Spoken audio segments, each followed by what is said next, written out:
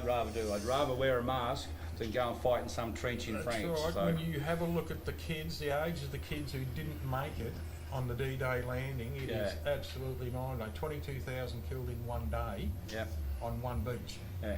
And they wouldn't have been any more than 22, 23 years old. Some of them weren't even that. That's right. Yeah, so, I met a gentleman years ago. We were racing on Anzac Day at the Speedway at Swan Hill, and what I wanted to do was get a couple of the old diggers out there and put them in an open top car, roll them around an interval or something like that, and let them just take a bit of the accolade from the crowd of what they'd actually done for us, you know.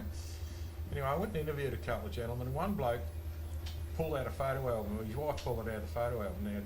Now, Jeff was 89 at the time, and he told me this story, and he was one of Grace's 600 who fought 6,000 Japanese off in Papua New Guinea. Now, the Kitty Hawks came in and saved them after 36 hours, otherwise the Japanese may have overrun them.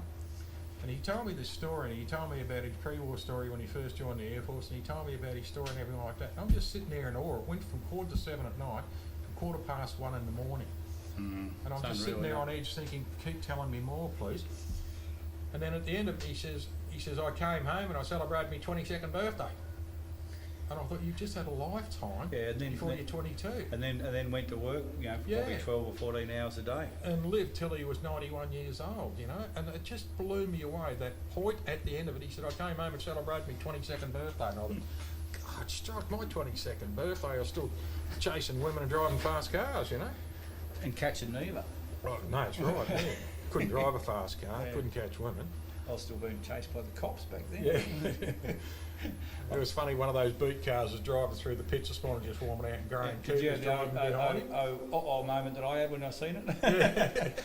How fast did I go through Portland yesterday afternoon? Graham Cooper was driving around. I said, this is a turn up for the books, you chasing a police car.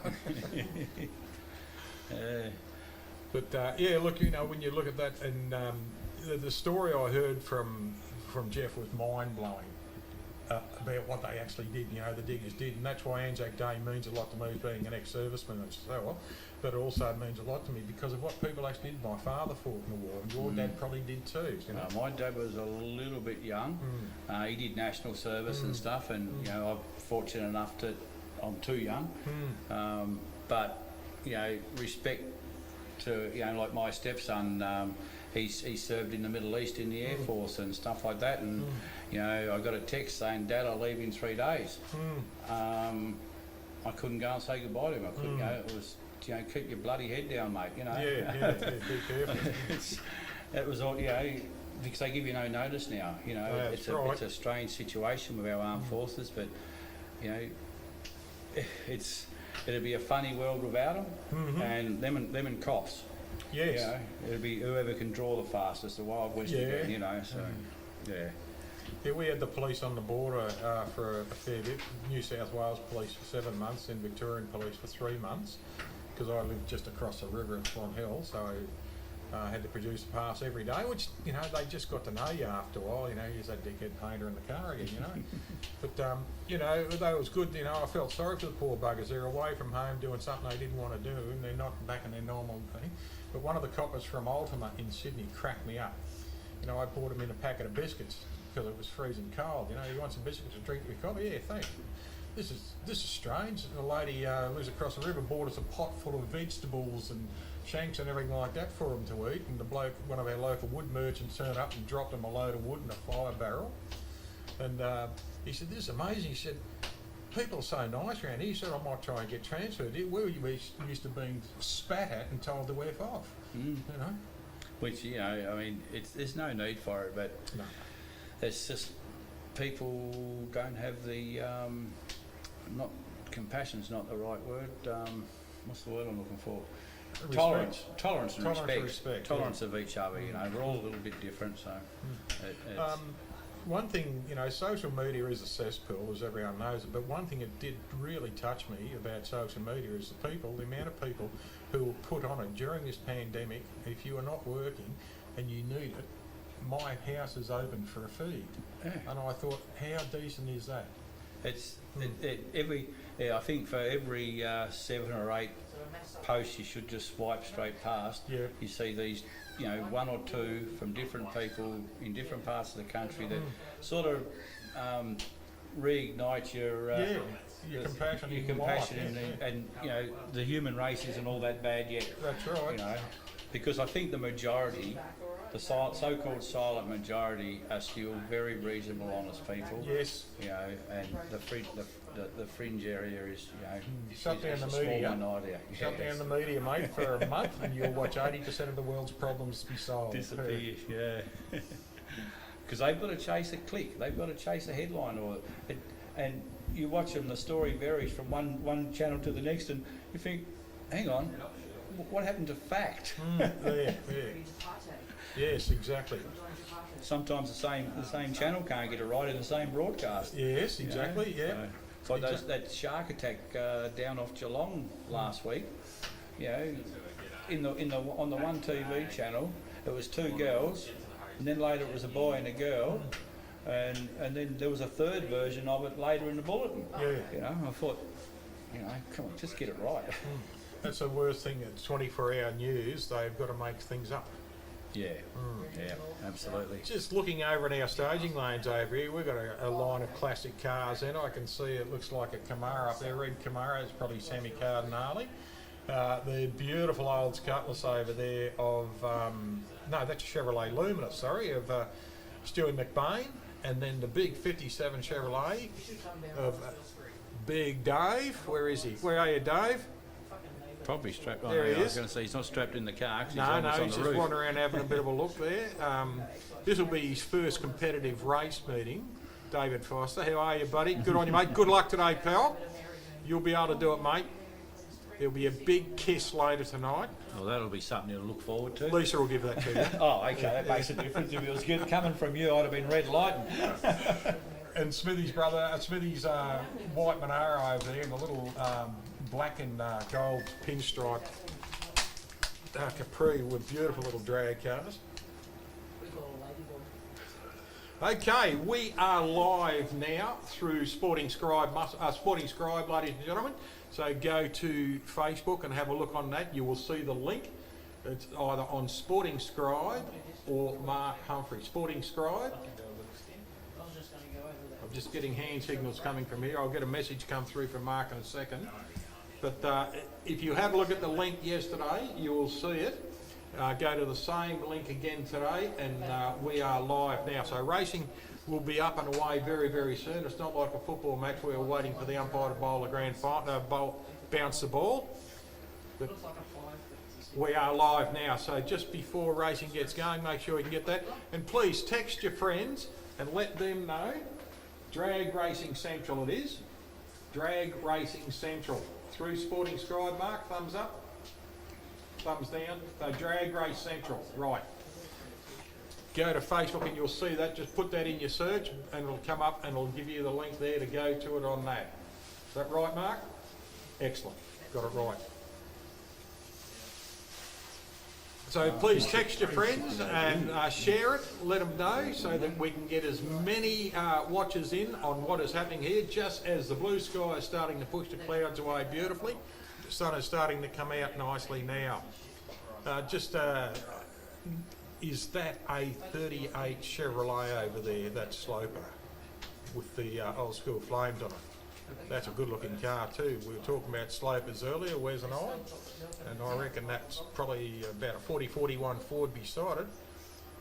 I'll tell you what, Al, on a positive note, we've, and welcome to everybody on the wide world web Of Drag Racing Drag Central. Racing Yeah. Central. On a positive note, this week there was also an announcement that the Top Fuel Australian rounds and our sportsman rounds are going to be on Channel 7 Mate.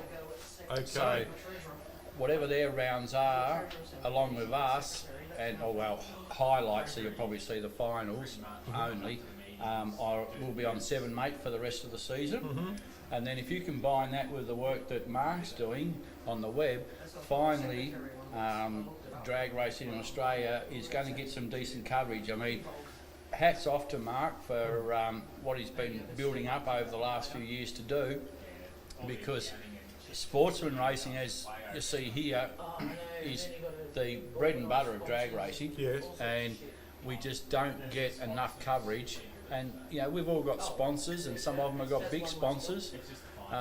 So with Mark's coverage, at least we're getting something on the web, because we haven't got time or the money to employ people to video our passes and do everything like that. If once we get the Group 1, at least we will get a bit of both, you know. Yeah, yes, exactly. Well, we've been trying very hard. Mark's been doing some fantastic camera work, and you can see him, he's got his dome tent now there. And we've been talking about that for a couple of seasons now. Mark's, as you might have noticed here last time, the scaffolding down there, which is now standing one of his cameras. He stood out in the sun, the wind, the rain, whatever, every day at these meetings for nearly 5 years, doing the Drag Race Central, and he did it for nothing. Yeah, he's not making any money out of it at the moment, and all he's doing is spending money. He's invested in all that gear. I was up at Ballarat the other week with Mark, and fair income, it would blow a dog off its chain up there, and the cameras were shaking around, and he couldn't get it all lit up. Now he come down here Thursday to get it all set up, and then he had to phone the people overseas because it wasn't doing what it was supposed to do. He's put in an enormous amount of time and effort into getting it right, and you know, eventually he's going to have subscribers. But he's got, hats off to him. He's got to pay for it somehow. That's right, yeah. And when it does start coming up for subscription too, ladies and gentlemen, please subscribe to it. You can go yearly, or you can go meeting-wise. And usually the meetings will be $5 or $6 to watch the whole meeting. And I think it's $150 a year or something like that. Something like that. It's really reasonable. Which gives you all the library in every meeting, so that you can go back through all the libraries and everything. And we need as many people to subscribe to that, please. We really need it, because Mark, as I said, as myself and Shane have said, he's done it for nothing for 5 years. He's paid for fuel to go to Northern Territory, to Western Australia, to Mildura, to Swan Hill, to Wyalla. More than once a year. Yeah, and you know, this is anything up to 15 meetings a year that he does it out of his own wallet. So when the subscription comes up, ladies and gentlemen, please support a bloke who is not only a great cameraman and works tried hard, he is a bloody good bloke too. Very social, very nice guy, and an absolute gentleman. So please support him and his love of drag racing. And look at this, he can run too. He's a jogger. Actually, he does do a lot of running too. I don't know whether that classes as running. Yeah, that's probably a canter. He's doing these marathons now. He does marathons. I shouldn't throw rocks. I couldn't run out of sight on a dark night. Neither could I. You saw me limping before. I'm just blaming old age and obesity. Those two people. Yeah. Geez. If someone said, "Are you going to run any faster?" I said, "I sat on the bike the other day on the bench and it sighed."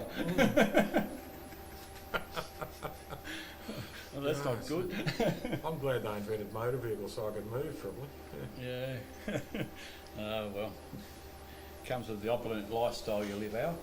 Yeah, it does. Yeah, the opulent. Yeah, all my money I go around and roll around on my bed on it. Yeah.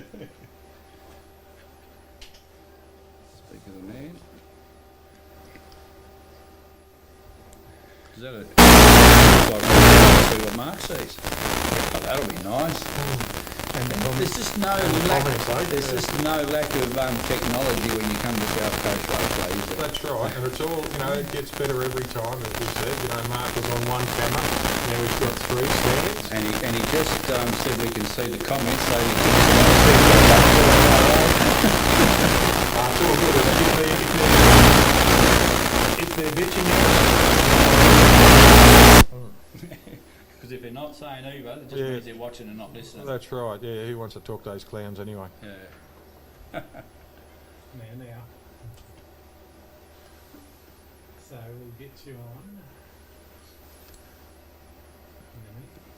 The other thing too about the coverage on the web, I mean, you see sponsorship on most of the guys and girls vehicles. Some of it's their own businesses maybe, but it still needs exposure because, you know, in the overall scheme of things, you know, there might be a couple of thousand people come to an event. That's right. And, you know, you look at, say, even my bike with Penrite, on a motorbike, Who'd you say you were sponsored by, sorry? Penrite. Penrite. Penrite. How do you spell that? P-E-N-R-I-T-E. And what do they sell? Oils. Oils, Good right. oils. That was Penrite you were saying? Penrite, yeah. No shame in shameless self-promotion. You know, I have to report back to them. I have to give them a race report, and they don't give me lots and lots of money. They give me product and stuff, but it's a big help to me. It Yeah. makes a world of difference. And you know, every dollar's worth of product they give me is $1. I don't have to buy over the counter. Yep. And you know, it just helps them to get a little bit back in return and stuff like that. And I'm sure everyone else that races is in the same boat. So it's Oh, we're not connected. It's a lot of people have what's called a clean skin. When you look at the cars over there, Smithy's White HQ over there, it's only got its race numbers on it, everything like that. A lot of people choose not to actually have their sponsorship on their car, but their trailers. yeah, You know, bigger you can room. see, there's a Goes a lot lot of more places. exposure on a trailer, not actually for what you see running down the strip, but the amount of people walk past, and it becomes a mobile billboard when you're actually travelling to and from. Yeah, I mean, and the other thing is too that can't be underestimated is none of these people, you say the racer's name over the commentary, but it is a team. They've got mates that help them in the pits. Exactly, They've yes. got mates that come round after work and fix the cars and fix the bikes and do all that sort of thing. So, you know, it's wives, girlfriends, you name it. We cannot do it alone. It's and trust me, I tried there at one stage, and it's a lonely old existence. So. Yeah, look, we've already got some comments. Paulie Hornsby out of South Australia, Paulie and Jane, who are usually at meetings. Unfortunately, COVID's kept them away. G'day, mate, how are you? Susie Morton, g'day, Suze, how are you? Mike Fowler out of Wyala, and Alicia Lamana, who is here today. Give her a shout out, and Gracie a shout out, the two gorgeous young ladies wandering around. Yeah, so it's nice to see that people are listening in and watching too. So that's the... And Peter Berry, where are you, Pete? You must be still up at the front of it. Righto, Looks like we're to about go. to start racing again, ladies and gentlemen. So just text your friends and tell them to get on to Drag Racing Central. We're about to get going. Rob Cassara's out there. They're just about to plug his bike in and get it running for him. Katie will hook up the starter. These bikes are remote start, so once they start, you can't turn them. Well, you can turn them off, but you don't want it to turn off until it gets to the other end of the track. The rule is, if once it's fired, he cannot have a hiccup. He has to be able to go in and keep the motor fired at any stage, otherwise he's going to lose the run like the car did earlier. Just assisted this bike, can run deep into the settings. I'm not exactly sure what Rob's got, but Thanks, mate. it'll cross the finishing line somewhere around about 160 miles an hour over the 8. So It's a bit of a quick missile, this bike. It is a missile. His index is 495. I reckon he'll go well underneath that. Yep. Again, you know, the thing is we don't have parachutes. They do bounce around a bit in the braking area. He's got to get the thing stopped. You know, we don't want a repeat of Edge. Edge was bouncing around in the braking area. On those big back tyres, once they start to bounce, you are a passenger. Willow Bank used to be notorious, so here goes Rob. The thing's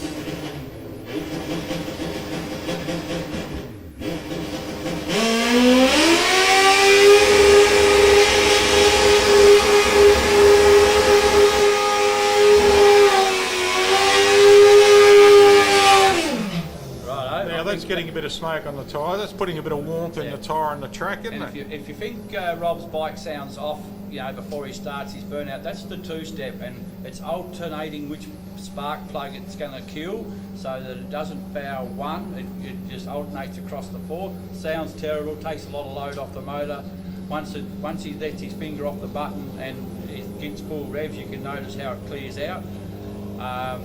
You know, the track would have cooled a little bit, although the sun's come out, so Rob's going to make sure this thing hooks up, hence the big burnout. Got some nice blue sky coming in now, they're saying, so that'll be good. Couple of blips on the throttle just to clear everything out. Reach down, put in the gear. No clutch lever for Rob. He runs the same system as I do, which is a total. You can see him squirting nitrous onto the track, which will make sure he's got dead cold nitrous right at the jets where he wants it on the hit of the throttle.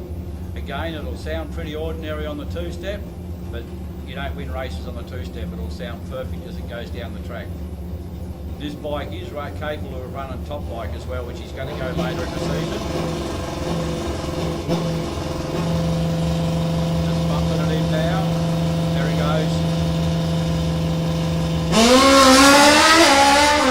1-1-2 in the 60, and he is out of here. Leans over, shuts it off a little bit before the finishing line because the bike was drifting right. 484, so underneath his index, and that bike was well and truly turned off probably 50 yards before the finish line. Yeah, he did switch it out. Look at this blue sky coming out and the sunshine too, so it'll be beautiful here. That track will gain a little bit of heat from the sun, which will only benefit racing today. Now, two things you've got to explain to the people. The two-step for one thing, and now his index, he's dropped it. Yeah, two-step is what we use to set the revs that the bike's going to launch at. Yep. So most of that is on a button or on a switch on the clutch lever. Supercharged Outlaws, just holds please the start bike getting at the ready. revs. You're on full Supercharged throttle. Outlaws, please start getting ready. On full throttle from the moment you go on the Super stage. competition. And then when you let your finger off the button or you let the clutch lever out, it lets the bike have it.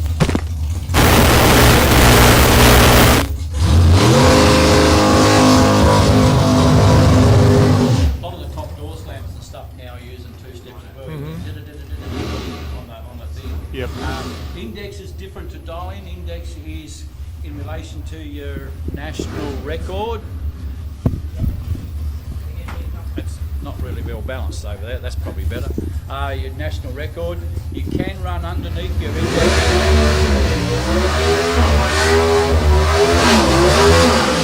You can run underneath your index to win a race.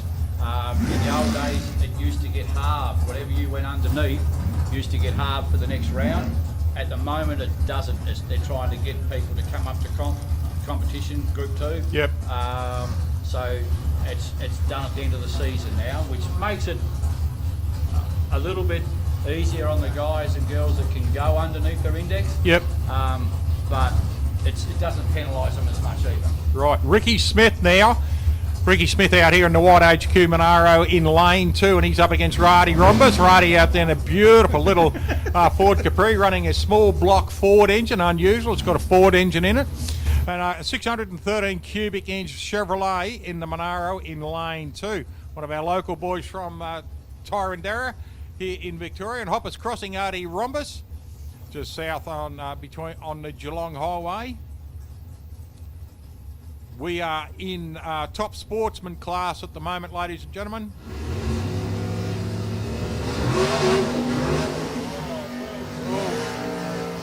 Ricky gets away beautifully. Unfortunately for Artie, spins the tyres badly, but look at this. Ricky Smith goes through on an 050 on his reaction, runs a 526 at 132 miles an hour. And Artie, not too bad, 760 on 760 after 150. half an hour on the start line. Yep. Spinning the back wheels, yeah. Look at your difference on your 60s there, a 1-1 for Ricky and a 2-5 there for Artie, yeah. Oh, he's one of my favourite races too. That'll be a tyre pressure or a setup issue. Yeah. They'll sort that out pretty quick, smart. Plus, it's probably his first run for 100 years too, mate, at the moment. Yeah, so, you know, we're allowed to make a mistake on our first pass. A second one, watch it, boys. Here he is, Stu McBain in this Chevrolet Lumina, one of my favourite shaped cars, and one of my favourite drivers here too. Stewie, hell of a nice guy. And Dave Foster coming up in the 57. This is a good looking car. Now, this car's got a little bit of history in it. It was on its way to Western Australia with its previous owner, Paul Russo, and they had a blowout in the trailer, so they flat towed the car a couple of kilometres into the Bordertown rail service station so they could get the trailer fixed. Nice burnout. I didn't see that story. Yeah. I mean, you'll do anything to race. Yeah. And the trailer blowout they couldn't get the trailer wheel off because of the brake. So they got the car out of the trailer and flat towed it about 3 miles into the service station. That would have looked good, you know. Big, geez, I'll tell you what's the longest staging lane you've ever seen, the Western Australian Highway. Looks like he's going on a solo. Yep, looks like Stewie's going to go by himself, is he? No, they're bringing him back up. Bobby Sherry, one of the blokes who's got the most experience here at the track. He's going to shorten up his burnout now he's realised what he's done. He's going to shorten up his burnout. He's realised he doesn't want to hold Murray over on the staging line, on the stage line, start line too early. Yep. Too long, sorry. Use real words, Shane.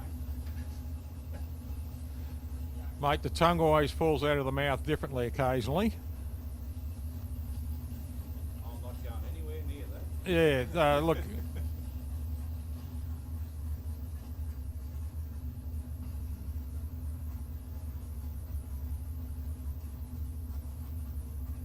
Dave's crew giving his backup guy the hurry up.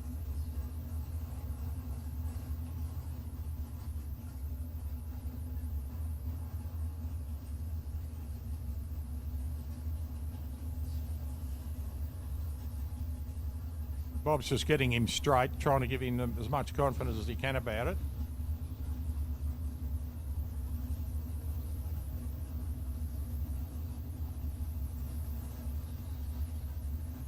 Right, he's into stage now.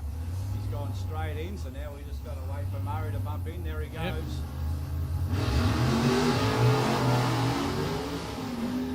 014 red for Murray. He won't be too worried about that at this stage of proceedings, but pretty smart. 5087, 59. Sorry. 593. Yeah. 508. Yeah, Stewie, a little bit quick off the mark there. Drops a cherry at the bottom of the tree, and it's still a 5-0. That's nothing to be sneezed at, is it? If you want to drop a cherry, now's the time. Yes, exactly, mate. Do it in eliminations. You're on the trailer. Here we go. A couple of smart-looking cars now. Vlado Turek out in this Nissan S14, running up against Sam Cardinale. The level of cars nowadays, Alan, the presentation, even and the bikes, Yes. it's just so good, isn't it? You know, they're Look at Artie Roberts' little Capri just over near the timing shed there. Look at that. Beautiful, straight, black, was gonna nice say- colour, good wheels. you know it's straight because it's painted gloss black. And then you look at Vlado's car here, the blue flames through, the silhouette of the tiger's head or the lion's head coming through it. You know, and actually a paint job like that can mistake what the car actually is. Sort It of can- camouflages it, doesn't it? It can disguise the car. Now Sam Cardinale over there in the Chevrolet Camaro. I was going to give you a call. Oh, we'll go and do another excuse, mate. Good luck. Yeah, turn them off for him out, man. Yeah, you sort of got to lean in.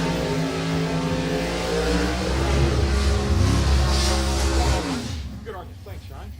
Let us have a go. I'll go and get organised. Big thanks to Shane Walker too, ladies and gentlemen. Shane's come over to just have a little bit of a chat with us during that dull period then, and he's going to go back and jump on his bike and come out and start playing drag racer again. So welcome back to the microphone, Wes White. G'day, Wes. You had a bit of a wander around, mate? Yeah, thanks, Al. Yeah, I went over and got myself a pie and a bit of a drink and had a bit of a chat and a bit of a look around out there. And there's a few people starting to get in here now, Al. The sun's out. It's looking good. Beautiful out there, isn't it? It is. Yeah, Okay. we've got a couple of really hard charges here at the moment. Vlado Touring, now Vlado in the little VT racer. He's running a 632 cubic inch Chevrolet big block V8. And his son there, Tommy, walking up, just bringing up in the line there. Sam Cardinale over there in lane 1. Sam running a 584 big block Chevrolet too. Now, these blokes running top sporty, great class. There's a very, very hard class to run too because of the competitive nature of all the cars that can get in.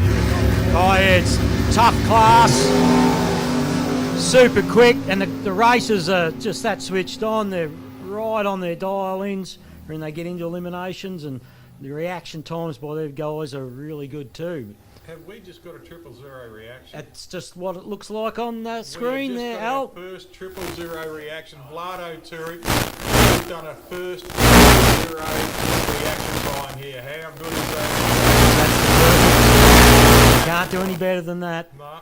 238 reaction there for Sam Cardinelli. Nothing to be sleeved at either. 503 at 144. And a 5180 at 134 mile an hour on a 000. Well done, VT Racing Vlado Turic. Good on you. That's the way most races are won and lost at this end of the racetrack, and with reactions like that, you're 3/4 of the way there That's already. right. Where's young Tom? Has he gone down yet? Tommy Turic? Has he gone down to pick up his dad yet? But he'll probably be full of beans telling him about that at 000. You don't see that too often. It does come up every now and then, but it's a pretty rare thing to have that reaction come up like that. So well done. We, at the Swan Hill a couple of years back, we had 2 000s in the same race. Oh wow, geez, So we that's checked a rare thing, We Al. checked the computer was right, checked the lights was right. The very next pass, another 000. Oh wow, Could not believe it. that's you might as well go and take a Tats Lotto ticket after that one. We did, still haven't won. At least you're having a go though. That's the main thing. You never know unless you have a go. Exactly. Great to see a crowd out here from Portland and surrounding districts coming out and supporting the club on our first round out. Good up on the hill. Hope you're all well. Santa Claus coming in a couple of weeks. Have you done your Christmas shopping yet? Us blokes will go out on Christmas Eve and you'll probably get a hanky if you're lucky, love. Yeah, Christmas Eve is the time to go Christmas shopping, isn't it, Al? What's Something like that. What's about this what it is for rapping me? stuff? Yeah, Rapping some kind of music, isn't it? yeah, I think that's what they all the young people do these days. Rap. My wife died a few years ago and she was a lovely lady, fantastic lady, put up with me for a lot of years. And she would never ever tell me what she wanted for Christmas or a birthday or Mother's Day or anything like that when husbands are supposed to buy wives presents. And she wouldn't tell me, I said, oh, you'll think of something. Yeah, so I bought her a colouring book and some pencils. Are you listening, husbands? A colouring book and pencils, and she really enjoyed it. Of course, a slap around the ears, and I got to see it in my right eye a couple of days later, but that was a good one not to do. No, well done, smart thinking there, because the has become quite popular, I believe, They have, over yeah. the last few years. Well, actually, I've been a house painter, mate. It's just a big colouring in book for me too.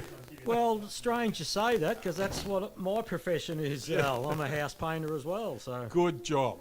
It Yeah. is a good job, yeah. Very therapeutic. The isn't it? gentleman I crew with in Group 1 racing, Mr Glenn Worcester, he's also a house Is he? painter. So Is he? there's a few of us around. Yeah, but there are a lot of houses being painted at the moment. Yeah, it's a great job. I love it. Look at this weather, mate. Oh, nothing I noticed too coming into Portland last night is that a lot of Christmas lights are coming up, so reminding us of Christmas again. And also there's a lot of work and construction going on here too. So Portland is rolling around very, very good. Yeah, well, southwest Victoria's always been on a bit of a roll. Yeah. Me being in the trade hasn't been quiet since the Ash Wednesday bushfires, Al. Pretty much, yeah. Here we go, Stevie Athens, ladies and gentlemen, and Stevie Norman, the two Steves. One's a Mustang, one is a BMW. We are in Super Comp now. This new engine in the little BMW. I was talking to Ryan Lee last night. It's Ryan standing there with his back to us here. Wow. Listen to these things rev. And Steve Athens, a couple of years ago at Swan Hill, his first 200 mile an hour pass on the quarter there, 206. Now these cars have still got the electric windows in them, still got a lot of weight in them. And Steve Norman put 330 pounds more into the car. And it's only a tenth of a second off what it should be, he said last night. So how good's that? Pretty impressive little beamer, that thing. It is, mate, when you have a look at it. And Reggie Lee standing at the back there with the cap on. Screaming small block in there. The revs he was doing in the burnout there are pretty phenomenal. Yep. It's a 325 cubic inch small block in Steve Norman's vehicle. Yeah, up against the big 520. It's a Chevrolet engine in the Mustang too. And it's a good looking car too. That I love the new paint job he's got on it. Was all the burgundy. But he's put the orange and the well, yellow in it he now. It brought looks it down beautiful. to the Warrnambool Aerodrome there a couple of years ago when we were having a no prep meeting Yeah, for several $1,000s, and he ended up taking it out. that's right. He did too. They yeah. had to severely detune the car, Mm. and they ended up getting it down the track. No spectacular time, of course, but he took away the $5,000.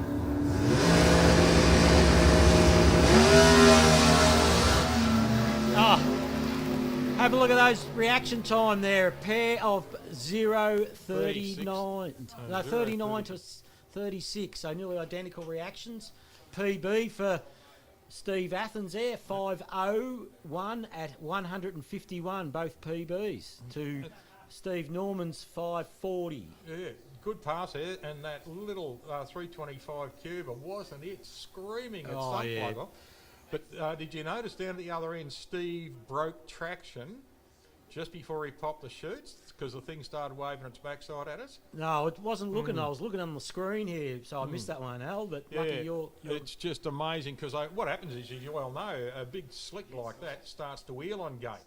So it's lessening its traction as it gets taller. But it's wheeling its length longer, if you can understand it, because Yes. it makes the tyre taller. But traction starts to break at that speed. So you imagine the wing on a top fuel car's got 12.5 tonnes downforce to stop the tyres doing that. And to keep the tyres from trying to get traction, but they're still spinning across the line at the quarter. Here we go now. This is a very impressive little car too, of Craig Geddes. Now, he's current Australian champion, #1 again. I think he's done that about 3, 4, maybe 5 times as Australian Supercomp champ.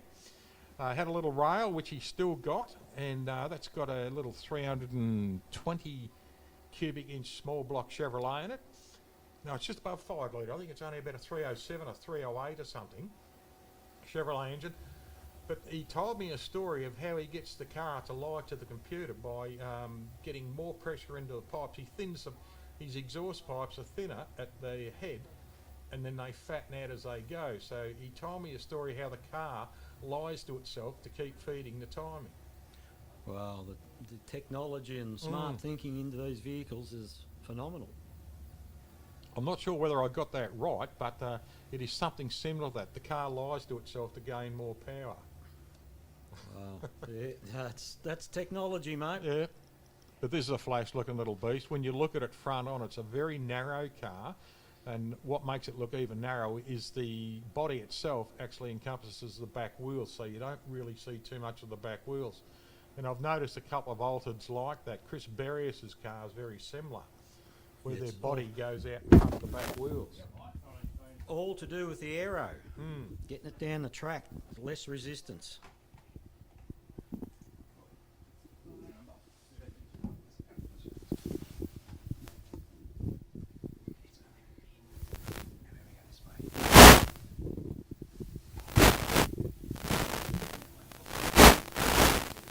Yeah, just having a couple of little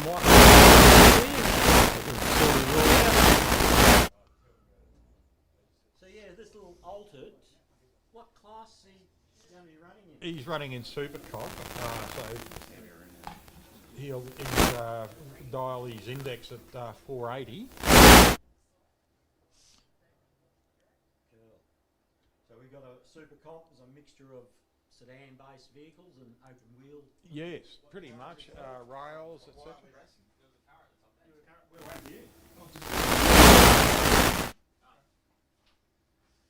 We've just got a car up the top end just waiting for that to be moved, ladies and gentlemen, so we'll be up and racing again. And just looking in the lanes now, we've got the Supercharged Outlaws coming through. Tim Stewart in the Stang, Jason Kiley in the beautiful black Ford Coupe, and the beautiful Doina Day rolling up in her big rail, the Drysdale Chartmill car. That'd be Australia #1 too, wouldn't it?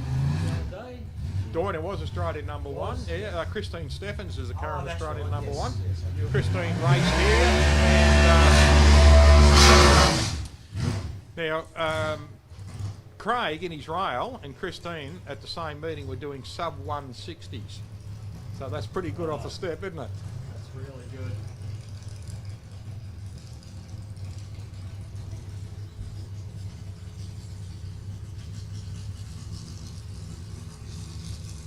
Okay, Craig Geddes.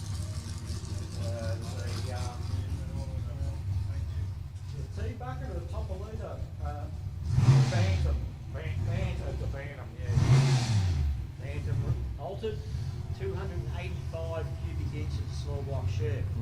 So this thing will scream. It does too, mate. They just sound fantastic. Oh, there's nothing better than a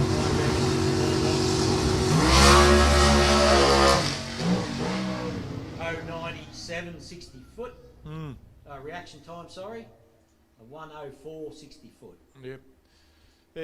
Backed it out there, as you can see by his time index of 480, ran at 6:1, but did back it out because he veered off towards the wall. But a past Australian champion named Alex Panagiotis had a 288 cubic inch small block, and that thing screamed. It was a yellow Camaro, a 96 Camaro you may have seen over the years. And how that thing didn't jump out of the bonnet, it screamed and it sounded perfect. It was running down the street, going through all the cogs on the way through.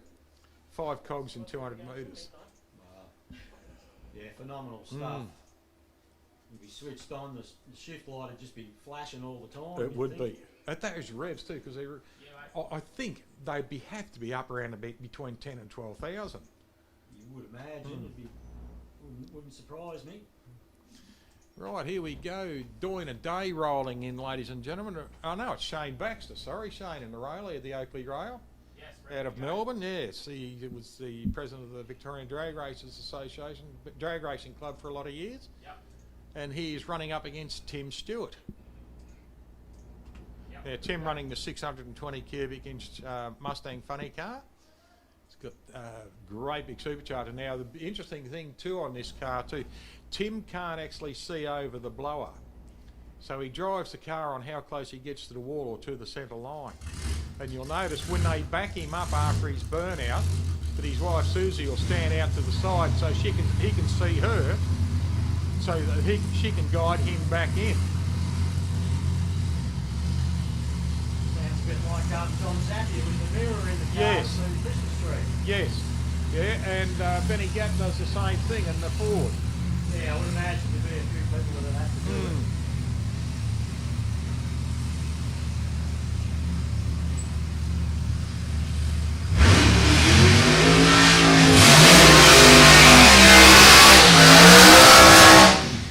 Oh, Shane getting that nice second hit on those.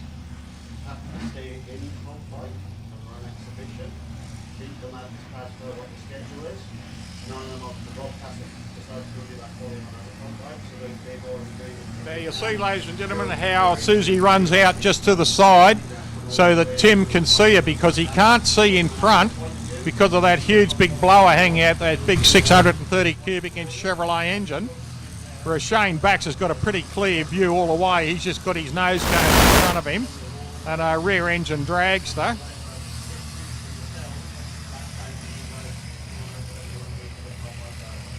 Now the engine in the Baxter Dragster too, Wes, is only a 365 cubic inch.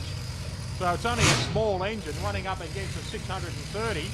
So what have we got? We've got 985 cubic inches of engine on the track at the moment. And that's in this blown rail on this side. Baxter's fairly screwed.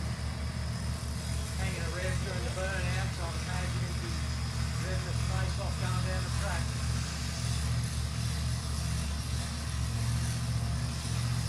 Got the big long pipes hanging out the heads there too on the Baxter car, all swept upwards, so that makes a nice noise. Timmy's ready, he's rolling up on the stage, so's Shane, full stage for Shane. Here we go, the first of the Supercharge Outlaws, ladies and gentlemen.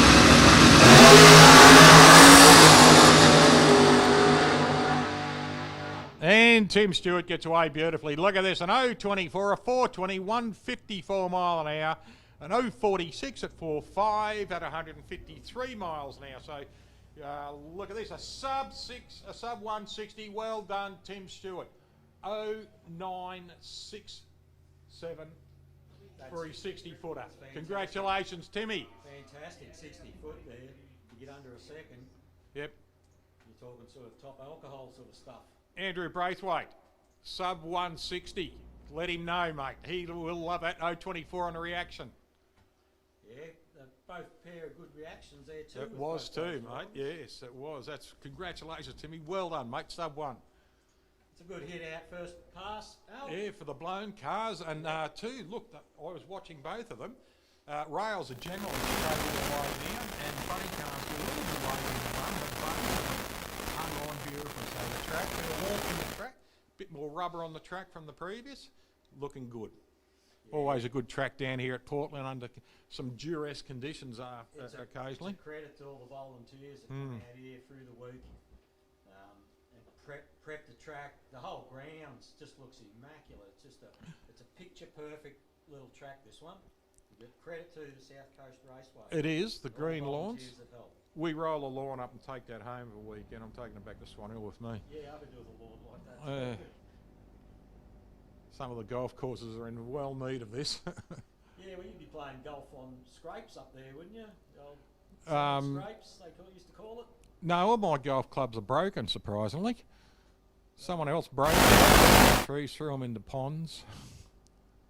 Yeah, well, that's the name of the game, isn't it? Frustrating as it is. Anyway, we're back here drag racing. Yeah, we've got the little gangster now, little Chevrolet Vega of Chevrolet Monza, pardon me, of Bob Sherry, and running up against the 1934 Ford Coupe, running a 526 cubic inch. Keith Black, big block. So Jason Kyle, he's gone away from the big block Chevrolet, and he's got a KB in the machine now. Have a look at that, ladies and gentlemen. How's that for? Really showing up who your sponsors are. The Decker Glaze glass splashbacks there of Craig Geddes. Good driving too, mate, when that wall came at you. Well done there, Craig. Here we go, the little gangster, Bob Sherry, the Chevrolet Monza. Now, Bob running a 496 big block Chevrolet up against a 525 KB.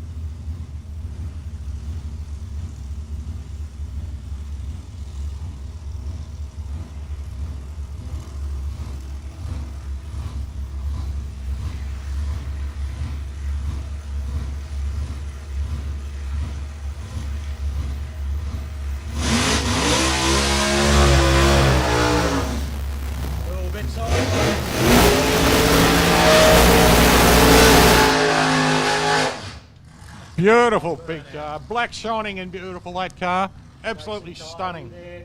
Great burnout. Bob Sherry was a bit crossed up in his burnout. Look at this, both cars are black, but look at the shine on Jason's car. Black shining and beautiful, that's the best. Every time that car passes under the tower at Mildura, I can comb my hair in its reflection. Yeah, he's about good.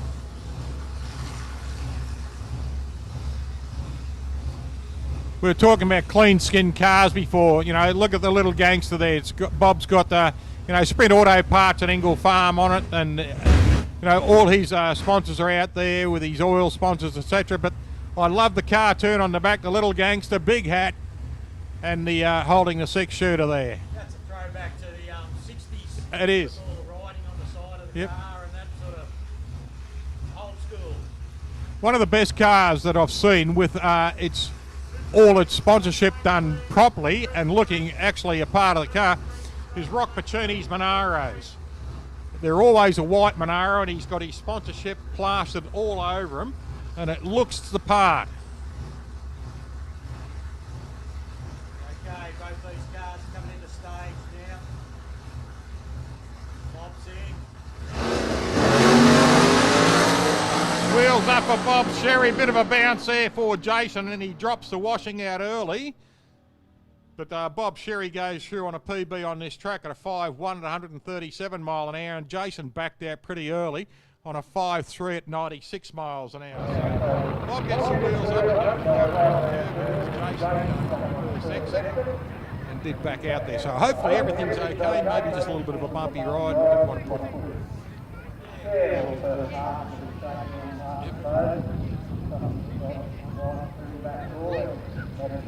Yes, he certainly did. Here we go, the Drysdale Chartwell car of the beautiful Doina Day. Can we have Super Street to the staging lanes, please? Super Street to the staging lanes. Super Street to the staging lanes, please. Super Street to the staging lanes, please.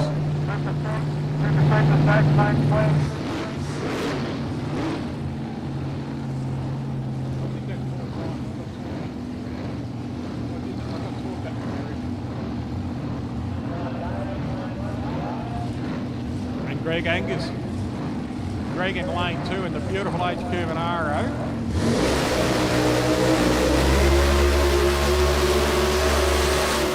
Another small block, Red's only 376 on that.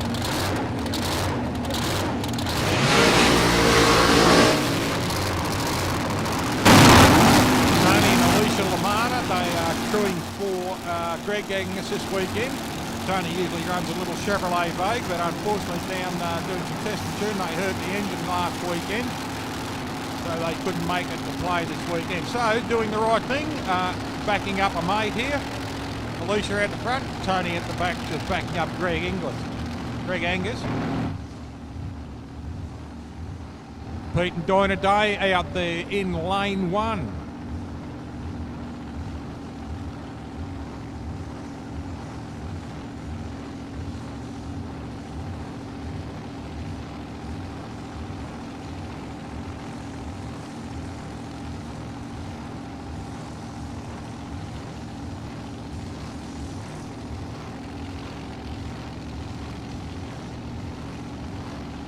Just rolling his bumper over the line. Now you go into his lights beautifully. Thumbs up there for Dinah from Pete.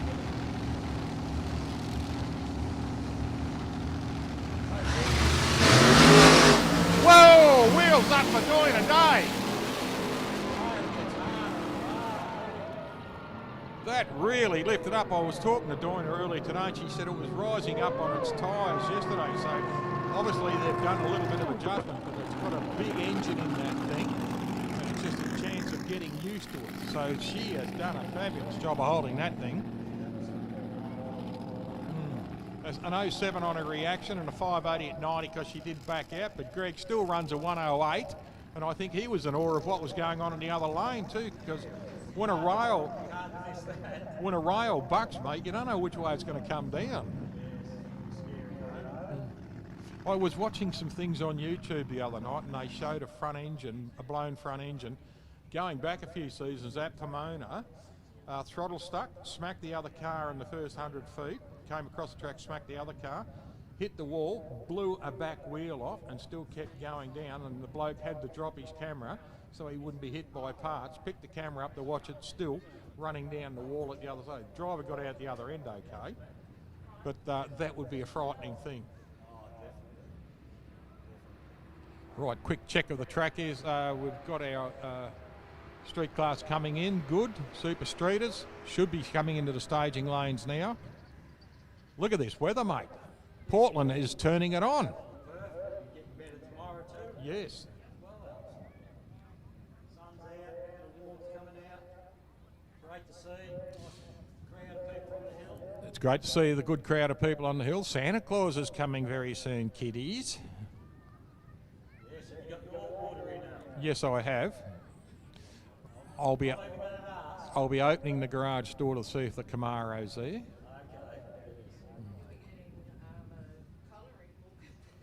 Yeah, from all my admirers. I've just been told I'm getting a colouring book and pencils from all my admirers. No, I know what I'm getting. My beautiful, I've got a beautiful lady at home named Claire. She's a gorgeous lady, and if there's a packet of pencils and a colouring book, better watch out. But yeah, I know what I'm getting already. So we've worked it out. I Yes, said it'll be here before we know it. It's not far away now, so. she said to me, I don't want you to spend too much on me at Christmas time. $100,000 will be enough. What's done what Mark said? What are you doing here? You should be out working. I'm going to cop it when I get home. We are going live. Look at this beautiful sub 160 for Tim Stewart. Well done, Timmy. Good on you, mate.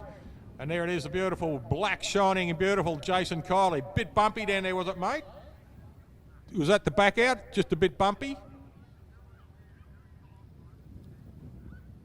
Thanks, mate. Car looks fabulous. Looks great, these cars being rolled back under tow. Oh, it's just great to have them back. Have action vehicles going down this track, this magnificent track over here in Portland. It is a great track too. Oh, it's Fantastic. picture postcard. This. It is. When you look at it, mate, you know, you're sitting 30 feet off the track on a grass bank under shade. and you've got a couple of canteens there and a coffee van, you know, can't ask for too much more. Maybe a colouring book and some pencils, but, you know. Okay, looks like our super streeters are coming in now for the next qualifying round. Just having a little bit of a track touch up. Here comes that Vauxhall Monaro again. I'm pretty sure that's the same car for it to be run with the beat crowd again, because it was called the Police Drag Ride Series for years. They came to Mildura. I think they went to Whyalla, and I think they came down here to Portland too. Police Drag Ride, they're all uniformed coppers who love drag racing, and the idea was to get out and challenge the kids off the street, and it worked for a long, long time. There was a good budget for it, and then change of government, etc. Labor government came in and killed it straight away. So looks like things have come back somehow. I'm not sure what it is, but the Police Drag Ride was a great thing. Yeah, it's a great initiative. Yeah. I remember it years and years ago, back in the 90s. They used to run a similar thing down at Calder. Yes. With the police, and you could challenge the police to a race or whatever. So White VS police car.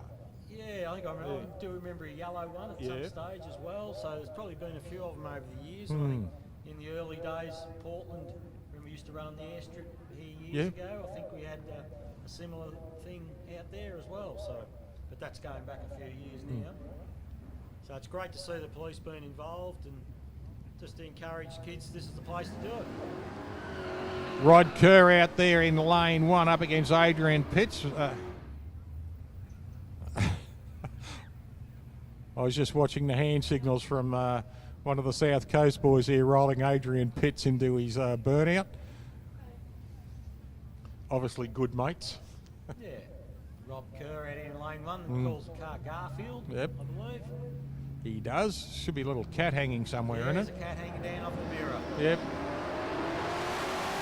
Now he leaves on a 129 and a 115 for Pitsy. Pitsy goes through on a 690 at 97 mile an hour and a 720 at 94 miles an hour for Rod Kerr. Next pairing, Mel Todd and Gary Hutchins. Gary out there in the beautiful black, looks like it may be a Brougham. Yes, it is. It's a big Holden Brougham. And Brother Todd out there in the little Holden Tirana running a 383 cubic inch Chevrolet. And we've got a 350 cubic inch Chevrolet in the Brougham out in lane 1. Oh, Brahms, one of them sitting in the shed behind too. How many cars have you got? Where's it? Mate lives out there as well. Oh, okay. He's got a few, he owns them. Right. Yeah. Maybe the first hole. He goes through there with a time of 687, 101 to Gary's 790 at 89 miles an hour in the Brahms. Todd would be happy with that. He's got himself a PB on this track on his mile an hour too.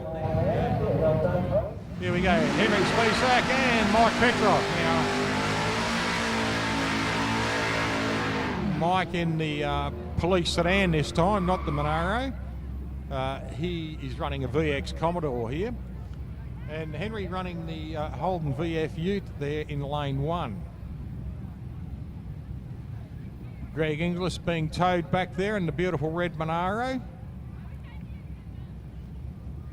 Got the lights on the car just for a little bit of effect on the police car.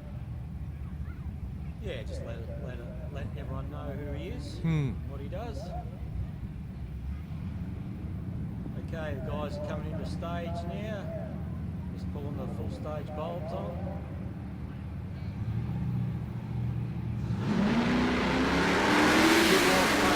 160 for Henry, 255 for Michael. Speed traps there, 781 for lane 1, 806 for lane 2. There she is, the wheel standing queen herself, Dinah Day. How are you, sweetheart? Nice wheel stand. Nice wheel stand there, Dinah.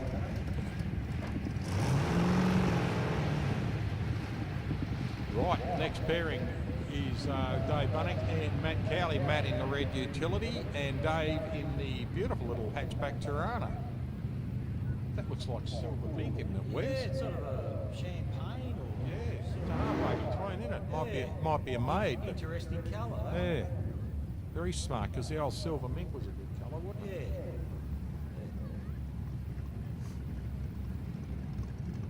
And DC red utility. Yeah, well, it's got to go fast. It's red, so.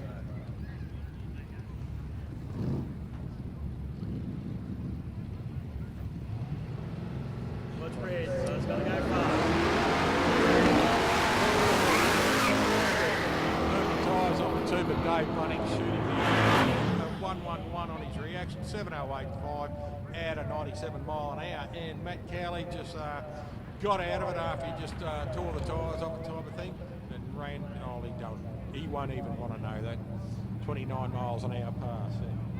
Anyway, moving on, the next pairing, we've got that black utility out there in lane 1 and Zach Shepherd in lane 2 in the Little Tirana and Shannon Brooks in lane 1. Looks like Matt Cowley may have a problem with the car. He's still on the track there. Is he coming off? Just moving off the track there now. Cleared the track for them.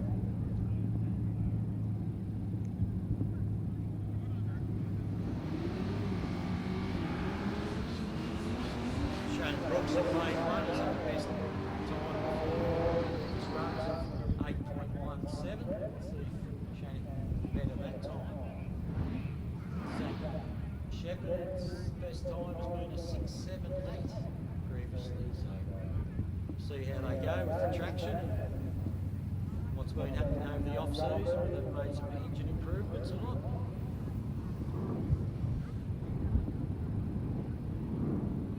Black car shining at midnight. Good lines, nice. Both in the twos. 60 footer there, and look at this. Shannon Brooks gets his PB on this, but Zach Shepherd, look at this. A 150 in his 60, and it runs him down on a 98 mile an hour PB on the track on a 6.966 Super Street.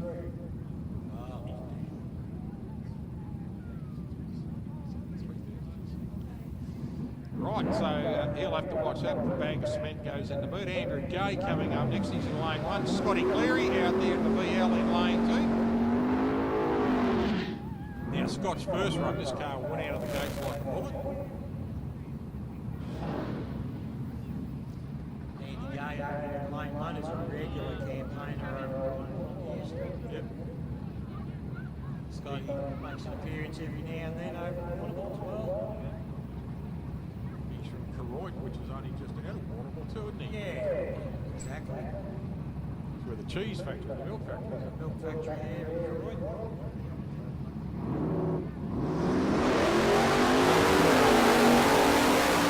Can we have the junior dragsters, please?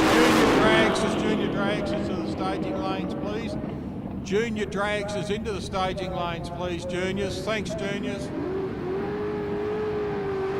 Right, Kenny Dark coming up here in the little black Tirana. Good-looking little car too. He's running up against Greg Dutchy Holland. Dutchy's out of Portland. Not a lot of information on the little Tirana, but it's got a big set of wheels on it. And 350 cubic inch Chevrolet in Dutchy's black machine. Little Tirana's had a best time of 7.89. Dutchy's best is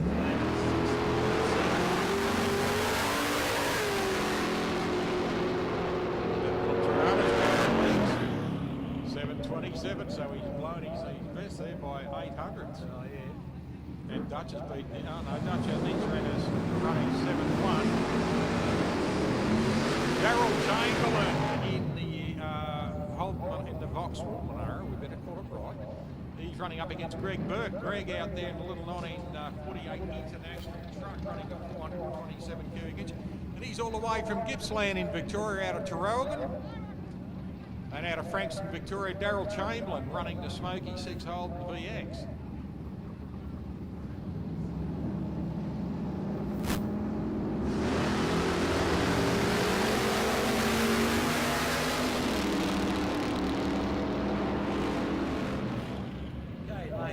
goes through with a 697 at 96 mile an hour to Wayne 714 at 96 miles an hour.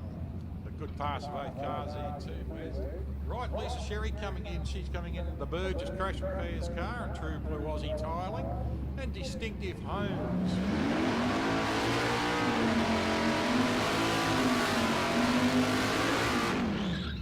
Very competent drag racer, this lady. Yeah, Work she of- had very good teacher as she was growing up, no doubt. Been racing for a long time, probably 20 years herself now. Yeah, it gets away, doesn't it? I remember when she was come into the sport. Doesn't seem that long ago, but I suppose it is. It is, mate. When we look at the grey hair on our head. Oh, nice launch, 204, 1 on 1.5 on the 60. Car changing beautifully all the way down here. Runs a 7.140 at 95 mile an hour. Her best has been a 6.991, but still 7.40, nothing to be sneezed out on her first decent run for the day.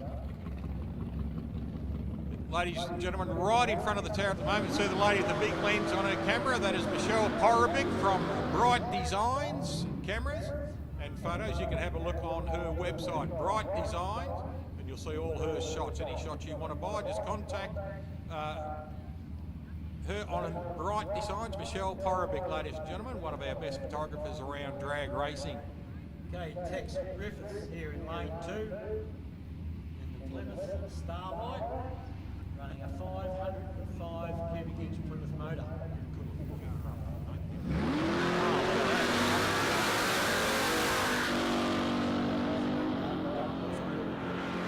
Nice car. Goes through with a 6.609 and 101 miles an hour.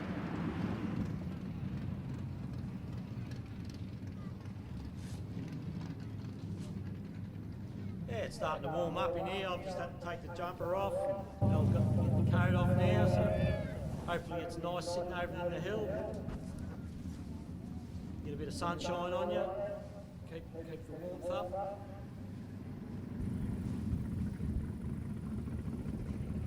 And once again, thanks to the South Coast Raceway for presenting the facility in such a magnificent condition. First meeting, I believe, for the year. First meeting for a long time, that's for sure. Yes, and yeah, looks always a treat down here. Everything green. Smithy caught a koala last night up on the mound up there, so did the right thing, captured it safely and humanely, and took it back over into the bush behind the pits and let the little bugger go. So he's a good size too, mate.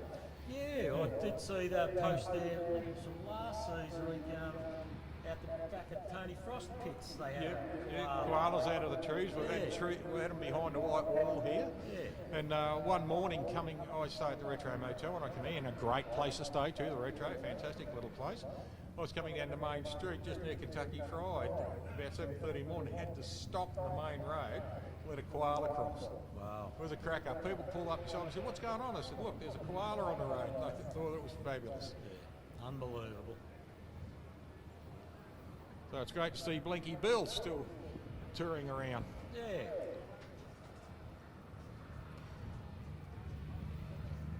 That's a nice looking car, the old Plymouth Satellite of Tex Griffiths there. Nice long lines on it. Could have a dance floor in the boot, a dance floor in the front bonnet there, but one of the muscle car eras of America. And didn't they build some flash ones? When you go back into the nostalgia pages on drag racing in America, there was a lot of these, the Satellites and the Dusters and the Streakers, and just about everything that Plymouth built became a drag car because of the giant engines they put in them. Yeah, they had some good combinations, that's for sure. They certainly the did. Hemis and the 440s and so forth. They were great, great motors, and still great motors. Yes.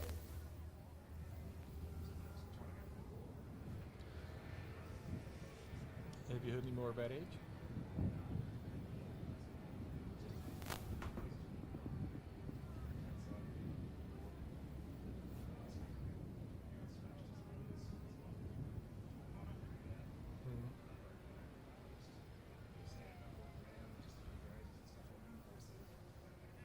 He didn't graze himself along the wall. No, sit down. It's not fair. Josh and Chief.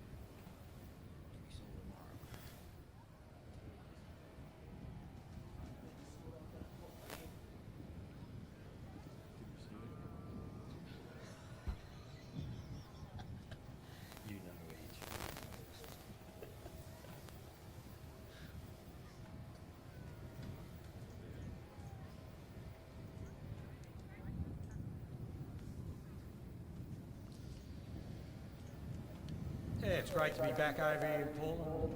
The Summit round, Sportsman Series round. I believe it's the first round, the Summit Sportsman. I think it is too, mate. Yes, first for this season, the 21-22 season. So it's great to see Summit back on board. Yeah, look, Been doing it for a few years now. So. they certainly have. Summit, the Summit supermarket, you could call it, was a magnificent showroom, and you come in and see the staff, and you can just wander around everywhere and just look at memorabilia or buy the parts, and they go out and pick your part for you. You go and pay it and everything, and it's just a magnificent facility there. You've got it in Cleveland. And like I said before, they've got a mezzanine floor above all their office area and administration and everything, and up on the office area they've got drag cars, they've got drag bikes, they've got motorcycles, they've got NASCARs, they've got boats, you name it. But the thing that really impressed me was the blown slingshot dragster hanging out of the ceiling on cables above the central paying area. Wow. It's just amazing. Yeah. So congratulations to Andrew for securing Summit as their Sportsman Series sponsor. So it's a great feather in the cap, and great to see Andrew kicking goals all around the country. Mark just told me this is round 8. Okay, yeah, that'd probably be because there might have been some others in other interstate. Oh, of course he would have been. Yeah, the Golden States were part of the Summit round too. In Western Keep Australia. forgetting about that. Yeah. And And then they would have had you had one here earlier in the year too, didn't you? You didn't? It was. Yeah.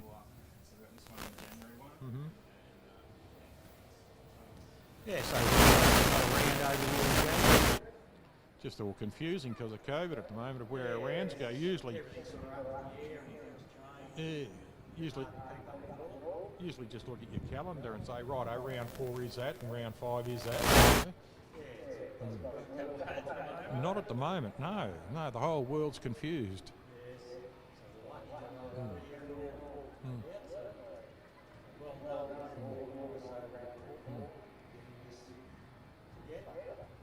Yep, the Dial-In Bar is open over there. I think they sell merchandise out of the Dial-In Bar, and the food shop is open at the moment, doing good business.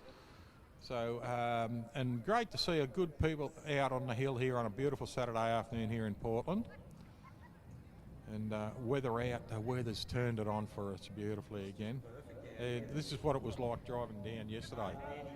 Yeah. Just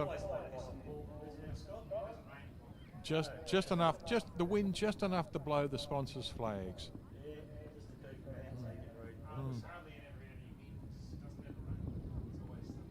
Sounds a bit like Liverpool, just down the road, so pretty similar weather patterns. We had our first Mallee snowstorm a couple of weeks ago. Bloody dust. Oh. Yeah, the wind came up from the south, probably from bloody Portland. And it did actually, I reckon, Broken Hill opened their doors and all the dust came down. Jeez. So the neighbours' topsoil became my topsoil. Yes, it'd be no good if the missus just put the washing out. No, especially being painters wearing whites. We can't have dust on our paint speckled overall.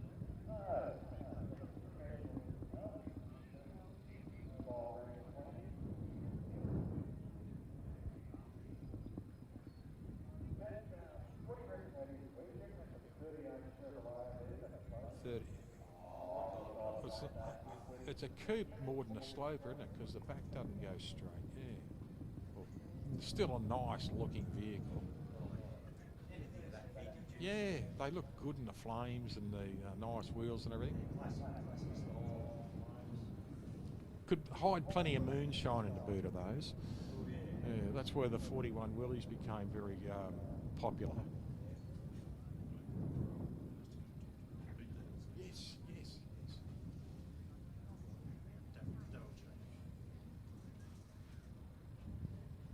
On the microphone with you, mate, ladies and gentlemen, we've got Daryl Kane.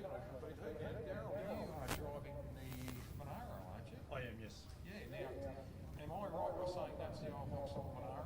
It is. It's a very interesting history car was built as the number one Vauxhall plate in the engine bay is Vauxhall VXR number 1 that was sent over. Vauxhall can see what it would be like if they decide to sell it. And then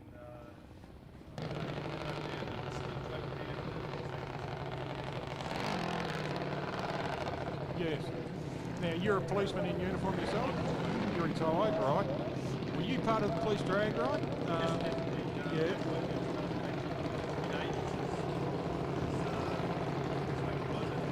That's right.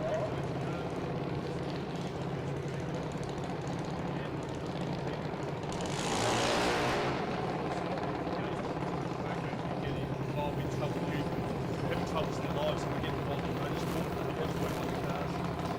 And it's been the life of me. Yeah, look, I remember the police drag ride. Just do these cars here. We've got Holly Camilleri out here in lane 1. Lane 2, pardon me, and Toddy Wagner out of Mildura in lane 2. Holly's out of Langwarrin in southern Victoria, southern Melbourne, beautiful part of the city.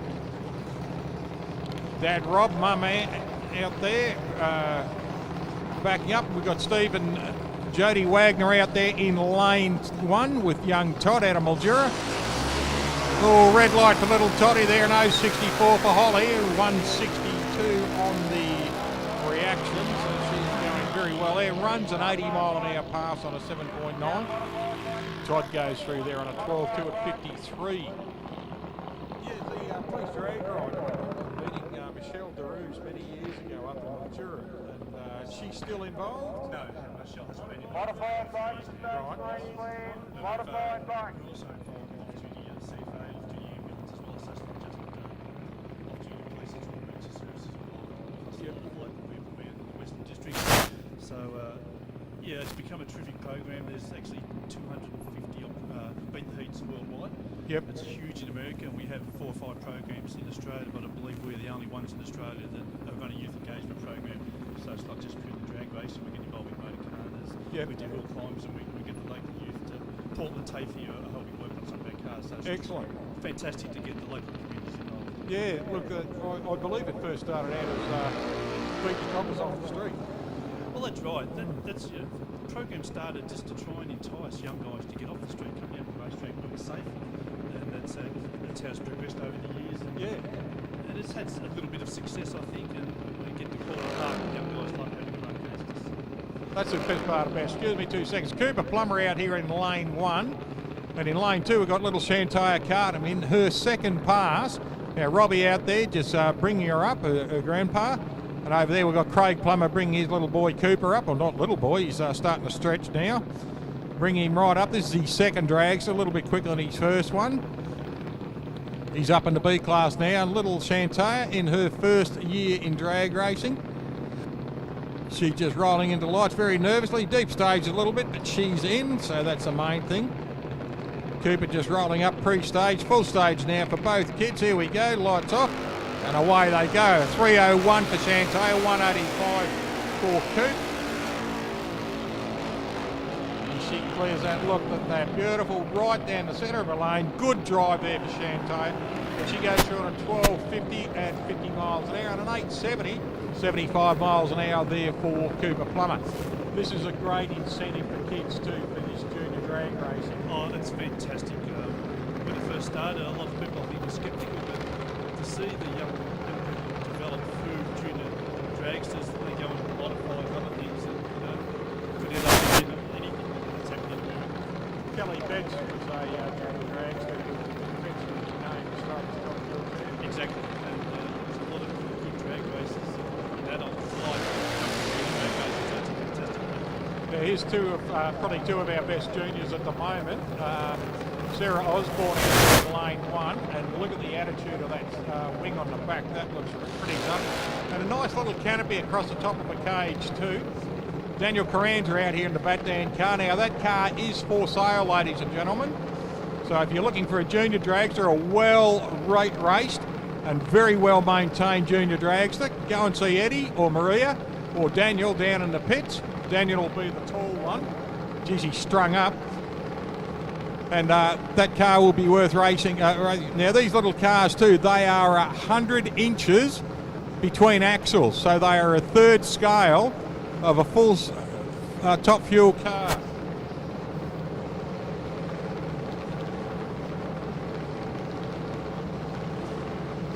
Full stage, here we go, off they go. 0.62 there for Daniel, 0.89 there for Sarah. So good launch for both cars, and I think Sarah might have him on this. She did too, an 8.05 against an 8.079 there for Daniel. So great pass of both kids, 79 mile an hour and 81 miles an hour. Next is a Lyricardum coming out here in lane 2. Lane 1 is Ross Lamartina out of Weeman. And Jake Perez over there, Jake doing the car. That's his original car that Ross is racing now. Jake was a couple of times Australian champion.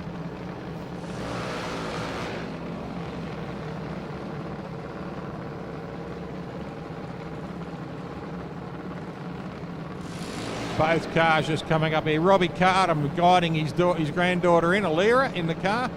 And Jakey Berry is just helping Ross Lamartina. Nearly drives straight into the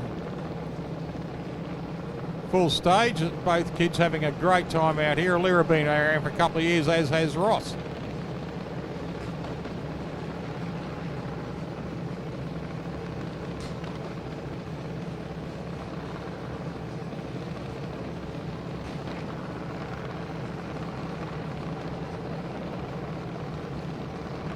Pre-stage now for Alira. Ross coming up, just getting himself ready.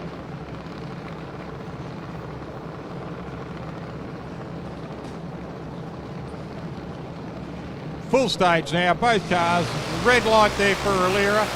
Ross gets away in an 0.62. Unfortunately, a little bit too quick there for Alira, but she still goes through there on the 8.9 at 79 and an 8.1 at 79 mile an hour, which is the new PB on this track for Ross Lamartina. Lockie Walker coming up next, and he's up against his little sister in Ava. So Steve and Katie Walker, mum and dad, got their hands full out there at the moment.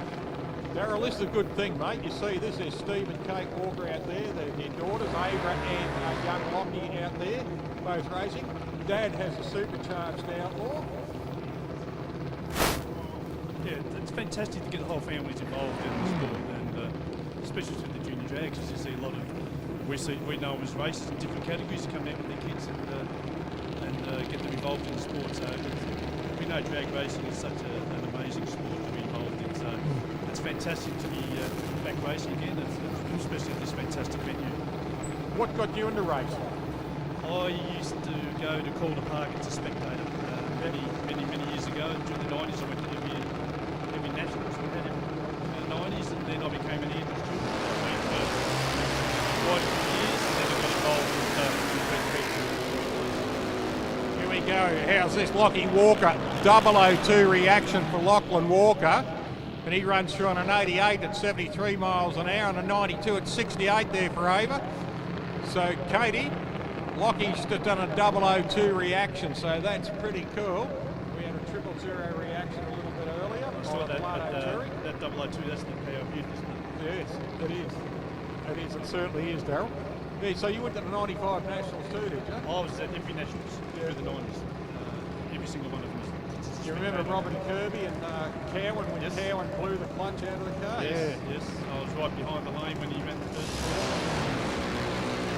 Kirby ran 298 and Cowan ran 299. They couldn't crack the 300 that night. No, but I remember a few years later as a steward being down on the finish line, ducking down as Robin Kirby went through, and it was very warm at that time. We were picking up lots of bits and pieces. Right, next pairing, we've got Dylan Knezovic out there and Levi Knezovic in lane 2. And Dad Denko paying the bills out the front here. The Addicted Racing team of the Knezovic family.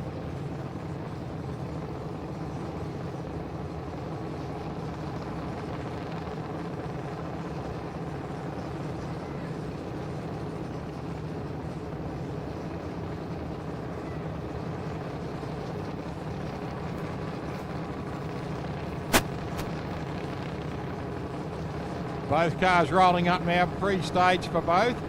Full stage out there for lane 1 for Dylan. Levi coming in now, here we go.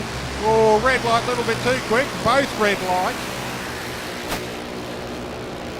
double cherries there for both kids, but still running through an 8:40 at 76 for Levi in lane 2 and an 8:01 at 81 miles an hour for Dylan in lane 1. Now, how long did you wear the uniform for, Darryl? Long time, 41 and a half years. Really, yeah? Yes, straight from school and retired last year. Yeah, good on you, mate, thanks. Appreciate that, thanks very much. Yeah, no, thanks for your service and everything with that, mate. You know, without coppers, the life's a mess.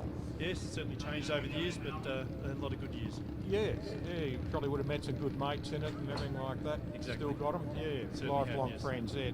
It's a different thing when you wear a uniform, isn't it? Yeah, it's a different way of life, but Yep.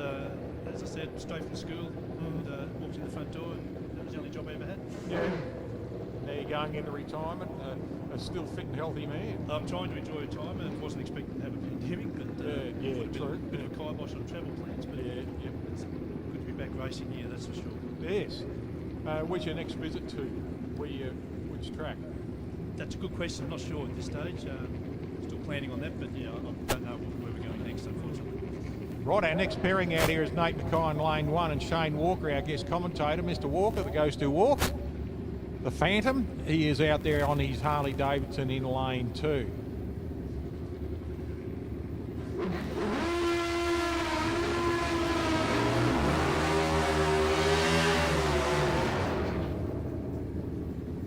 Now we'll see how Shane goes. He did a 002 and a PB on his mile an hour and on his time on this track on his first pass today. So the track a little bit warmer, a little bit more rubber on it at the moment. So we'll see how he goes with this one. Hopefully he can still pop a 002 again or something very similar and increase his times just to make his dial in for tomorrow a little bit harder for him to work out. You're the same, Darryl? Yeah, I went a little bit too quick in my first, qualified by 0.006 of a second. Yeah. And, I was just a bit over the second one, so if I can make the adjustments, I'll be right.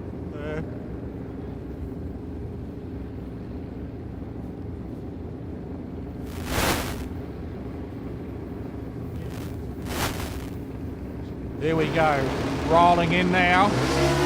131. Oh, a little bit of a skate off the backside there, but Mackay rushes away. 6:13, so he'd be happier that he's done a PB on his time, but not mile an hour, 110 mile an hour, and a 5:40 at 121 mile an hour there for Nate Mackay. So well done for Nate. Next pairing coming up, we've got bike still leaving the track at the other end. Everything's okay. Sean Ricketts coming up now. Sean in lane 2. Lucas Nigo on the R1 in lane 1.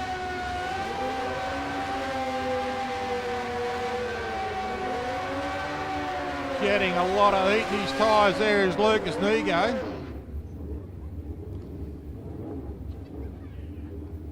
Just talking about these bikes a little bit earlier, they absolutely sound fantastic when they are screaming. You know, you often wonder, Darryl, how these things stay together when they scream so hard. I know it's a lot of RPM, but I wouldn't want to be sitting on one either. Yeah. In case the plug popped out or something. It's just only having two wheels and no roof.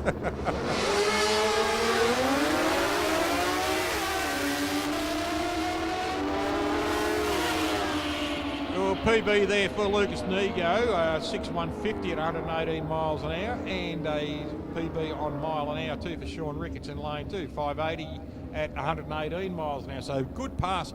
And that track now, Darryl, if you have a look at it, both bikes sticking dead set centre of the lane. It's coming around beautifully. A little bit of heat out of the sun, really picking it up. And the more rubber we're getting on it, the better it goes. Yeah, the track's coming around nicely, and I was 2 tenths quicker today from last night. So yeah. I don't want to go quicker. I've just got to take it easy. So setting a nice cake last night for us. It is all paying off now with the icing going on top. So it's always the way. The more rubber, the best pass is the next pass type of thing. And Exactly, and as you said, a bit more sun on the track. And, yes. The extra Andrew Sellers gets away there on the Harley in lane 1 and Dean Jamison lane 2 and 043 for him. Both bikes PBs on this track too, a 6:93 at 103 for Jamison and a 7:1 at 94 there for Andrew Sellers. So both bikes on their ET and their speed PBs on this track. Right, we're going up into cars now. Yeah. So, how many members in your Beat the Hoot, mate? At the moment, we've probably got 12 to 15 members, and Yep. we've got 3 to 4 active drivers that do the drag racing, but we also have a number of junior cars, and two of them parked on the skid pan behind us here, and they're the cars we get the young people involved in. As Yep. young as 9, 10 years old, never been Good. behind the wheel of a car. And we've come out here to Portland and done motor carners around the cones and get them to learn how to control a car, and I think it's fantastic. Still all serving officers? Involved in all the program. No, we've got a mixture of retired serving officers Yep. and also other emergency services. Yep. Right, we're going into Super Sedan now. We've got Des Jeffrey out in lane 1 and Matty Hogan in lane 2. Now you may remember Des Jeffrey did a massive wheel stand, put it back down, then got it back up and did the right thing, moved to the side of the track just in case he was leaking anything out. And the good news is Des is not leaking anything out and he's back out on the track. That is a magnificent looking utility, that. And this little Gemini here of Matty Hoggins, what a beast this is. Big wheels, big engine. He's running a 355 Cubra up against a 565 that Des Jeffrey's running.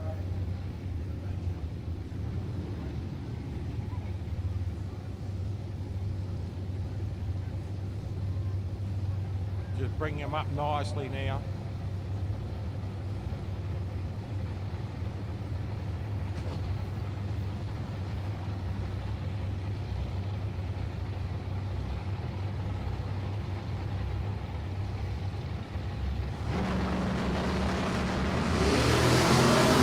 Red light there for Hogan, 106 for Jeffrey.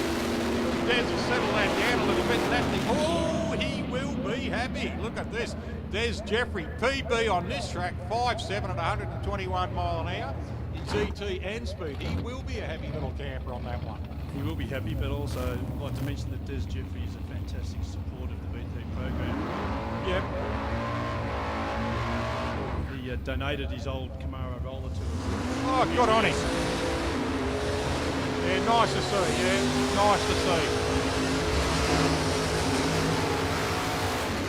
The old 55 Chevrolet there looking fantastic, just burning the bags up, getting them nice. And Troy Newton out there in the 55, but he's up against one of the good drivers around at the moment too, Chris Lurlius. Chris has taken a couple of Christmas trees out of South Coast here. A couple of back-to-backs, I believe, a few seasons ago. Kids coming back to the juniors. The addicted there. G'day, the Knezevich boys coming back. Mr. Walker, good on you, mate. Rough shot. I like the shoeboxes. I reckon they were a good-looking car, the old 55s. See what old-time drag racing is all about. I'd just like to probably take this opportunity to, we've got a terrific support for our BT program, which we wouldn't be able to do without the support of sponsors. Machine Panels are our major sponsor, and they support us immensely with sponsorship with vehicles, with trailers and storage of vehicles. So we have a lot of other terrific sponsors too. Harris Automotive in Ararat, and now my brain's going to leave me to think of all the other sponsors. But yeah, our main sponsor is Sheen Panel, so we really would like to thank them for their support. Anytime, mate, you want to come up on the microphone, you want to come back tomorrow, please do. And thank your sponsors, because our sponsors are a big part. They keep your business going, they keep your Beat the Hoot going and everything. And I personally think that the Beat the Hoot, the police drag ride and everything like that, was a great invention. Purely and simply because it shows the human side of the policeman. He's not some arsehole in uniform. He's actually a person who wears a uniform, who likes drag racing, and that's what I enjoyed about it. Plus, you know, it's drag racing. You know.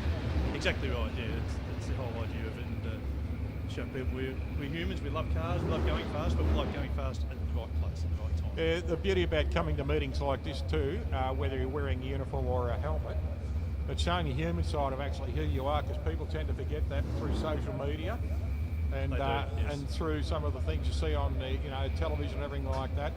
And they never show the good side, do they? They always show the bad side. No news in that, unfortunately. That's right.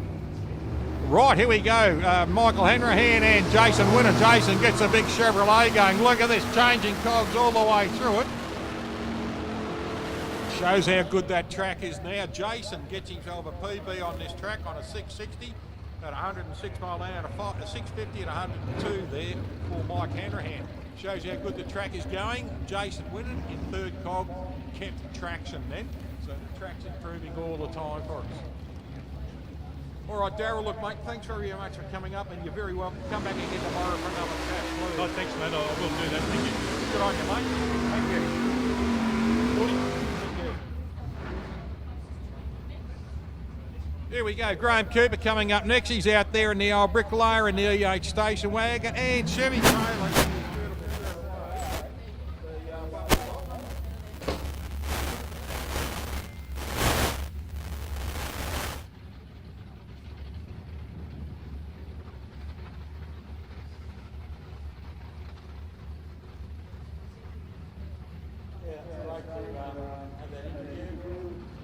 A bit of insight into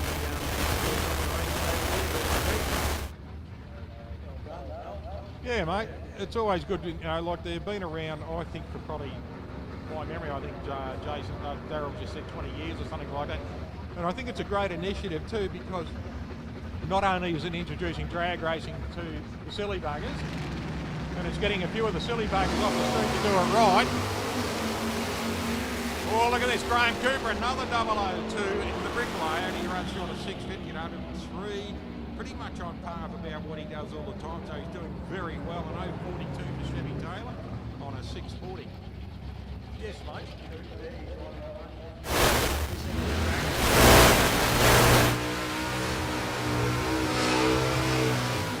That is gorgeous, that bloody Dodge. Look at that. Oh. Yep. Yes, I had a mate who taught me all the bad habits, had one of them too. Beautiful looking shape too, they're really nice looking shape, the HK GMTs. But talking about beautiful, look at that candy apple Dodge out there, that is absolutely stunning, isn't it?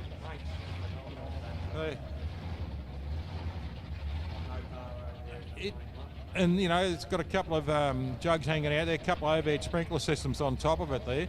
And it just looks amazing, that car. It's just a piece of beauty, isn't it, really?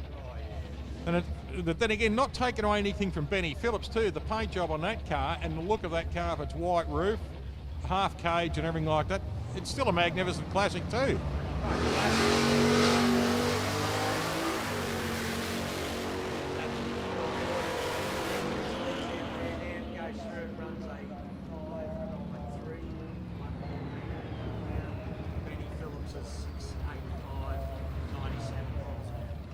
The battle of the small Holdens now. Tony Tedesco in the little Chimera.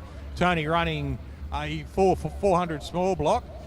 And Chris Ferrugia out there, he's running a 406 Chevrolet, small block Chevrolet.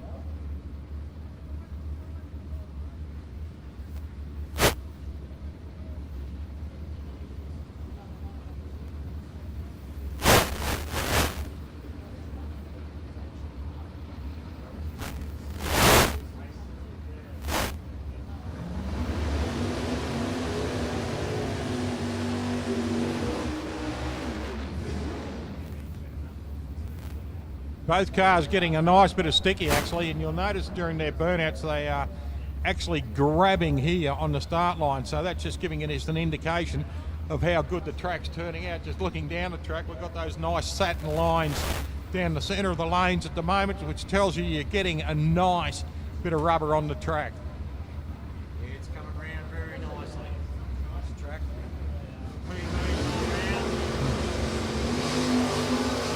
Oh, Tony red lights it. Chris Ferrugia, and look at this, an 029.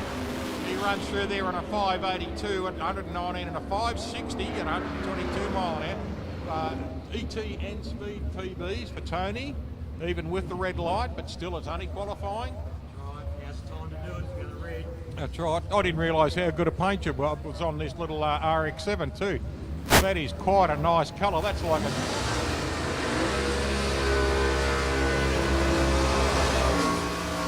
that's like a gunmetal with a touch of copper in it. Yeah. Raced over here a few times. They've sort of redone it. Redone the inside. Yeah, it's come up a tree. It's like the old way where you used an aluminium silver and a black, and it would give you a gunmetal with a touch of grey, like it has. Yeah. That's a smart colour, that. Good job, they've done very well. They've built something in the backyard.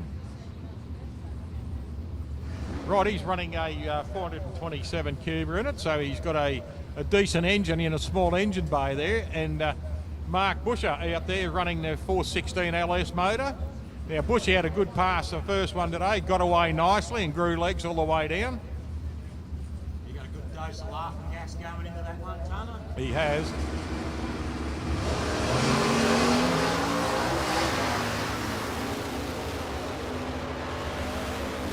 Nice. Down the track nicely.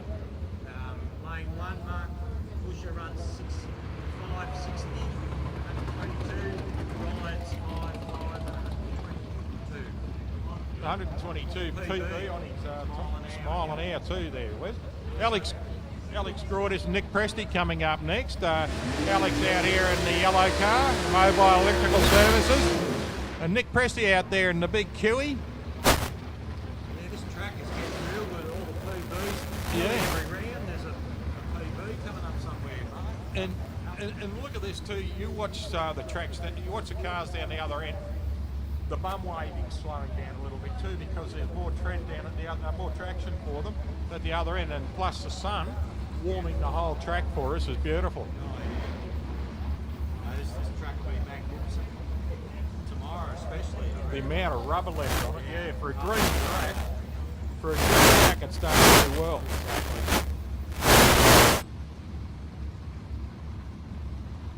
Nick Presley in lane 1.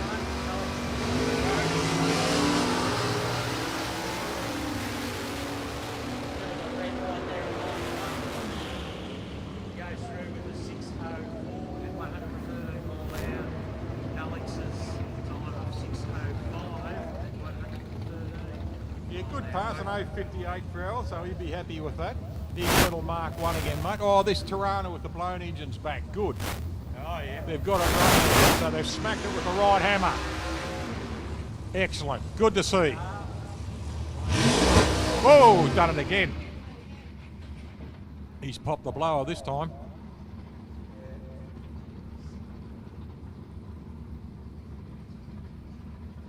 Unfortunate, they've got that car running again, and unfortunately, the blower has let go from the engine.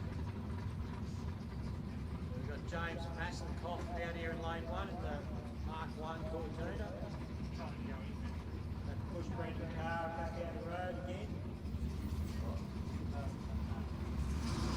Good looking little Mark 1 running a big engine.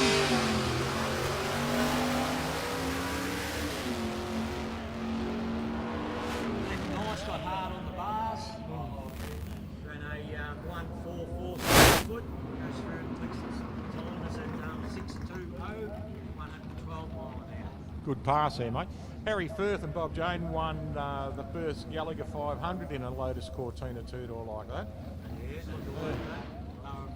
They were the quick cars, they were the cars in the day. They were. Lotus Cortina, wasn't much around that could beat that. That's right. And what was his name? Andrew Cowan won the London Sydney in a 440 Cortina too. Okay. London Sydney Marathon race. Oh, let me go back a few years. Yes. 1966 or 67, I think it was. Yeah, would have activated for that Cortina. Okay,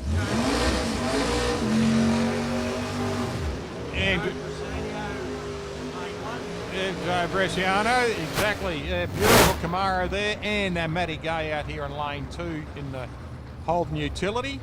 I like how the cage goes through the back window. I reckon that looks tough, that. Yeah, I just seems to be the figure for Utes. Yeah. And Joe out there in the beautiful black Camaro.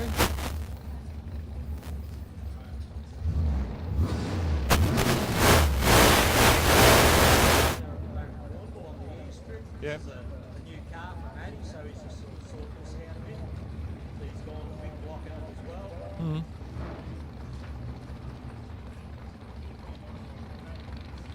Can we have modified eliminator, please? Modified eliminator to the staging lanes, please. Modified eliminator to the staging lanes, please. Bresciano gets away on an 027 and a 120.60, 579 and 118, and a PB on the ET there for Matt Gay, runs a 6.1 at 113.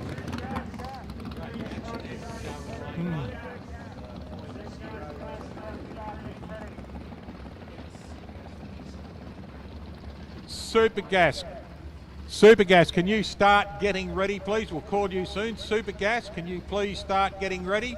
We will call you soon, and we need modified to the staging lanes, please. Here we go, Brotherly Love. Mike and Scotty Rowan. Scotty out there in lane 1, Michael out in lane 2, the Rowan boys. One in the LJ running a 355 cubic inch up against a 427 cubic inch Windsor engine in the Cadbury chocolate purple colour. Yeah, it is a very distinctive Cadbury chocolate purple. Yeah. Just gave Cadbury chocolate a bit of a boost in. I hope they know that and pass a few blocks on for us. You never know. Might see some Cadbury sponsorship around the track.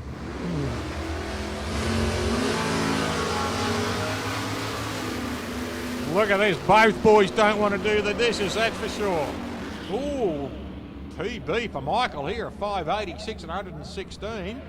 And red light for Scotty in lane 1, a 640 and 106. So Mike takes the cookies on that one. Here we go, Ford versus Holden. Got Brett Matthew out there in lane 1, the Australian Idol, of course. And Robbie Cardham out there in lane 1. Brett Matthew in lane 2.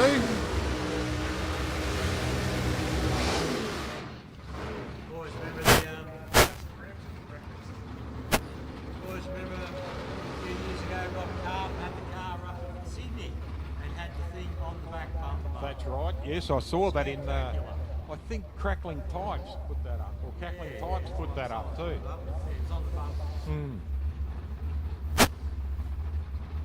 Yeah, Robbie also spat a clutch out here on the sidewall one day too. We had, yeah, it hit the wall pretty solid too. Yep. I hope that doesn't happen today. No.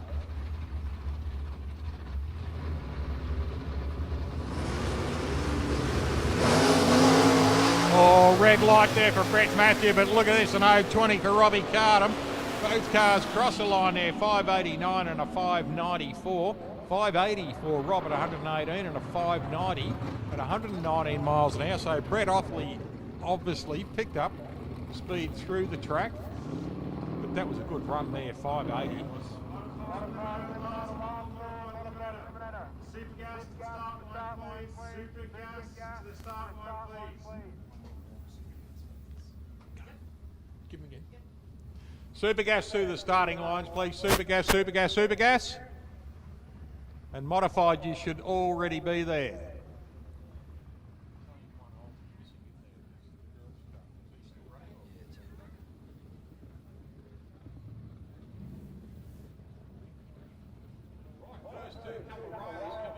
Craig Baker rolls into lane 1, twice Australian champion out of Gowan Bray in Victoria, and he's up against Peter Moyer out of Portland. Pete running the 400 LS motor, and Craig running a 355 cubic inch Chevrolet. Very, very good on his pedals, Craig. What he dials in is pretty much what he hits every time.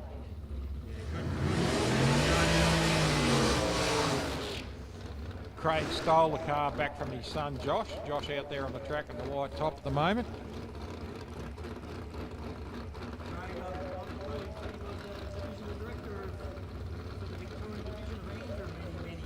He certainly is an Andrew man. Yes, he has, yeah, twice Australian champion in modifieds. Got a gorgeous wife, 2 great sons, and a beautiful daughter-in-law, and a great little grandson.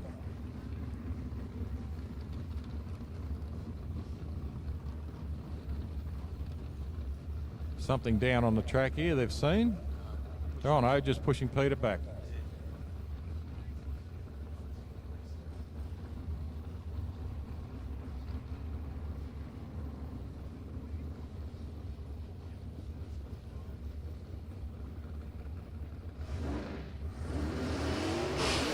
Like a single pass coming up Yep. here by the look of it. Looks like Peter has broke. Unfortunately, yeah, for Pete, hopefully whatever it is, it can be solved and fixed. Local racer. Yeah, yeah.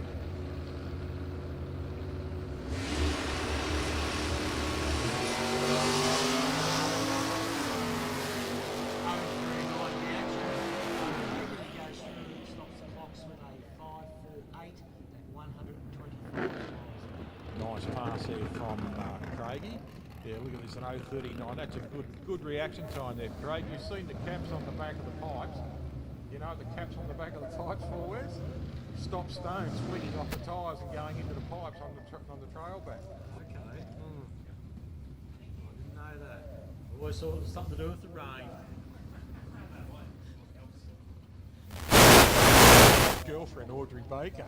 Hi, Aud. Honey, it's great to see you watching in. Craig just did a spectacular run, an 0.39, and the car is looking and sounding good. And I met your grandson today. He's gorgeous.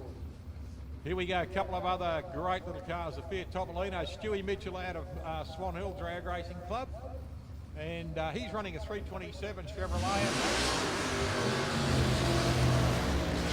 20, good old nostalgia beast. And Kenny Stewart out there in the Fuchs Drags. Now, ladies and gentlemen, it's a free raffle going on. And it'll be drawn. It's a free raffle. So all you've got to do is go to the pits when you see the Fuchs Drags to back in there with Kenny, and that's Amanda out the front there guiding him back, Kenny in his feet, and grab a free ticket from him. It will be drawn after the last modified pass today. So you'll either get a pack, stubby holder, a Fuchs stressed ball, and a few other little goodies that come from Fuchs, their sponsor, who they've been sponsored now by, I think it is 27 years now. So Ken was given a congratulatory here 2 years ago, so it's obviously 27 because it was the 25th anniversary. And that's something to be said for a sponsor and for a racer to have the same sponsor for 27 years. Yeah, congratulations. Yeah. Good racing team for that. Having that sponsorship for that long, it's just a phenomenal feat. We've got Kenny Stewart and Stuart Mitchell, two Stewarts. Yes. Classic the Topolino. Yeah, beautiful Classic little train. Topolino. Whoa, wheels up there for Stu. Good on you, Santa Claus. Well, Kenny Stewart, red light, unusual, runs still a 479 at 140. And a 440 for Stu Mitchell, runs Stu on a 620, so that's a lot better than he did earlier. He'll be happy about that.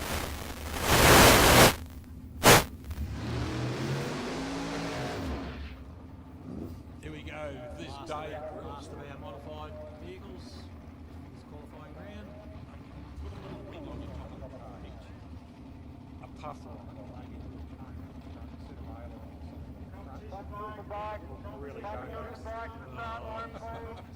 They're dangerous at the start with, mate. Yeah, fantastic looking car though, the Aldens. Yeah, you know you're driving something when you step into one and seat of one of these things. I call them Warrnambool being a big drag racing town. We call them an ultimate drag racing speed car. Yes, they would. So, yeah, that's all. That'll always be a good thing to try and drive on those things. Dave Grills didn't actually register then at the time, so we can't give him one. Unfortunately, he's out of Ballarat. So I hope you had a good, nice trip over here. Ballarat, one of the places in Victoria, like Bendigo, it's got beautiful old houses. Absolutely stunning, the architecture of that city. Yeah, Right. it's been around a long time, Ballarat. It has, mate. Back in the 1850s, the goldfields and Eureka Stockade. Jesus, where's that old railway? Oh, we must be bloody 503, I reckon. No. Twins, yeah. Right, moving on to Supercomp now. Supergas, sorry. Can we have competition bike, please? Competition bike to the staging lanes, please. Competition bike to the staging lanes, please. Colin Griffin coming in now in the world's fastest Toyota Celica.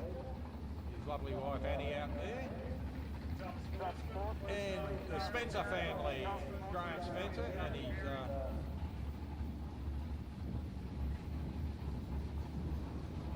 Geordie Spencer, his boy out the back there, didn't recognise him. He's grown about 7 feet now.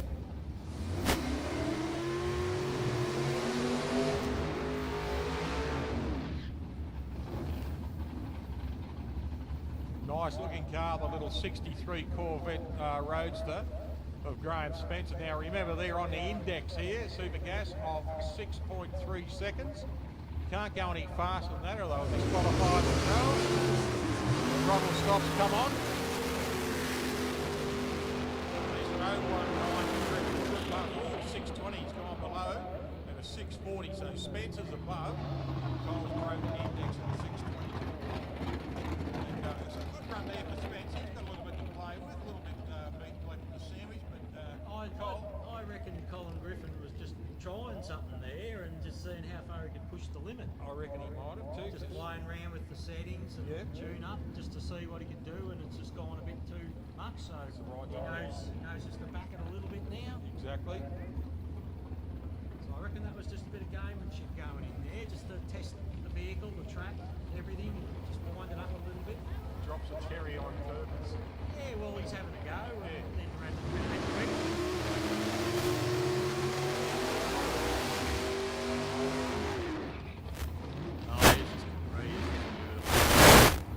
Yeah, Michael Milisevic's car, and he's a lovely looking car. Also, this little wagon here, the little rock hard Gemini of Jace Wilson. That's a fabulous looking car too. I love Yeah, bright yellow with the mulberry purple in it. Oh, good lord, both cars. bit of an old school look, you know, with the name. Yeah. Oh, look at this Milicevic, PB on this course. Both in the one 660 for Milicevic, so he's got a little bit of in the 630s for Jason. So Jason's getting right close onto the button. Make your way to the station lanes, please. Top sportsman. Good. McDonald's car is running again, so hopefully the Skyline, he had a little bit of an incident here where the thing didn't want to play the game in his first pass.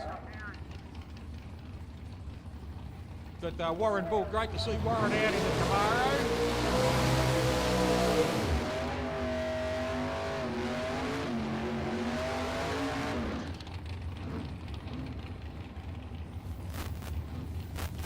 Dave McDonald laying here in lane 1, missing Skyline. Ford engine under the bonnet of that vehicle. His opponent Warren Bull here in lane 2.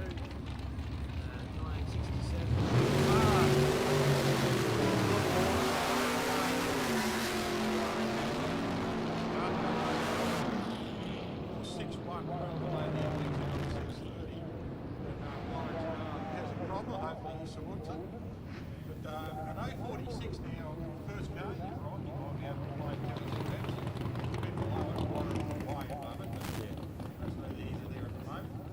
So we'll see what happens anyway. They've got a third round. Yeah, they got another round to go. So these boys in that Supergas class, it's so competitive and tight.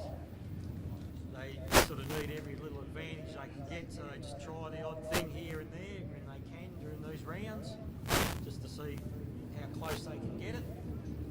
Very interesting class. And the thing I like about it is the Pro Star.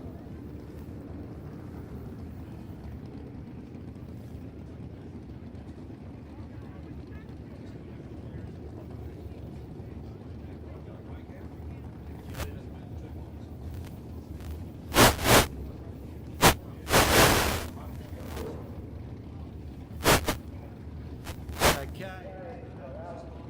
What's up, Dave? I've got Mr. Walker up here, the Phantom. No field. Joe's come from Sydney and Jared's come all the way from Echuca and stepped up to make it on Mike Field. And unfortunately we've edged out that pretty much ruins their weekend, but they're going to do some exhibition passes anyway.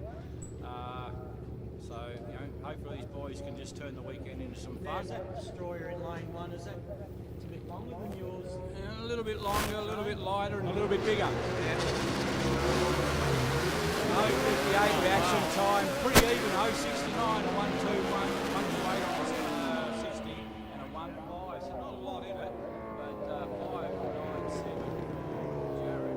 He'll be pretty pleased with that. 5.7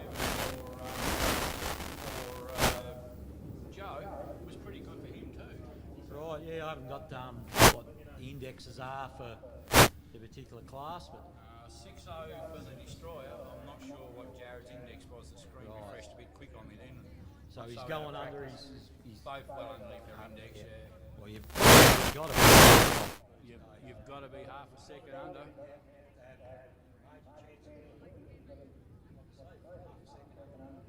Yep. Now we know Robbie Cassar that come out last. He clicked it off early after Edge's trip into the wall. So this bike is quicker again. It'll just depend on, you know, there's no sheep stations on the line today, so Robbie's just getting really probably start line information. He may take it to the finish line, he may not. It just depends on how the bike feels for him. There's no sense, you know, banging it into anything when there's nothing on the line.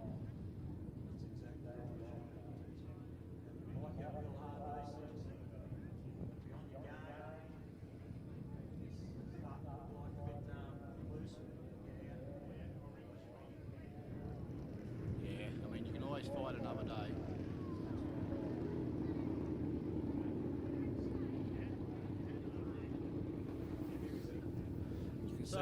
See the two comparisons, like Joey rides his Destroyer back, whereas I tow mine. We have a different clutch setup with both. You know, his isn't a slider, whereas mine's full centrifugal, so I can't ride mine slow. It's either locked up or it's not. So now Robbie runs the same setup. He's got a full slider, so that's why he'll tow back as well.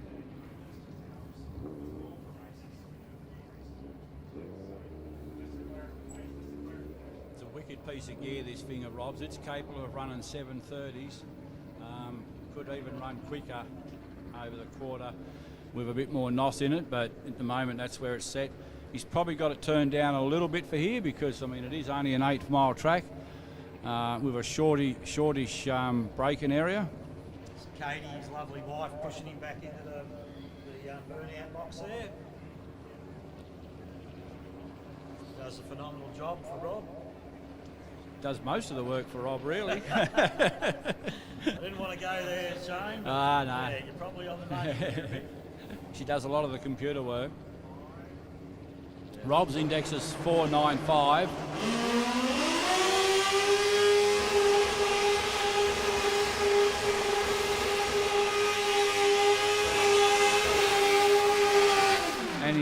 And he said, my middle name is Victor Bray. Wow, that's burnout and a half. And he's given Kate a bit of a pushback work too. So normally he would pull that up before the start line. He's decided, I think, he's going to have a bit of fun today. Yeah. Rob's main sponsor of his business, Ballistic Performance. Parts, yep. Ballistic Performance Parts down there in Melton. So get on board if you need some go fast bits for your bike. I'm sure Robbie will be able to help you out. I think he's over in Taylor's Hill now. Is it? Oh, Yeah, I moved over in amongst the big houses. Oh, okay. Business must be all right. Business is going all right. Yeah, I bought a few parts off him just recently, so he's got some of my money. Right, let's see if he takes it out the back door or whether he clicks it early. The 60 foot will be interesting. He may have put a bit much into that back tyre. You never know. Too much makes them greasy. Yeah, it's a balancing act, isn't it? Just getting it right. Yeah.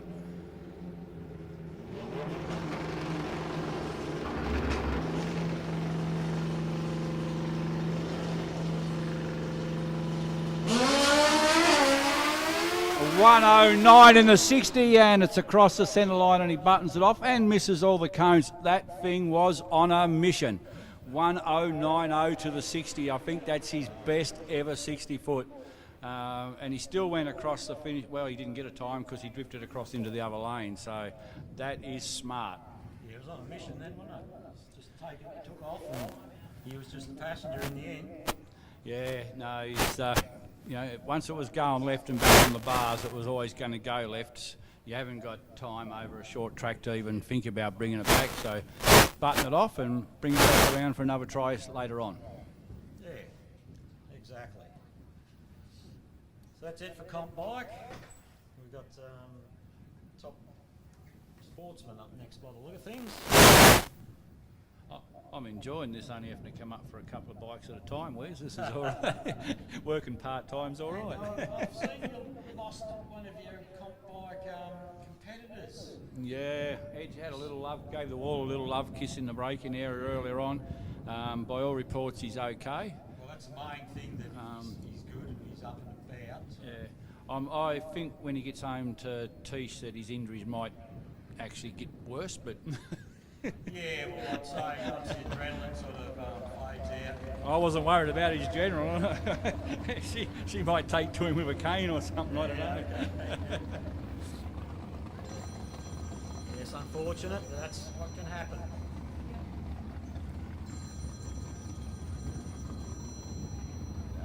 Alan's phone can ring.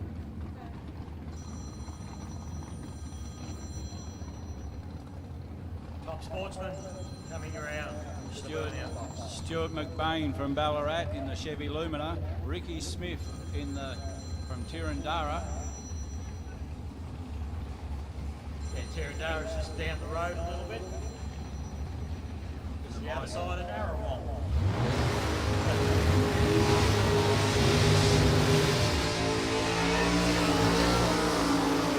That would make me officially lost. About 20 miles out of town, 15 miles. I'm talking miles, that's how long I am.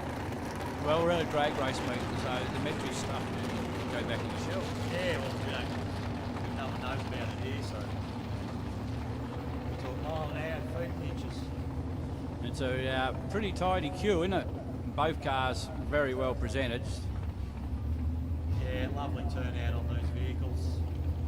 Stewie McBain, a paint job like that is just glistening.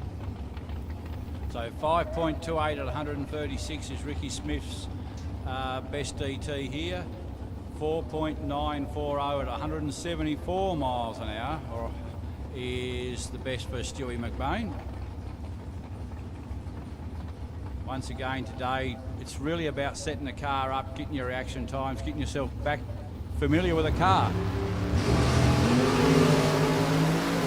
Great set of lights, 0.32 for Stewie McBain and 0.60 for Ricky Smith. Cross the line, nothing in it at the finishing line. 5.169 for Stuart McBain at 119 miles an hour. 5.29 at 133 miles an hour for Ricky. So that was close, Wes. That's great racing. Great racing. Great reactions by the guys. Yeah, just a great drag race there.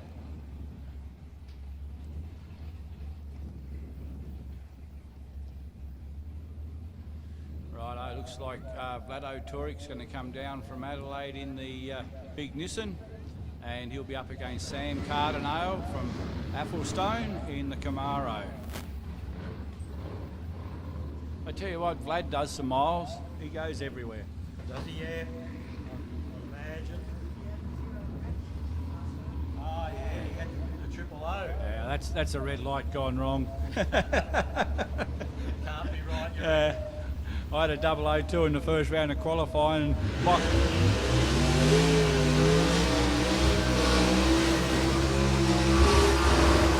someone said, "Oh, you're on song this weekend." I said, "It was a lucky guess."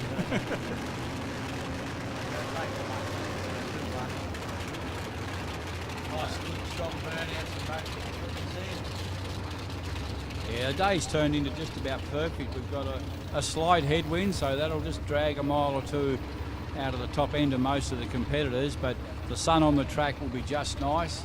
It won't get too hot with the breeze blowing across it, but it's pretty tight. My bike's 60 footing in 139s, and it hasn't done that for a while, so... Well, there's nothing wrong with this track then, is there? No, and that's considering I've put on 10k.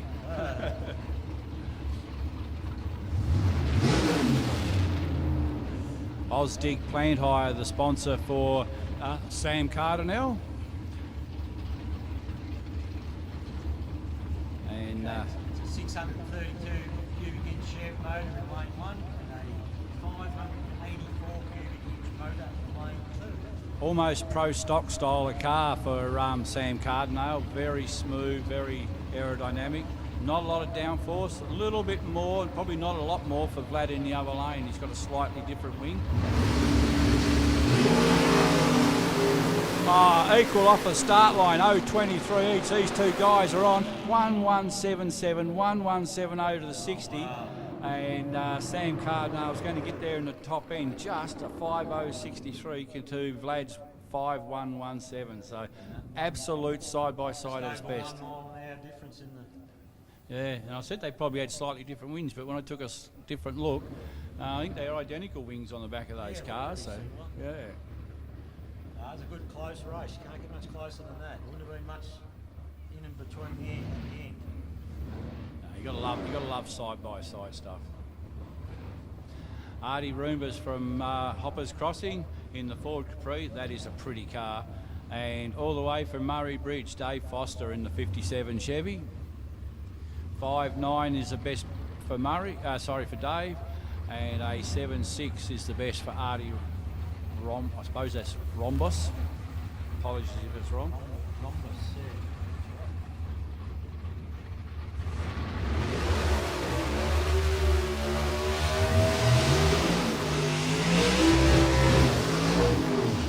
Whoop, a bit chirpy as it come out of the burnout. Yeah, I mean, I'll start keep all the turbos and stuff they like. You can't beat the 70s for good looking vehicles or earlier. Maybe.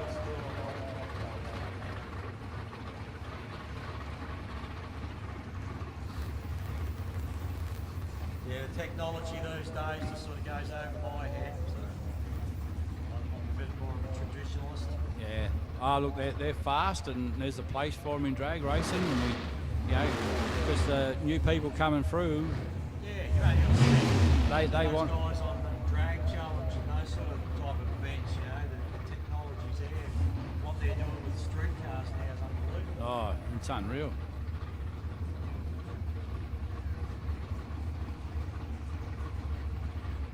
Okay, Artie Rhombus in lane 1, Dave Foster in lane 2.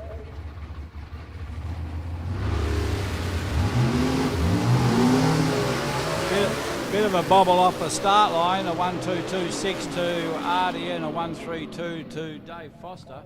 He gathered it up and got it down the track.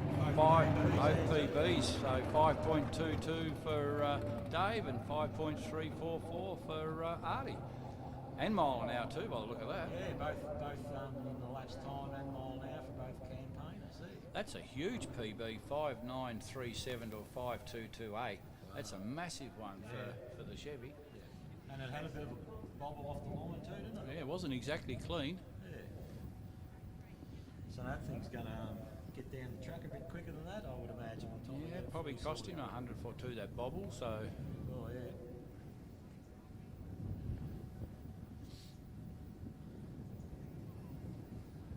What a glorious day. Oh, just perfect. I hope all our people from around the world watching the live feed on Drag Racing Central are enjoying it.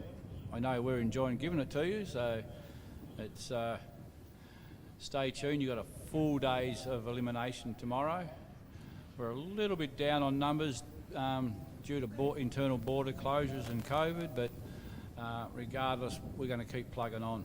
I think we've still got the quality here, Shane, to put on a good show tomorrow. So if anyone's thinking of coming out tomorrow, or anyone on the hill, you want to encourage people to come out tomorrow, they're going to be up for a really good day's racing. Now, next car down, it's going to be a solo. It's Craig Geddes in his... we're going to have Steve Norman The Beamer. and Craig Geddes in the altered, so I didn't see him type in Steve in the other lane, but he's sitting back, but he's coming round now. This thing of Craig Geddes, 4319's his PB at 159 miles an hour.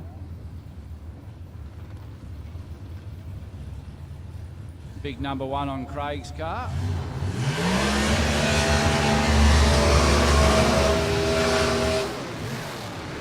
And I don't think that was the only championship last year that Craig's won. I think he's got 2 or 3 under the belt.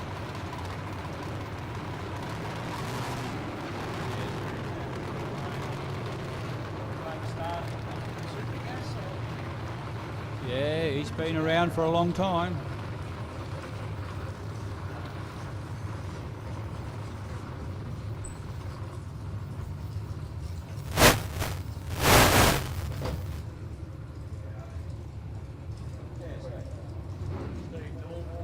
BMW in lane 1. Craig Geddes, lane 2 of the Ultimate.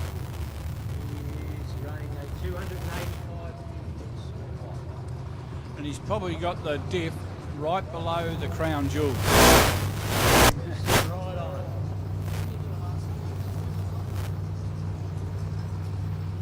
Last call, super call.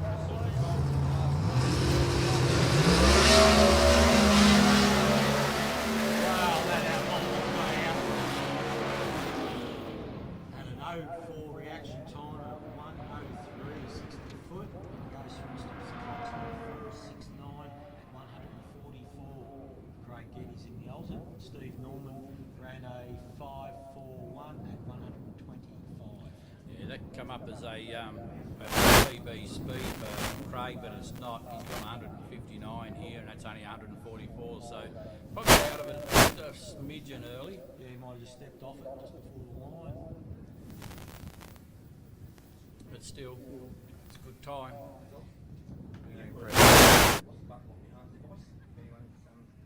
If anyone can find a buckle or has a spare buckle off a Hans device, can they come to Stuart Mitchell over at the top of Lino pits, please? If you have a buckle off or found one or have a spare one off a Hans device, can you run it over to Stewie Mitchell in his top of Lino, please?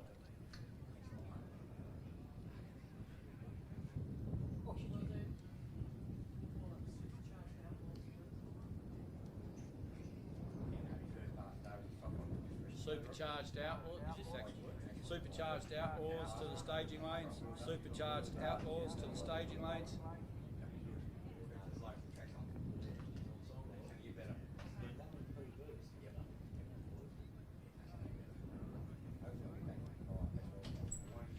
Right, don't forget, while we've got a little break while we wait for the next bracket to roll up, if you want something to eat, go and support the guys and girls in the canteen. And while we get ready for the blown cars to come up.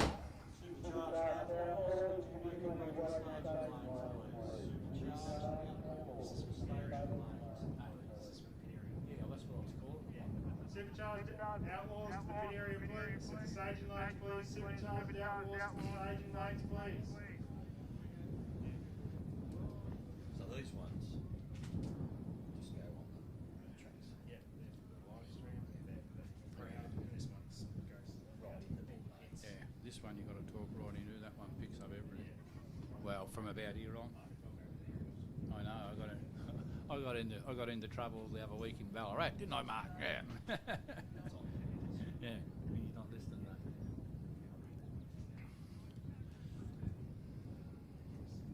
Yeah, fantastic to be back over here at South Coast Raceway, Shane. This is just a phenomenal little venue. Credit to all the staff, all the volunteers that help out here, get this place going, up and running. Had a few minor issues over the years here with flooding and so forth, but the guys have... Over the years, last week it was a pretty damp down here, I think, from the photos I've seen on Yeah, there was a little bit around there. a little bit of liquid sunshine. But look at the place now, it's just phenomenal. Just a credit to the guys and girls that help out here.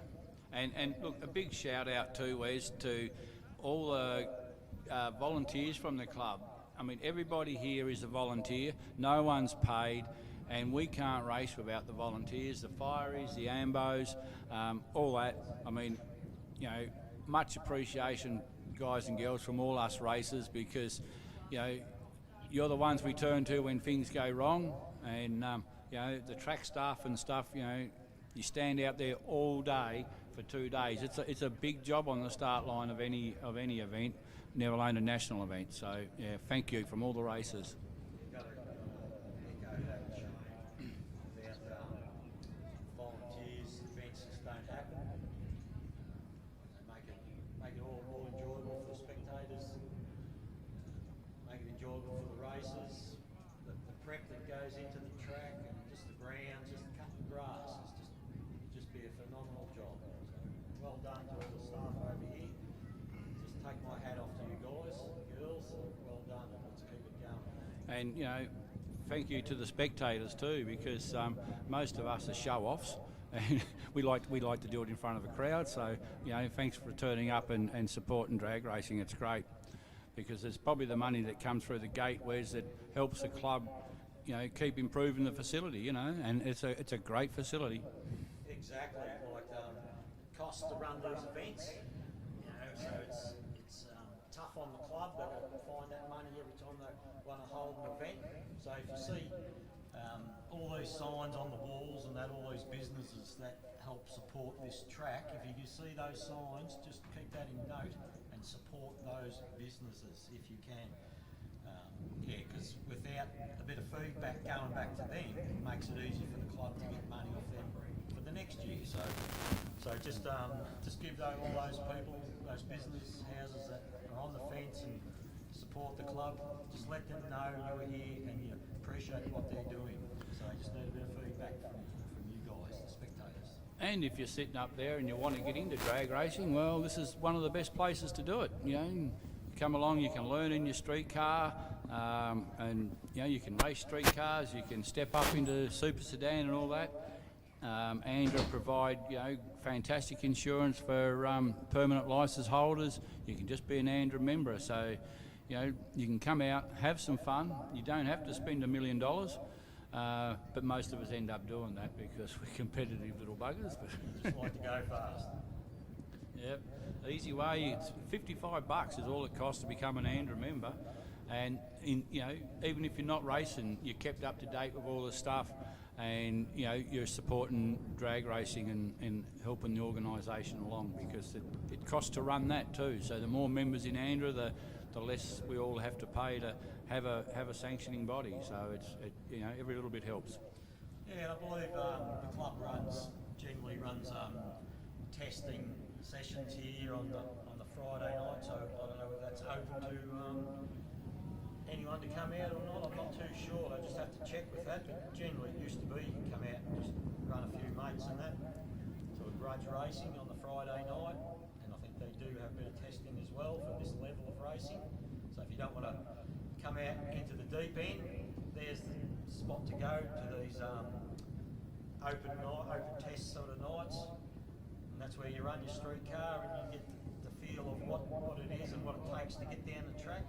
Hopefully it gets you fired up to pursue it at a bit more of a higher level. Yeah, and you can actually just, you know, you just need long sleeves and long trousers and decent shoes and a good helmet, and you can find all that information on the Andra website. So, you know, you can come out, have a bit of fun, and later on, if you want to step up, then you can. You know, get the feel for it and something you're comfortable in. Exactly. That's Steve Athens from Pakenham in the Mustang. That's a beautiful coloured car. Look at it change colour as the sun hits it. Yes, multicoloured there. There's the sun on it, which really just pops. 5018 at 151 miles an hour is the best ET for Steve. About to do his burnout.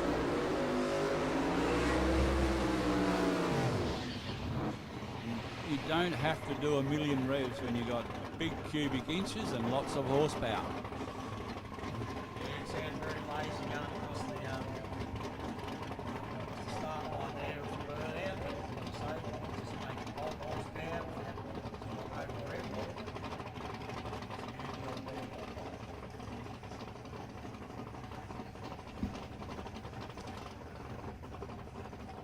I don't know whether Steve is wired for sound or not. I know his backup crew person is got headphones on what looks like a radio.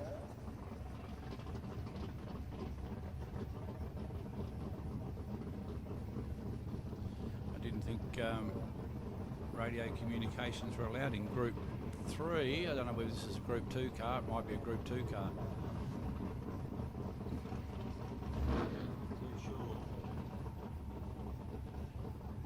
Or she could just be listening to us, Wes. Could be tuning into the latest rock and roll show on the radio.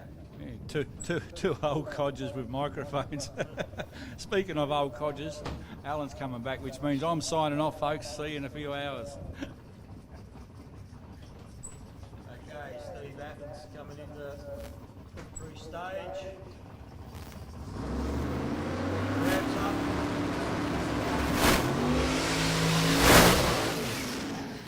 And gets out of it, just touches the centre line, just takes out of the box. Got a bit loose there. Still ran a 6.8. At only 66 miles an hour.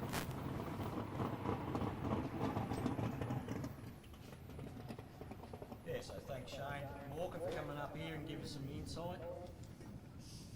Yeah, it's always good when you get a racer up here just to give you a little bit of information. Just a quick call out again too, if anyone has found a buckle on the track or even on the return lane or in the pit somewhere, can they go and see Stewie Mitchell at the Little Fiat Topolino Desperado pit. He has lost a buckle that holds his neck straps.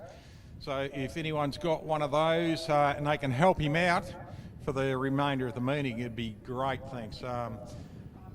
So yeah, if anyone's seen a little silver buckle, it'll be a rectangular shaped buckle that'll hold the strap. It's probably about 40 mil wide, I would suppose. Probably made out of a lightweight aluminium or a little bit of stainless or something like that. It'll shine because the rest of the buckles on these units shine too. So if you see anything like it, it may even be a black one because his clip-ins are black too, who knows. But if anyone has found a buckle, can they help out with and send it down to Stewie Mitchell with the Little Fiat Topolino. Thank you. Right, we're going up to Supercharge Outlaws now. Steve, the Athens just went down there. Looked like he backed out. He smacked a cone on the way down there, one of the little boxes. So Smithy going down just to re-glue it. Just had a bit of a chat with a few of the drivers down there. Everyone's, Vlado Turek was quite chuffed that he got the 000 earlier today. And there was a shift problem with Jason Kiley's Black 34 a little bit earlier. So what they've done is they've pinched some parts from Timmy Stewart, thanks to Tim and his crew for providing, just so he can change gears, because it left well, but he couldn't get other cogs. That's why he backed it out pretty early. So that was that reason. And hopefully it's okay now. Otherwise, he said if it doesn't work this time, he'd just go back to manual shift. Well done, Al, on all that info. Quick trip around the pits, no doubt. Yeah, just in the staging lanes, just had a bit of a chat. Billy Karras from down there from Andrew, one of the Andrew officials there. We just had a little bit of a chat. Edge's bike is repairable. It's forks in the top part of the bars and everything like that. His hand and his body's going to be very sore, but the good thing is he's coherent and talking and everything. And yeah, That's good news, Al, because it was looked nasty from down this end. it so. certainly did. When you're going down the wall that quick, mate, 146 miles an hour. Yeah, he's gone through the traps at that speed, so he wouldn't have washed off a hell of a lot. No. All that happened, so. And as Shane reiterated too, if a back wheel that size, wherever you point it, it's going to keep pushing, isn't it? Exactly, yeah. If it's wanting to go that way, it's going to go. Dave Thornton just walking down onto the track there. Davey out of Mildura runs a blown altered too. Loved the car. He ran it at Mildura at the last meeting and just testing tune board and everything. And it was a bullet off the line for him and a handful. So. Yes. Mildura, I've never been to Mildura. Great place. Al, I'll just get up there one day. Yeah, mate, look, come up. The Easter meeting is by far the best, but all the other rounds they do there, the Race MH, the Summit rounds, etc., all the other rounds that they have in Mildura, but the Easter meeting is just the classic. It's the best place to be Yeah, I've heard at Easter. Yeah. Frosty boys used to go up there every year. So, Yeah. So they always raved about the place. They go up for a week and do a bit of water skiing and then Yeah, go bit- drag racing as well. So. Bit of skiing, bit of fishing, the drags. There's the show and shine on the Friday Good Friday in the city centre, which is always a crowd dragger. The ones we had in the last couple of years, mate, were monsters. The weather was just perfect. There must have been 20,000 people in the city. Wow, that's phenomenal. Good Yeah. exposure Yeah. for the sport. Well, see, they've got the Mildura 100 ski race too That's over right. the weekend, and they have the motorcycles, the motocross and speedway. They have the car speedway, and all car clubs from miles around, you know, from interstate, etc., like that, just turn up. You know, the Ford Zephyr Club, you know, Right. turn up, Oh, and right. you know, all muscle car clubs turn up, and vintage car clubs turn up. You know, and it's just the centre of the city is just done out. And it is a great promotion for Mildura. Someone did their homework, you know, 30 years ago on this and thought, let's do this, and they did it. And it's just been an attraction because the city bulges with people for the weekend. Yeah, well, it's fantastic to see a town or a city the size of Mildura support motorsport in that way. You get a lot of places who are, I don't say anti, but they don't sort of look favourably on motorsport, whereas some towns seem to really take it on board and embrace it. There was a government report done just recently, which wasn't surprising, but I was absolutely elated when I heard what motorsport does for Australia as a whole. It brings $8.6 billion into our economy.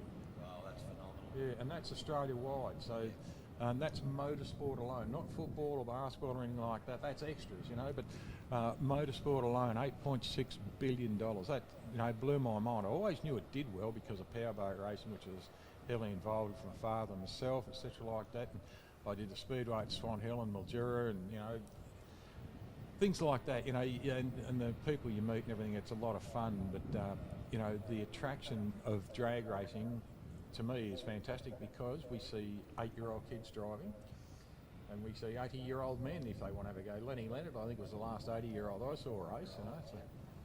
And the variety of vehicles. Yes. Yep. There's something there for everyone, from the latest down to the oldest of technologies, you know, everything else in between. So. And as technology gets better too, the inclusion of classes.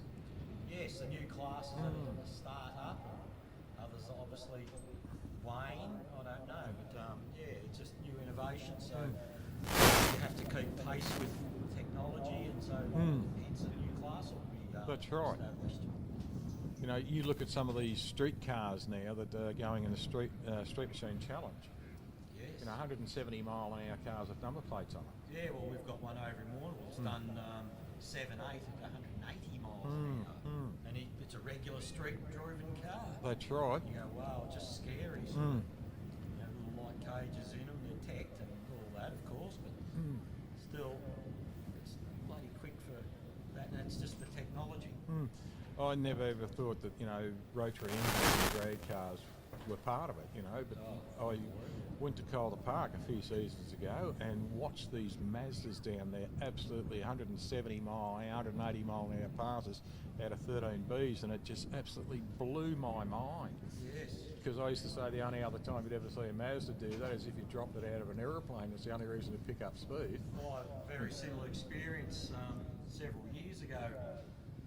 When I went up to Sydney with Glenn Worcester when he first got the pro bike, and he was running in, just before he got into pro bike, he was running in, I think he ran in modified just for a test and tune. And it was a Top Fuel meeting in Sydney, and I hadn't seen Top Fuel for nearly 20 years. And they blew me out, just the increase in the power and the noise. But the other thing that really knocked my socks off was the sport compact type class car. That just phenomenal speed. Like you get directly behind those little short cars, and they go down the track. And they're going down the track sideways. They're drifting all the way down the track. You think, how the hell does that work? You know, and come out and run a low 7-second time. The easiest way to explain it to anyone of how a small car runs down a track who's never stood behind and watched them disappear is grab a ping pong ball and throw it down a hallway, but put a flick on the ball so it spins. Yeah. And that's exactly how a short wheelbase car goes down a drag strip. Right. Yeah, it's just phenomenal stuff. But, you know, it's a great sport. I was just watching a couple of the cars go down there. Stu McBain went down and just got out of the groove just a little bit. The car lifted and he powered back onto it, so it's still a good pass. And then I watched Craig Getters go down, and he was dead on.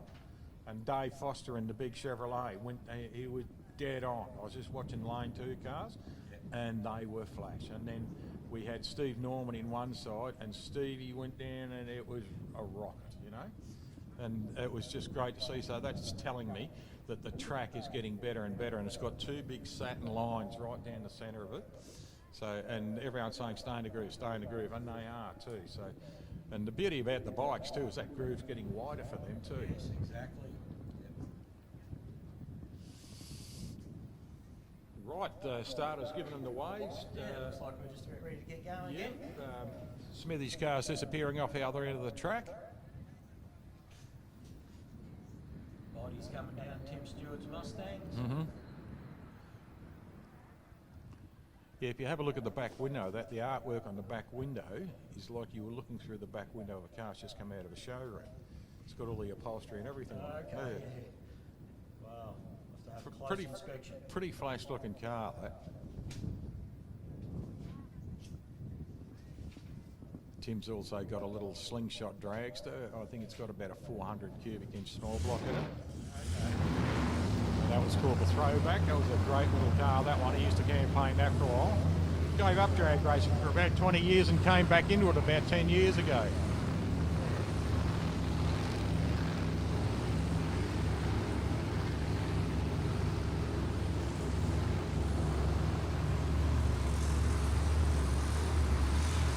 Jason Kiley coming in, ladies and gentlemen, with the big Keith Black here, 526 cubic inch and a 620 cubic inch engine of a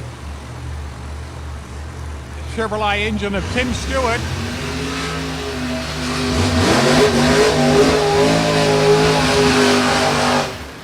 Oh, nice burnout on there for Jason Kiley. Gets those nice big fat bags on the back of the Black Shining and Beautiful. Nice and hot and sticky. Tim Stewart nearly does a half track. Rolls it down nicely. Starting to roll himself back now. Jen Bannister bringing Jason back and Susie Stewart bringing back Timmy.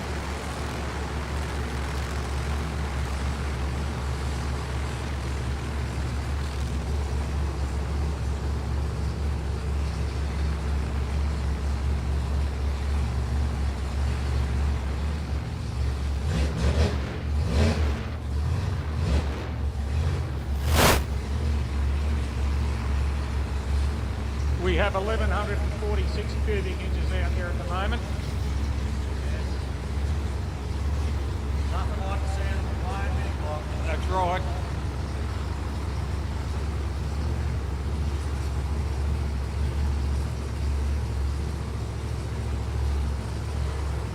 Paul Carroll just bringing Jason up. Susie will bring him up. Andrew Braithwaite out there just watching. Paddy just walking up beside the car, ready to turn the pumps on.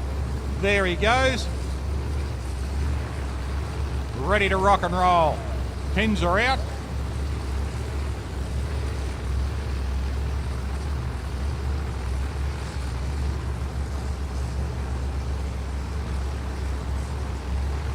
Pre-stage for Jason Kiley in the 34 Black Shining and Beautiful. Timmy Stewart rolling in the Stang.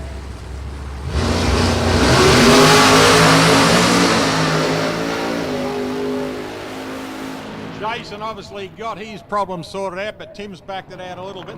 Jason goes through at 153 mile an hour to 45. And a 5.0, still no sleeper there for Tim, but he runs through on a 96, so he did back it out. But a 2.08 for Tim on the reaction and a 124 for Jason, so good to see Jason's problems solved. Now we'll just see what happens to Tim, where there was always got a back out there. Got right out of it there just after half time, I reckon. Yeah, that's, hopefully it's a small problem they can solve quickly.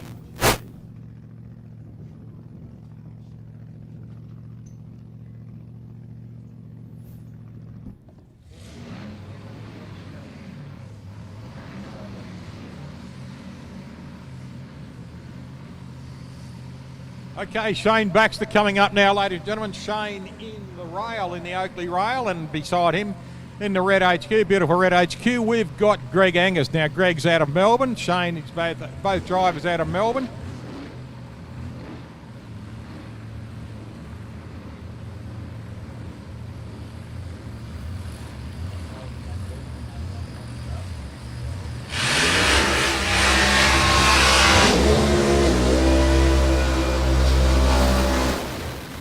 Oh, nice quick burn there for Greg Angus. Fills his cabin full of smoke. And I was just watching those bags on the back of the Shane Baxter rail there just grow in size. It's incredible to watch too. Ladies and gentlemen, as you see the rail going down the track when it starts, about half track, just watch. Have a look at the size of the tyres on the rear now, how tight they are. When he gets it down about half track, just take a gauge anywhere on the wing or on the parachute bag or something like that and see how much those tyres will grow. They elongate, they get thinner because of centrifugal force, because they're a very, very soft walled tyre being a bag. And the whole idea of the slick is to squash, to give the most amount of traction on the track when under power. But as the car picks up speed, you'll see the tyre height grow. They might be 31s or something like that, they can go to 36. Right, we'll see how they go. Greg's will do the same thing under the guards, but you just won't see it.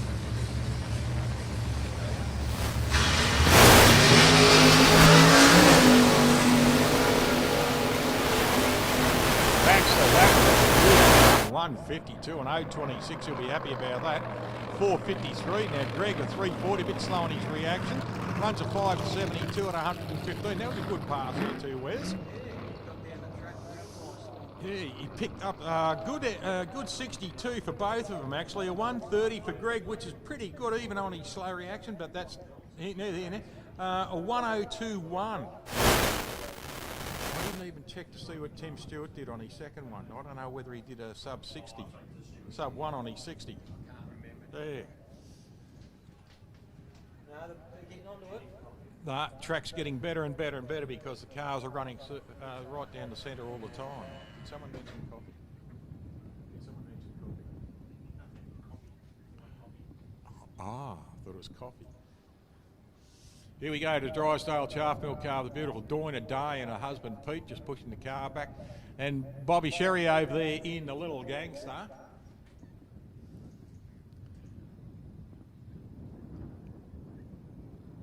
And a well done to Dave Foster too. The last pass he did in his 57, mate, was fantastic. Well done, Dave. Mate stood behind it, looked brilliant all the way down the track. Was nice. Yeah, Bob Sherry from Ingle Farm over in South Australia. Deanna Day's from... She's from Junction Hill. It's over near Seymour. Oh, that's where that Yeah, beautiful part of Victoria. Yeah. Gippsland Way. It's great to see both these campaigners tow all the way over here to Portland. Yes, we've got a Mexican versus a Crow eater.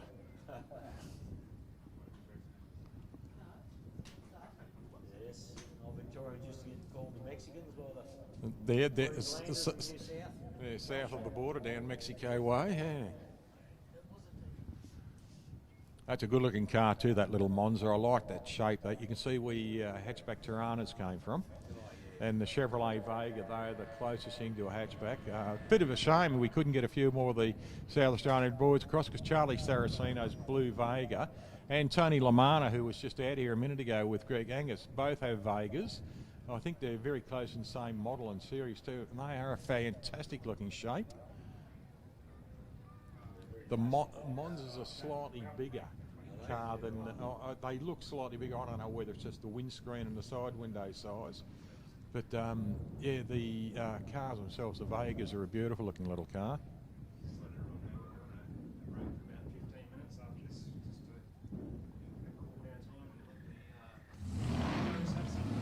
Righto.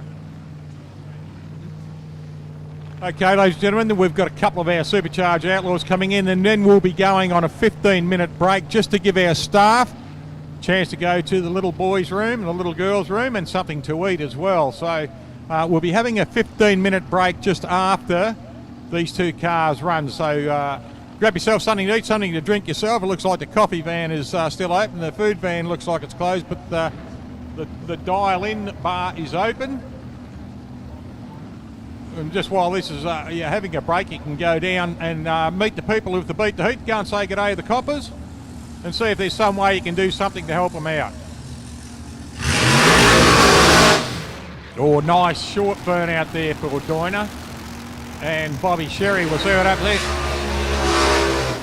Nice roll in. Long slick burn out there for Bob. Kept the car rolling beautifully.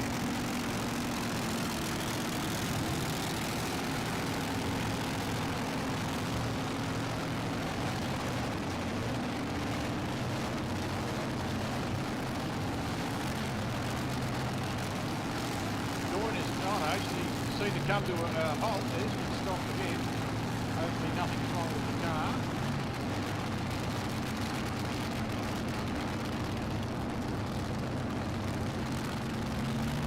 Bob's being rolled back. It looks like Dawn has turned it off. So there is obviously a problem. She came to a sudden halt there. Yeah, I don't know what's going on there. It went and it stopped and then went again and stopped. So this will definitely be a solo pass for Bob.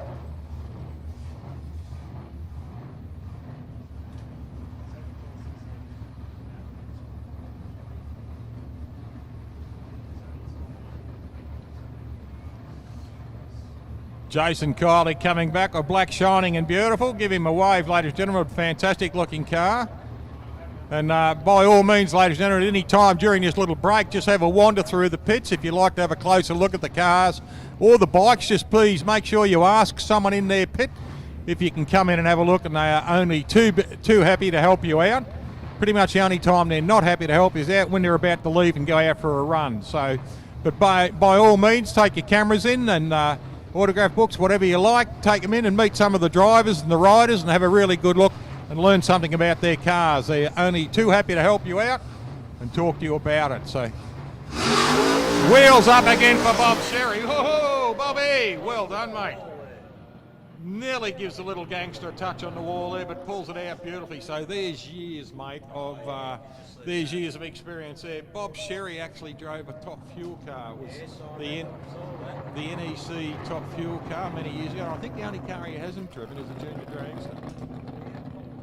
Yeah, I think he's driven just about every class. All right, ladies and gentlemen, we're going to about a 15-minute break just so that everyone can go and grab something to eat, something to drink, and visit the ladies and the gents. And we'll be back very, very soon. So thanks for listening, and we'll be back. Thanks, Al.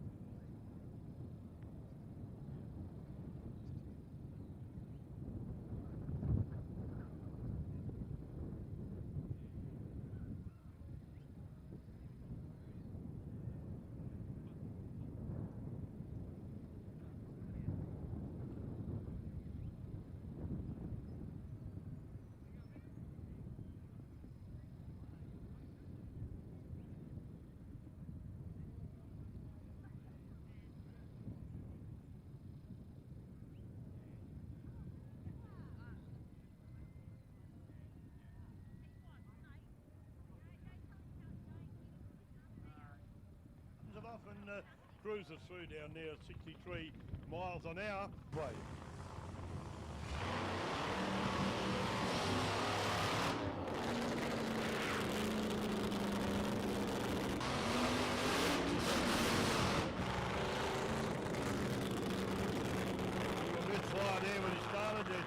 crack out to see what's what now.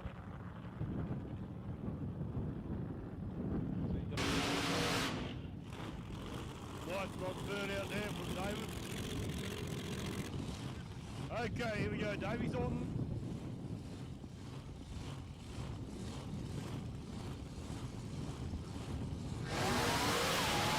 Ooh, lot of tyre shake off the line. A lot of tyre shake off the line, so he had to lift the boot. Still going through at a 6.835 at 59 mile an hour, coasting 59, but big. If you're watching the rear of the car, you.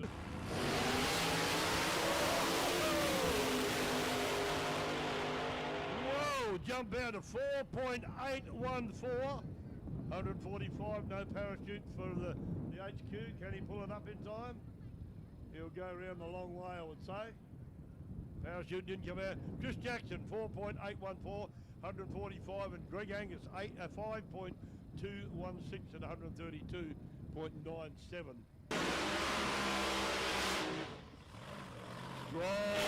Strong sounding car. Shane Baxter.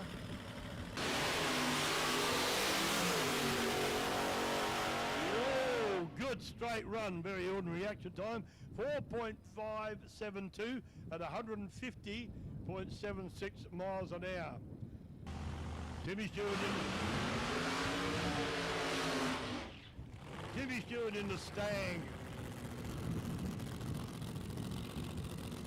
Here we go. Oh, arrow straight run there from Tim. Pretty ordinary action time for him, 3.28, but goes with a 4.291, 158.04 miles an hour. Timmy Stewart in the Mustang funny car, the Stang. Altitude we had fortnight ago here. Big, strong, loud burnout. Any beautiful lady Jen running down the track to guide him back. Ooh.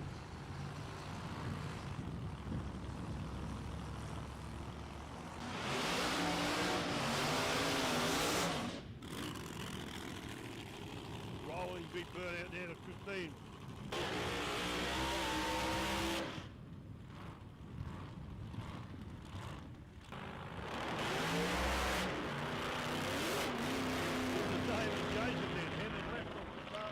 Get the boot in, but buttoned off, kept under control, and coast down there at 62. Old good big burn out there from Shane Talbot. Wayne, get it right. Wayne Talbot in the beautiful Plymouth Plugger funny car.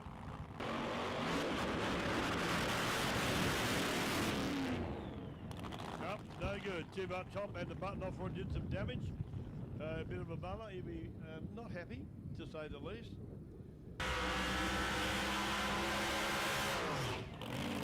Chris Jackson.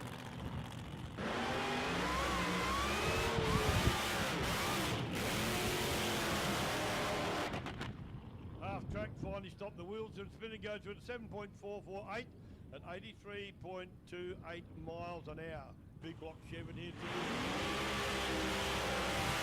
Big blower on the top, very strong burn out there. Love that sound. Gonna get loud and fast in a minute. Here we go.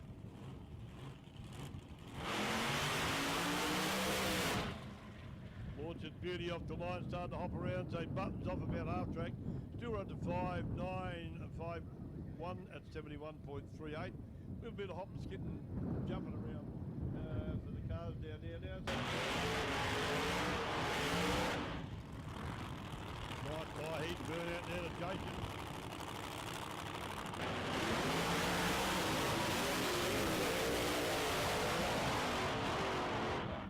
Oh, Jason does a wild ride for a while, over close to the wall and gets it under power again and gets it back in. Still runs a 5.419 at 127.41. Nice big strong burn out there to Christine in the drag set. Bang, heats those tyres up.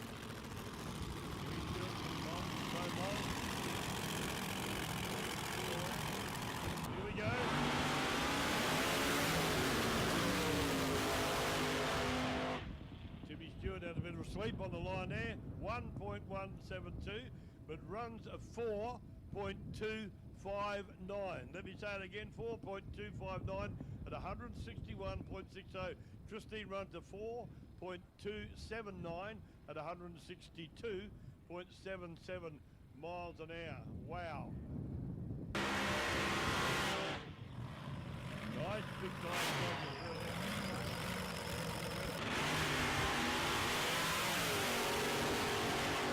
Good launch, good straight run from Shane there, 0.044 reaction time, 4.621 at 146.01 miles an hour.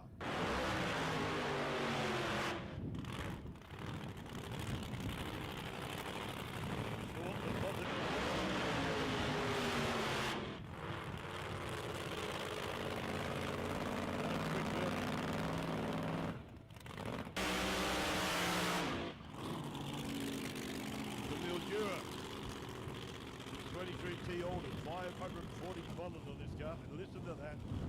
Don't you just love that? Oh, jerking through as it goes. Awesome, awesome, awesome. In pre-stage, nearly there, going to get loud and wild. Here we go. Oh! Tyre shake big time. Put him over near the fence, buttoned off. It was good start to a good run anyway. He goes through to 7.364, 52.83. Bad luck there for Davey.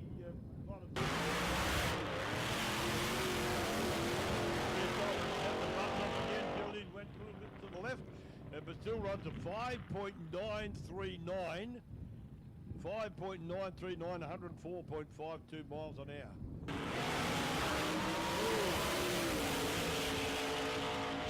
That's good for the Stafford car. Again, just goes through at a 5.219, 133.09. Can't tell you what happened to the Stafford's car, but it didn't sound good. Rolls through slowly at 28.01 miles an hour, 13.933.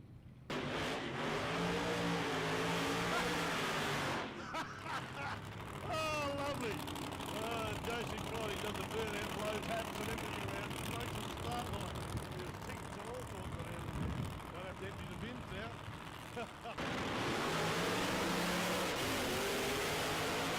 Yes, sir. Slight drift over to the centre line, but buttons off beautifully, 0.94. Reaction time, 0.094 rather, reaction time. Runs a 4.849 at 148 miles an hour. Nice slip turn out there from Tim. It says 620 cubic inches. Whoa, he kept it under control though. Good run there, 0.093 reaction time. Still runs at a wobbling run down there, all over the track. 4.685 at 109.23. But now, over there in lane one.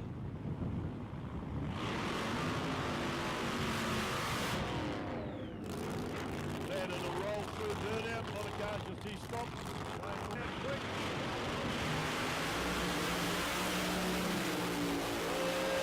Hey, look at that. He caught him, you know, 3.937 to Wayne Talbot. I told you he's a shoe, 3.937 at 188.37 miles an hour. 3.937, 188.37 miles an hour. Shane Baxter, no slouch either. He went through at a 4.537 at 151. Now take note that the reaction time for Shane Baxter was 0.022. Very good. The reaction time for Wayne Talbot was a 0.750.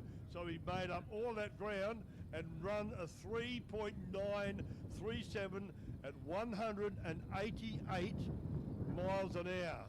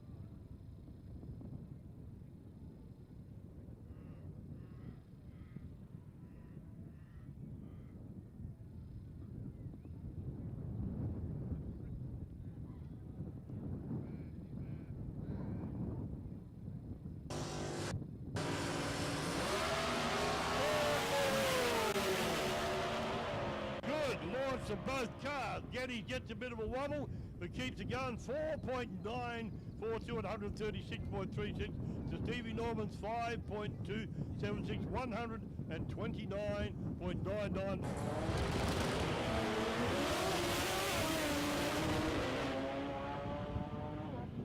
Wow. Terry Waterman. Twitchy 4.602 at 152.69 mile an hour. Stuffed me mushrooms. That was quick and twitchy, but do they go when they hook up? Matty Forbes, no slouch either. Off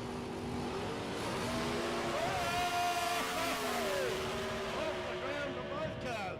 Good run, but not so good for Michael. He's done something, maybe broken something. And big wheel stand come down a bit hard and not even made the half track. But Adrian Vella goes through at a 5.307, 128.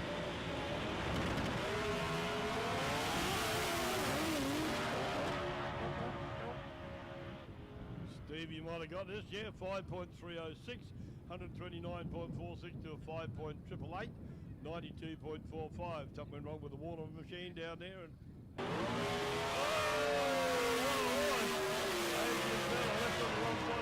wheels up and away, 5.604, 98.73, 98.93 to 6.133, 111.67.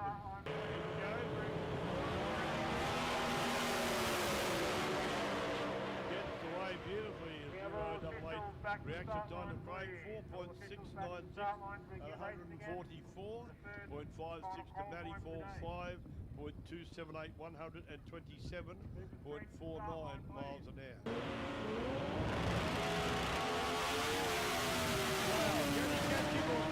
Stevie Norman gets a good hold shot there with an ordinary reaction time, but he goes through Stevie Norman to 5.284, 129.69 to Terry Waterman's 4.731 at 143, and his reaction time was 1.9.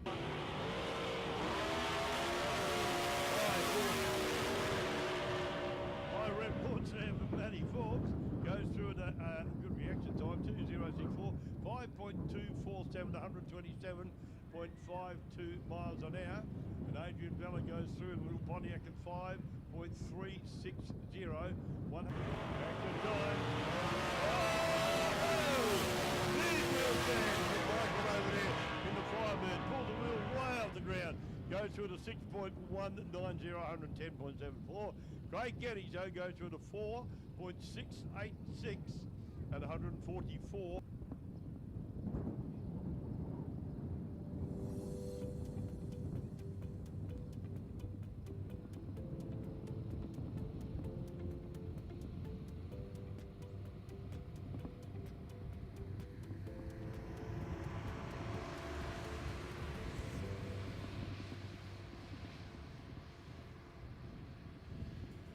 Max Cranes, the Australian crane hire company with equipment, people, skills and can-do capabilities. Max Cranes has a track record for innovative solutions and successfully handling large-scale complex projects for local, national and global companies in the oil, gas, mining, power, transport and heavy industrial sectors.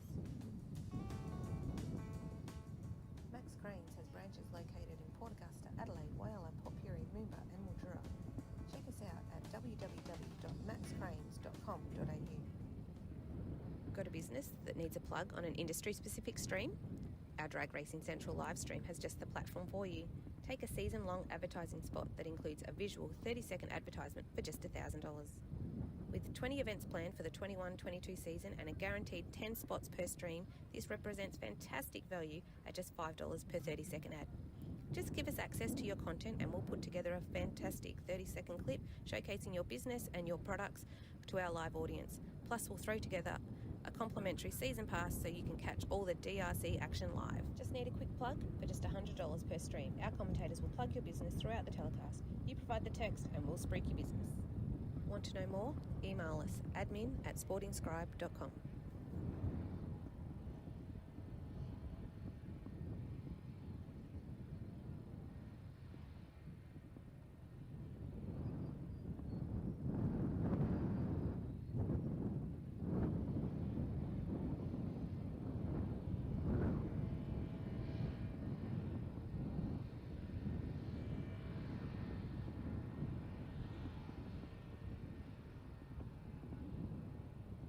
Super Street.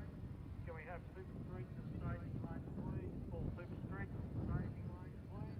And Junior Drags, can you be ready? Thank you, Junior Drags. You can be ready. Thank you.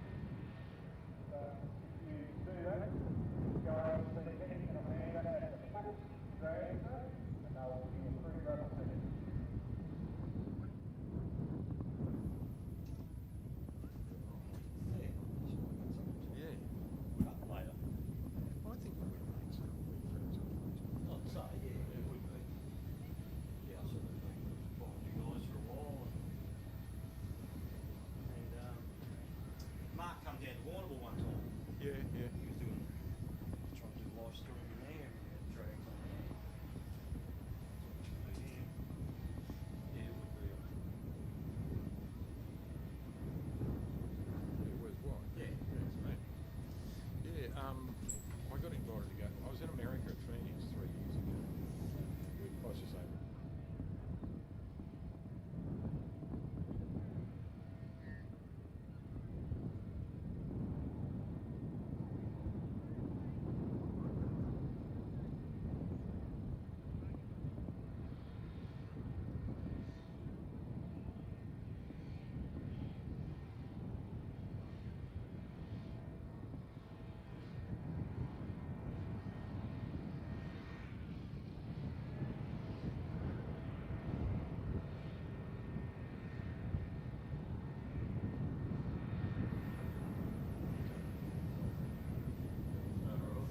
So Ronnie mentioned Loans, he thinks he had a run meeting. And I said, yeah, it's good. He said, you sent the meeting through. Right. But that was a good show, and that's how that started me going to America. I got invited back last year.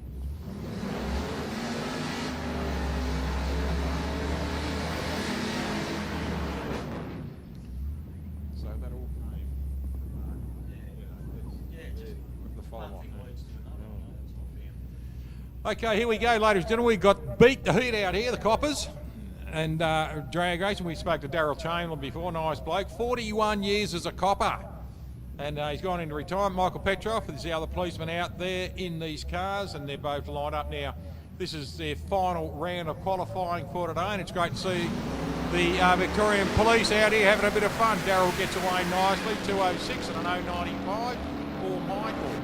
7:068 and a 7:98, which is a personal best for Mike Petrov in the sedan in lane 2. Start by the policeman there. Yeah. We've got Rod Kerr now and Adrian Pitts out here at the moment. Curry out here in lane 2 and little Garfield hanging from the windscreen there. Had a bit of a laugh they put up the other week that they wanted commentators there, and Curry wrote on, I don't think I can do it, but I don't think they'd understand me. He's a good guy. Yes. Right, Curry in the little Tirana. This will be a good one. Final, red light, unfortunately. The Pitsy gets away on a 167. Both cars going down the centre of the groove there. Good pass, both machines. 693 at 97. 720 Wes at 95 for Rod Kerr.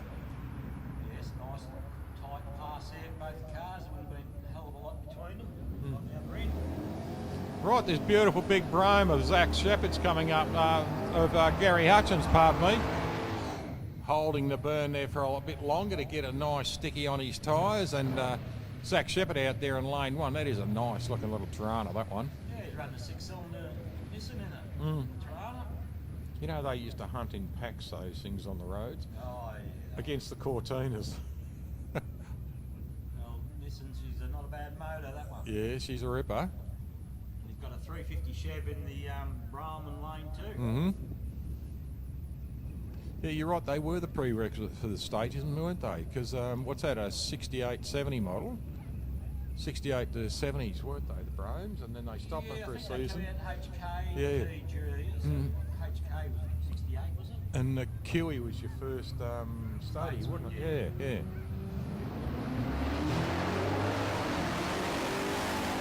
Line 3 reaction lane 1, line 2 reaction lane 2. Always go through lane 1, goes through with the 696 at 98 mile an hour. The lane 2 772 at 89 miles an hour.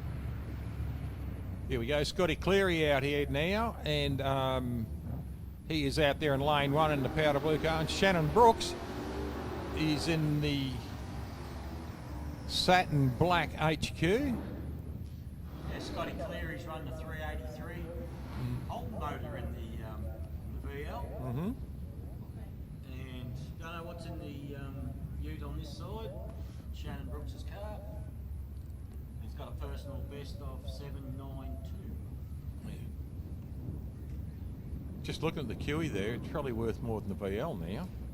Yeah, probably. It's amazing since Holden stopped building cars how their prices skyrocketed. Exactly. It's just phenomenal what's happened the last couple of years.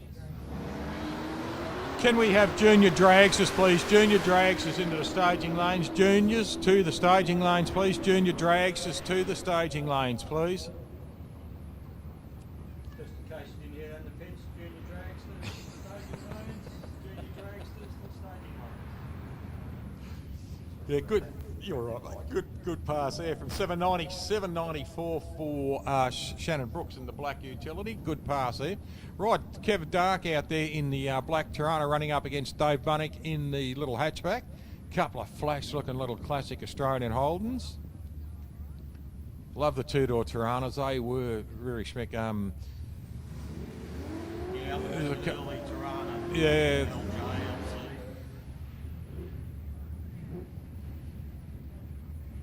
boy, geez, weren't they a tough little car back in the day? Yes, they were.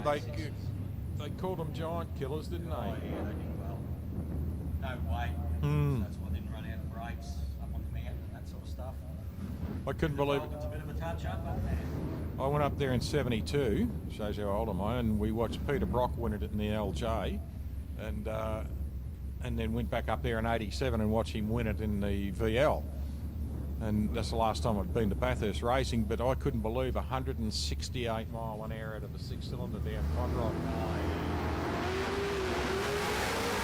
Bunnick gets away on a 153 and goes through at the other end on a 7-1 at 97, and a good pass too for Kev Dark, 540 on his reaction, 732, and he does his PB mile an hour here at 99.71, just a touch off the magic ton. Be trying to improve that. Yep. Trying to get the crack the ton, but I reckon if he gets his reaction time a little bit harder, that'll give him, say, because he was only 0.3 off, if he can get his reaction time down into ones or something like that, that's going to give him 400s at the other end, isn't it? So he might crack his ton. And with the track coming around, he might be right. But he doesn't get another run today. He's got to wait till tomorrow now, yeah. then he got a chance of breaking out. So. Yeah, true. Okay, Malcolm Todd, lane 1, and Greg Burke in lane 2. That's a rough looking machine, isn't it? Look, oh, it has got a shine on it. Look, chrome around the taillights. Yeah. I must tell him, Berkey, about that. 48 International. Yeah.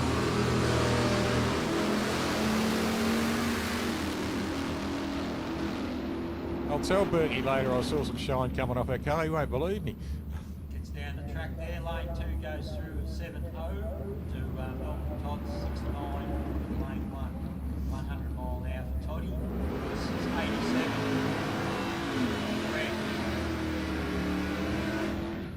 There we go. Dutchy Holland out there in lane 1 and Lisa Sherry in lane 2 for their final pass for the day.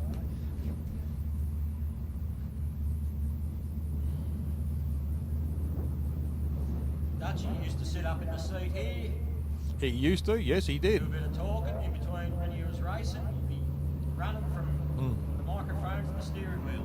Yep. Just hope that Pete Berry's feeling well today. Pete is out here somewhere. I'll catch up with him a little bit later. So Lisa's all in. good launch from Leith. Look at that, a 67. This is going to be close. What have we got? 720s, both of them. Look at that. 720.44, and Lisa Pipsing by 3 thousandths on a 720.39. Wow, that was close. That Slightly better reaction, slightly better 60 foot. So yeah, that's a good close race. that would have been a bee's eyelid between the middle of them. Wouldn't have been able to pass much between them at the end.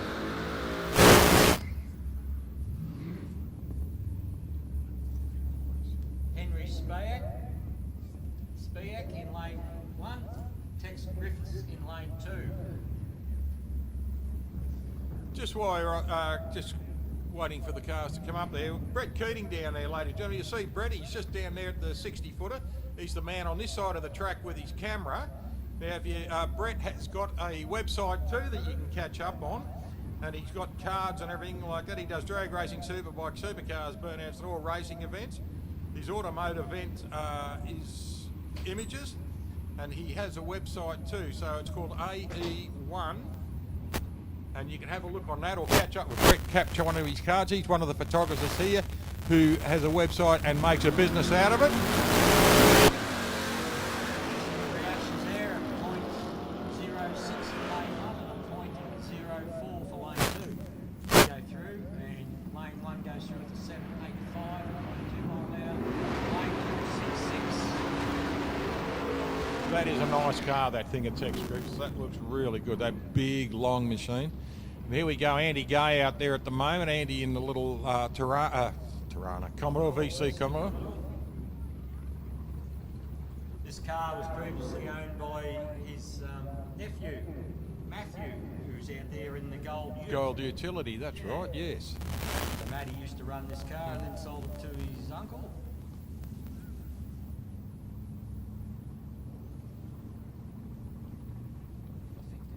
Just watching all these cars just roll back into the staging lane, roll back into the pits. It's a nice little section as they come past. The 707 on the reaction there.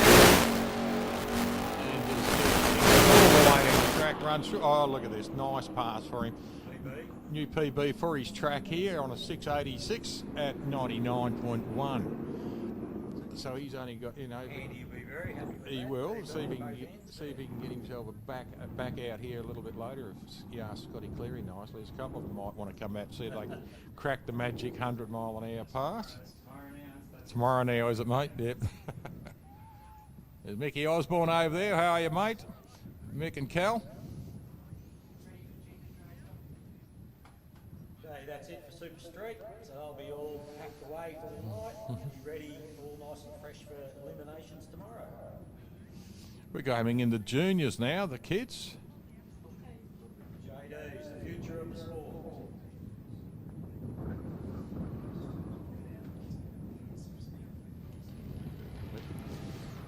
Can we have Super Sedan coming to the staging lanes, please? Super Sedan to the staging lanes, please.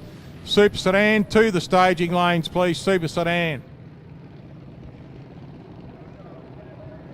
Lane 1, and looks like it's Dylan Knezovic in lane 2 from the Addicted Racing team and the Camilleri Racing family.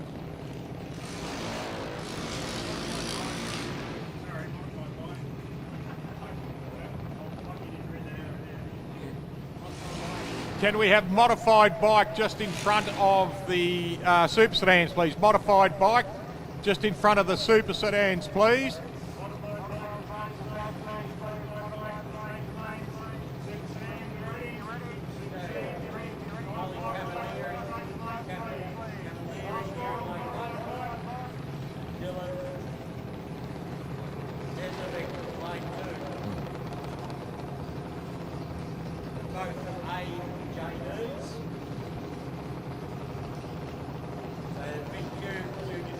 That's right, big blocks, yeah.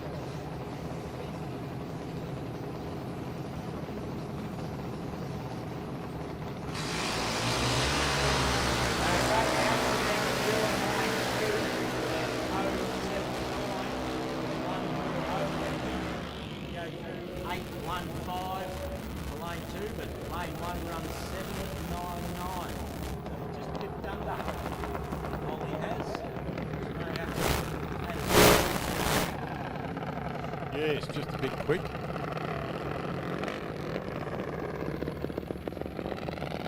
Righto. Todd Wagner out here at the moment, and little Shantaya Cardam.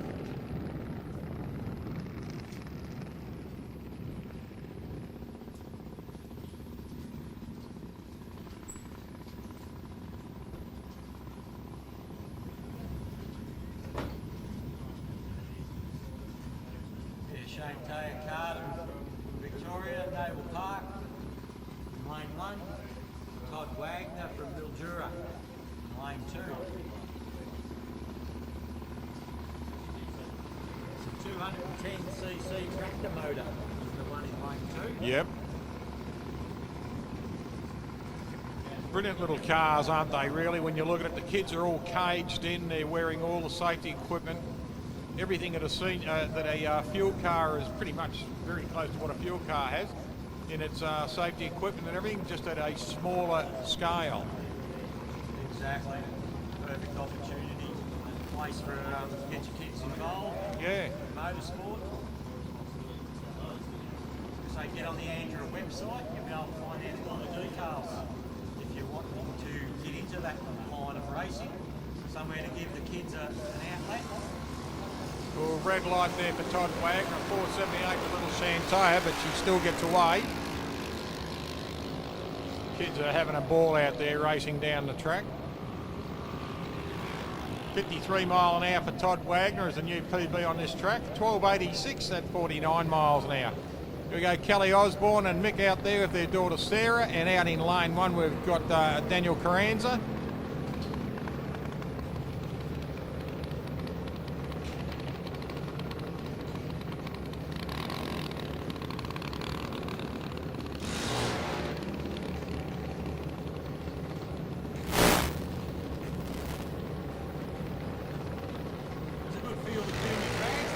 There is, mate, yeah. Yeah, there's a ripper field actually. It's growing every year too, which is fantastic. A lot of people are getting into it because, you know, not every kid likes football or basketball or tennis or something like that during the summer months. So why not get them into one of your passions and see if they want to take it on? Exactly, it's a perfect opportunity to get the whole family involved in motorsport. It is.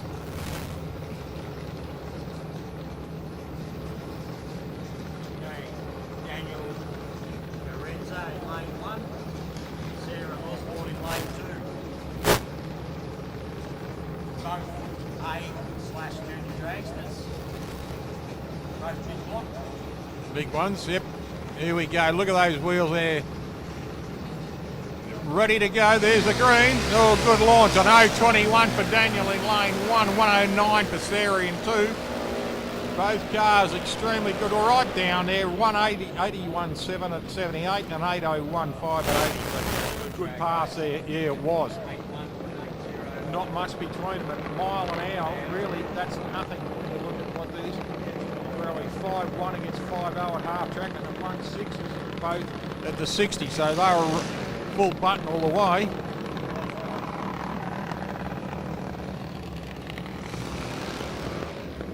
Robbie Cardam from one side of the track to the other. Ross Lamartina over lane 1. Mm-hmm. Lara Cardam, lane 2.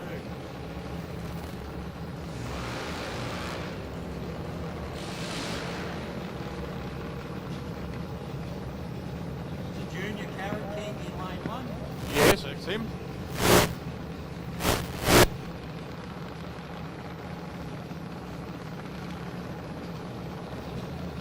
Great to see Top Fuel this year too. It's changed direction and it's going to be exposed to more tracks around the country this year, which is great. It will to be, see. yes. Yeah, we're talking to Phil Lamartina on Wednesday evening, and he's looking forward to it too. And I'm looking forward to seeing Phil back in the car actually, Yeah, after his horrific Rich pranks. history. Yeah. And also to get the Rapasadas back in. Yes. Good launch here, an 078 there for Ross Lamartina, 039 for Alira Carter. This is going to be close too. Look at this. An 8.122 against an 8.15. Wow, that's a good So race. I'll tell you what, 76 miles an hour, that's nothing in it. But when you look at that, where we've got a 1.7 there, a 1.760 for Ross and a 1.6. Yeah. Half track, they were pretty much equal all the way. So it would have been a tyre width. Yep. Yeah, doing this. Exactly, Alan. Cooper Plummer up against Ava Walker now. Young Coop down there in lane 2 and little Ava down in lane 1.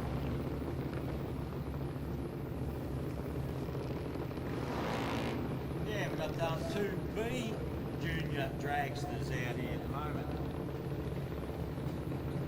Your little B class ones, The yeah. engine and the A. So it's great to have these levels so the kids can step up, go quicker. That's right. Yes, it's a natural progressive step, isn't it? Exactly. The next step out of one of these is into a modified type vehicle, rail or an alternate.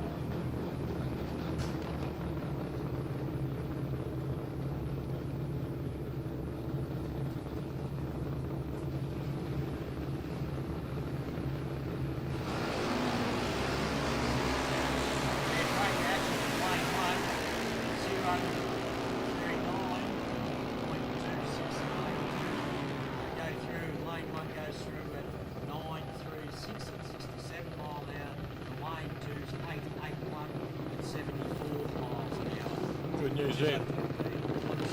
Yeah, good news there for little Coop. He got a PB and he's mile an hour there on this track. So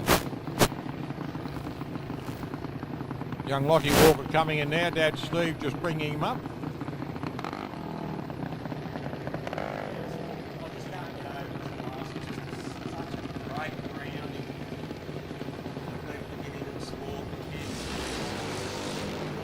Teenagers, these kids know just about everything there is to know, need to know about how to race down one of these tracks. That's right.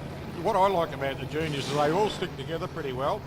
You watch them at a track. Yeah, it's a family. They're all It's like one big family out. They're all cheering each other on, Yeah. especially during eliminations when they do get knocked out, unfortunately. So many of the people now who are racing at the highest levels have come through the junior tracks. Yes. They just got their leg in the door and they're switched on when they move into the big league. Yep. Not saying this is not the big league, but when they go up in levels, racing.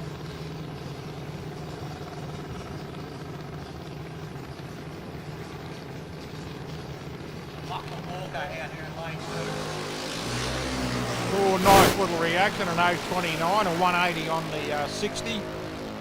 Yeah, he's going well for a B. Yes, he's done well. Look at that 8.98 at 71 mile an hour. Oh, that's good going for B, isn't it? He's just on the index there too, isn't he? He's just on his classification. Listen to that big block crackling down the other end there, mate. Deceleration. Yeah. As good as the acceleration. Exactly. It's quite a different place to stand is up in recovery and watch him coming at you. You hear or you see the puff and then you see him leave and then the sound catches up and then when they decelerate it is a completely different rumble, isn't it? Oh, it's exactly that. Like, I've been to some of the bigger tracks down the end. Like I say, I'm crewing for Glenn Worcester on the return road, bringing him back down, and you see him come through, and 300 miles an hour is pretty spectacular when you're that close to it as they're coming through. And even the other cars in 258 mile an hour, it's just spectacular, and you see it up that close, and they're getting off the gas. It's just frightening to watch, Yeah. but When you're exhilarating. and another thing too, it's you don't hear a lot of unless you're right beside the track. Is when the parachutes flare and that noise they make. Yes, the big pop. Yeah, it's quite an amazing sound because all of a sudden things go quiet for a second. Yes. Yeah, and you have the best way to watch it is lie down if you can, look through a hole in the wall, see if the wheels come off the deck. The back wheels come off the deck.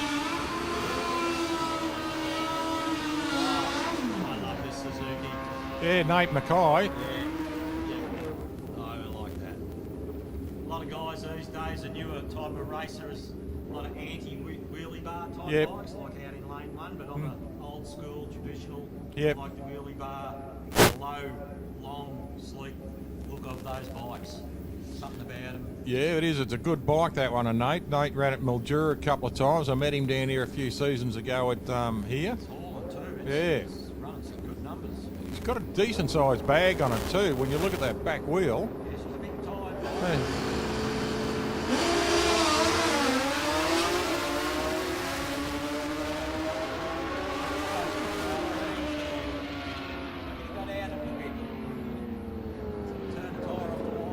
Well, both red lights too, but look at this. Nate pulls a PB on his mile an hour here at 122, but a 550 and a 580 at 118 there for Sean. But both red lights, but that's the last red light they're allowed.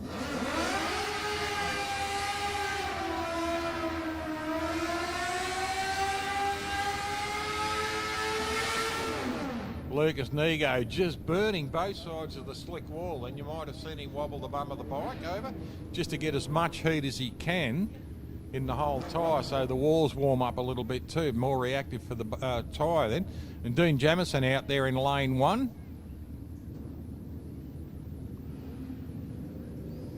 Both bikes being straddled up into the full stage. Here we go. Whoa, both bikes, a problem on the line.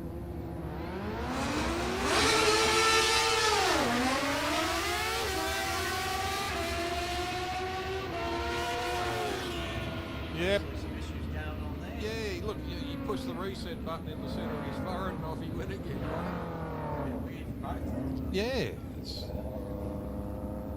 Anyway, that's my bike. It is. Here we go. Dean Jamieson and Lucas Nego just passed through. Here we got Mr. Walker. Yeah, Mr. Walker himself out there, and Andrew Sellers. Australia number 1 over there in is it? No. Yeah, that's Shane out there in lane 1. Oh yeah. Just rolling up very slowly. That's it. Yeah, drops the visor down.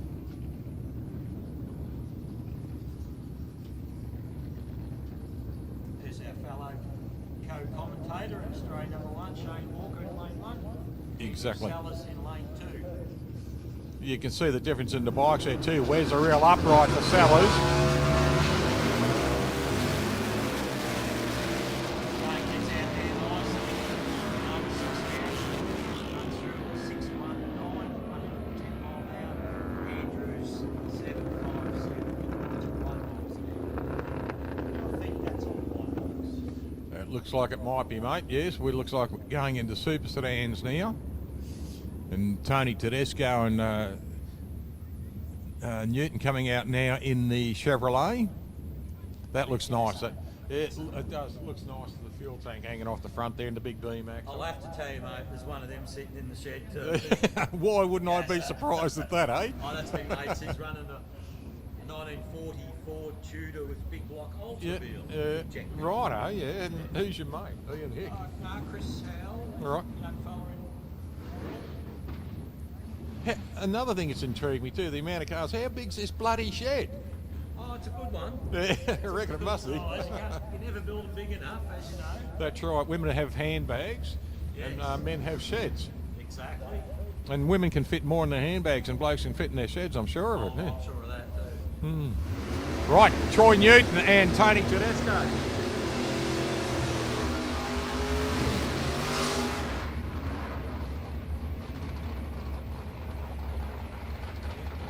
That's the style.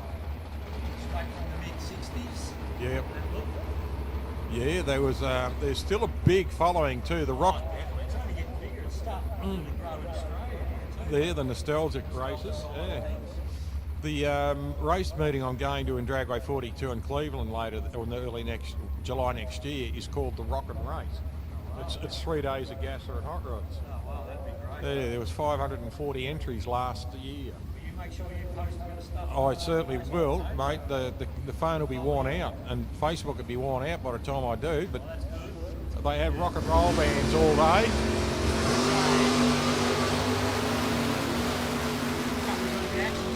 Yeah, there was. He goes through in lane 2, runs a 5, 7, 8, 118. And the gas is 9, 7, 9, 4. And another good thing for Tony there, he's done a PB on his mile an hour here as well. little RX, mate, that sits nice and flat in its burnout too. It gets a bit of nose lift on the acceleration when he takes off.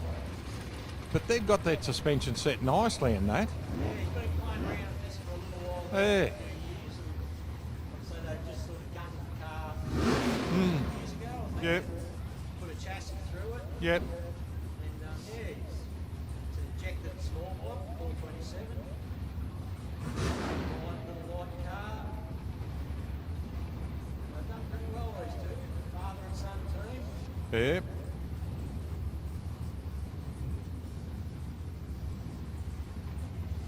Let's see how he runs. He does get a bit of nose lift with that acceleration anyway. But look at that, flattening out nicely. Geez, that flattens nicely, doesn't it, too? He runs a 5.5 and a 23 to a 6.3. Yeah, he used to look at the wheels right up. Sort of got it even better now. Make her about a 60 foot, I would imagine. Yeah, because I was watching it getting in and once it's settled, it's beautifully flat. So he's getting the best aerodynamics and he's getting the best traction in the car. It's like it's got downforce on it. I suppose, you know, that bit of the sloping nose on its snout. Yeah. And a nice little rollover roof that they got on them too, with that long back window. Yeah. Okay, it's Ed, Michael Rowan in lane 1, Cortina, his opponent was Chris Lilius out there in lane 2. 2, but I think the purple car will hit the end first. Yep. Ford versus Holden, which one? Oh, okay. I'll put 2 shillings on the Holden. Yeah, probably a quicker car. I'll tell you what, look at the reactions and look at the times. I think the Rowan boys are going to take you 2 shillings. There you go, I've got my hand out. I'll give you the florin in a second, mate. Joe Bresciano and Desi Jeffrey now. Des in the big utility. And Joe Bresciano out there in the Chevrolet Camaro.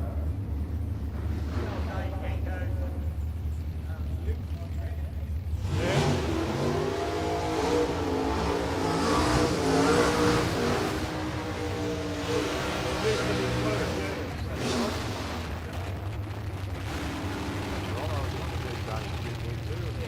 There's Jeffrey's hitting it under that paint. Yes.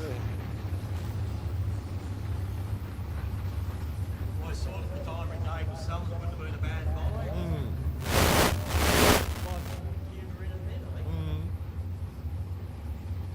Yeah, if you have a look on his Facebook page, there's a picture of the car in the blue. Yeah. Yeah, so he's got to have a bit of history. Yeah. Street.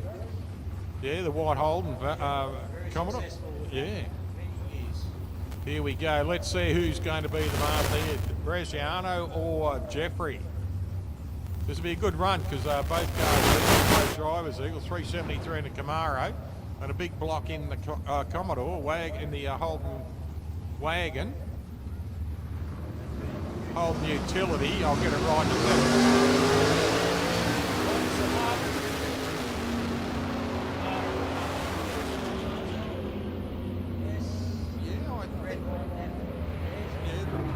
Bresciano takes the win on that one with an 013 reaction, and he ran a 580, so he takes the win. I think that's because of the red light. Just looking at this, Des would have crossed the line quicker. There. Mike Hanrahan in the Monaro up against Alex Droid. Is another Ford versus Chevrolet, Ford versus Holden match out here. Hanrahan running a 454 cubic inch Chevrolet engine up against a 423 cubic inch Ford engine in the BA Falcon of Alex Droidis.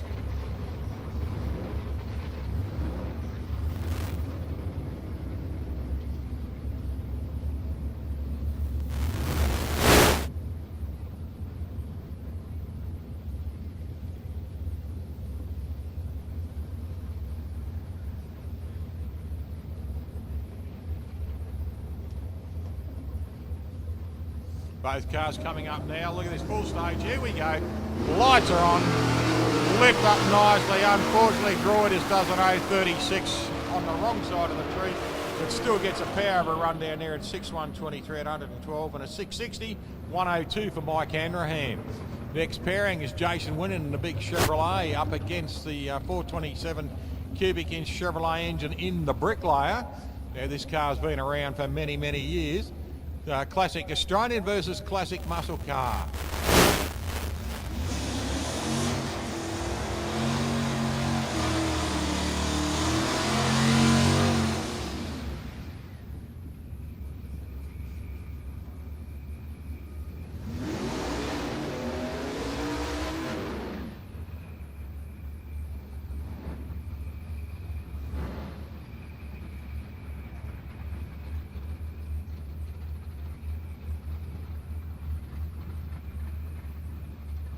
Dad just sticking his head inside the door of the car there, give son a few words of advice.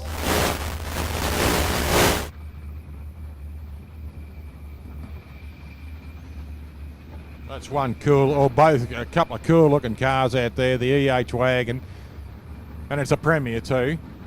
Of Graham Cooper out there, the Bricklayer, up against Jason Winnan and the big Chevrolet. 63 versus 64.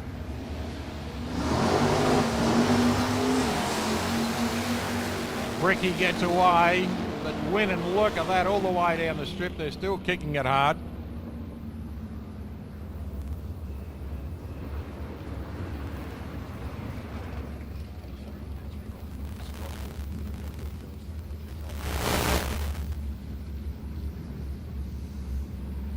Right, next pairing, Scotty Rowan out there in lane 1 in the Tirana. In lane 2 in the hatchback Tirana, we've got Chris Ferrugia. Chris running a 406 in the little hatch, and in lane 1 a 355 cuber in lane 1.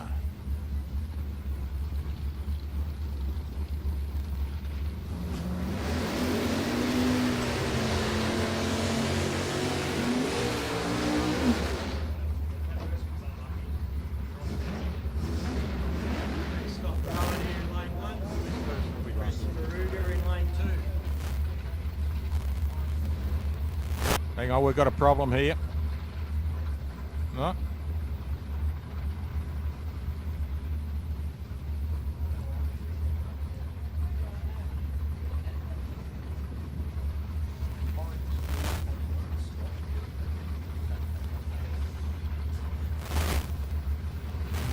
Okay, Chris Ferrugia and Scotty Rowan. Here we go.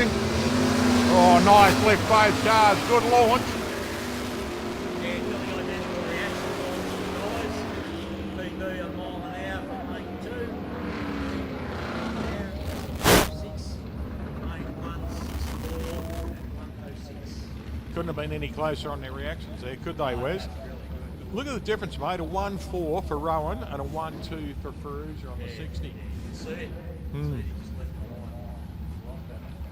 Okay, we've got a winner for the Fuchs raffle. If you have raffle ticket, get out your raffle tickets. If you have raffle ticket number, orange ticket, Nick Presti and Chevy Taylor out here. I'll call out the ticket again after this run. Nick Presti in lane 2 and Chevy Taylor out there in the 63 bubble top. Yes, Chevy Taylor in lane 1 has run the 540 cubic inch Chev, and Nick in lane 2 was running a 434 cubic inch motor HQ.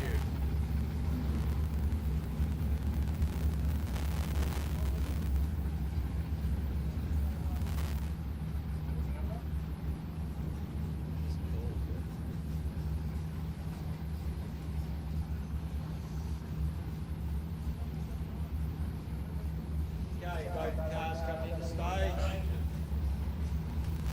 Both ends. Oh, nice launch. Here underneath the Chev. HQ goes through, takes the wind there. The 6.0 with the PB mile an hour, running 13. To a double PB, losing time on the other side. Lane 1, 6.41 at 1.06 were both PBs. The Chevy looked fantastic how it lifted. Like a hangman. And up our left, heaps of air under the wheels. Righto, it's orange ticket, ladies and gentlemen. Orange ticket D for Donald, 21. If you have orange ticket D for Donald 21, go and see Amanda or Kenny. You've won today's free raffle from Fuchs. All right, it is orange ticket D21. D for Donald, 21. Orange ticket. Go and see Kenny or Amanda at Fuchs, and they will give you your prize. Hey, Benny Phillips out here in lane 1 and Brett Matthew in lane 2. Pair of Holmes, HK Wag, HT it is, Zeb. Whoa, whoa. Brett Matthew, a little bit of a jump there, a bit of a fire back through there, and I think actually after a lousy start, look at that, he's come back and he's chased him down and beaten him. Yeah. 6'6", 6'8". Right, we've got Mark Busher out here, next Bushy out here in the little satin black utility, getting a nice burn on those tyres, and that little V8 powered Mark 1 Cortina in lane 1.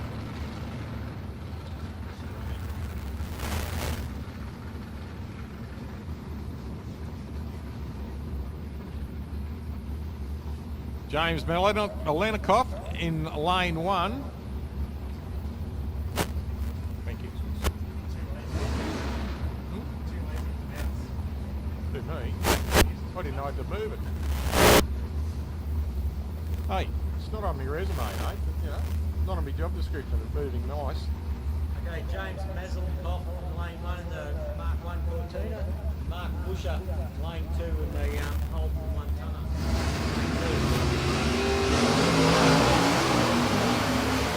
Oh, Bushy gets a little bit hairy there. Backs it out. No, he's still giving it a heap, see? Bushy didn't back that. Red light there for lane 1. Great reaction. Mark Busher. 001. Yep. Really perfect. Bushy does a 001 reaction, honey. Look at this. I believe this used to be a show car, Mark was telling me, and it won the Summer Nats and won a few shows, and all of a sudden he said he wanted to go drag racing, so he's put her on the strip. This is Brent Murray out here in this absolutely gorgeous looking Dodge Dart, or Dodge Mopar it's called, but I think that model is called the Dart.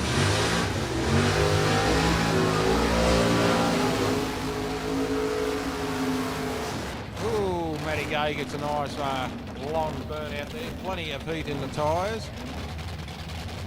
But this car, this Dodge, that's magnificent, mate. They'll run Summer Nats, Mark Humphrey would say. Yeah.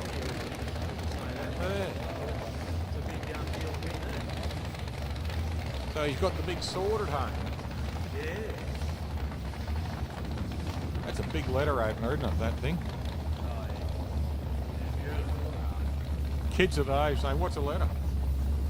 Kids of today be saying, what's a letter? Exactly. Scotty's looking at me going, what is a letter?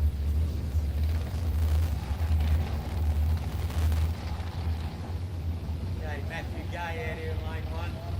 The LS powered HJU. He's run against Brett Murray here in the Dodge Mopar in lane 2. Both boys reasonably local. One's from Portland, the other one's from Detroit. Oh, red light there for Murray in the beautiful Dodge, but Matty Gay, look at this, gaining legs. No, I don't think he would have got him. No, he didn't, but still. Great pass for both cars. 142 for Matt Gay on a 620 plate at 112 mile an hour. 580 at 120 in a PB per mile an hour there for Brett Murray with Cherry at the bottom of the tree, unfortunately. Here we go. The green machine. Clean green machine of Robert Cardham. Rob running a 434 cubic inch Ford engine, and he's had a couple of engines in this car over the last couple of seasons. Works very hard with them, works very hard on them. Gets around on the tracks too. Certainly does, mate. Did 26 meetings in one season.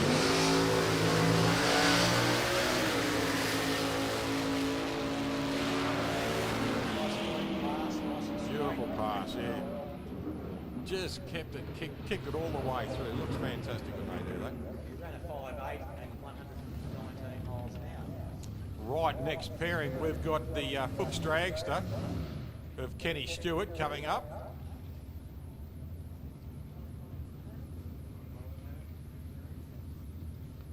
Yeah, so that's all our super sedans. So moving on to modified. Modified Eliminator, we've got Craig Baker and Kenny Stewart coming in first up. And the little, couple of little altered, and I can see the little Fiat Topolino out there. Stewie's obviously found the buckle, so that's a good news. He's able to race again. Kenny Stewart coming in now, Ken lining up in the Spritzer. It's a Spritzer Dragster running a 441 cubic inch Chevrolet, and he's such a nice guy, he let his girlfriend Amanda come back from the States. Her carry-on luggage was 26 kilos of heads.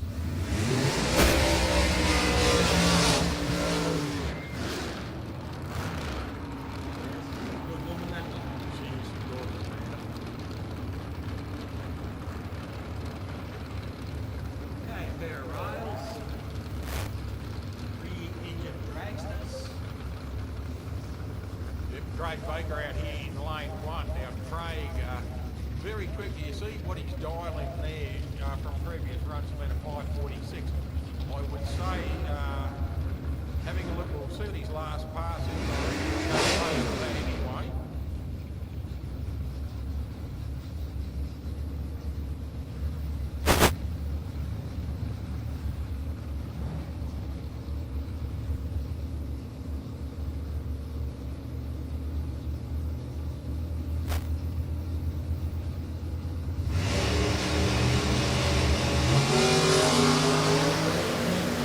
Red light there for Kenny Stewart. Craig goes through an 820 and a 554, and he had 546 on his own dialing, so different atmosphere. Might have, it's only 1 second. It still runs through on a 554 to 123 mile an hour. His mile an hour is usually around 123, 124 all the time anyway, so that's a good run for him. Now, good news, Peter Moyer has got his car running. Had to be pushed off the track earlier, so hopefully whatever they did to it, it's done it right, and it's back out on the track, so that's good news. And Stu Mitchell, after his last pass wheel stand, said to me in that little break we had before, he said he's enjoying this. Yeah, no, it's great. See out there again. See Peter get the rail. Yes. After a little issue there earlier. He said it's just a new motor, he's just put this in not long ago. Mm-hmm.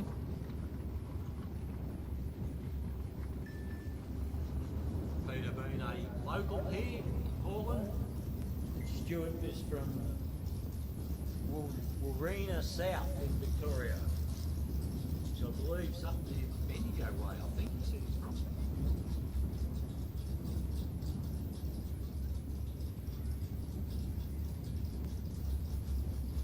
Such a classic body shape. Fiat Topolino. Yep.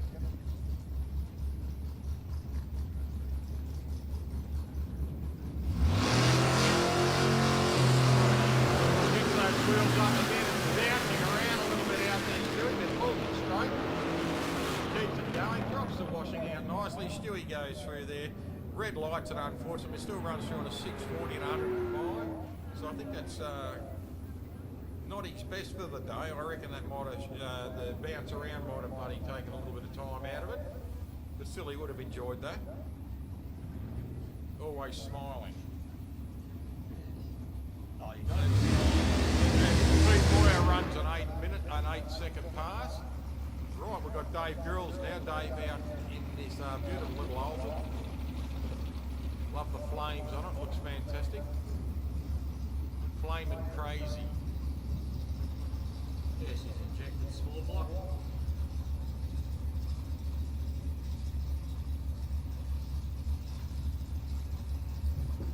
T-bucket Alton. Looks about the 125-inch wheelbase, which is the maximum for an Alton.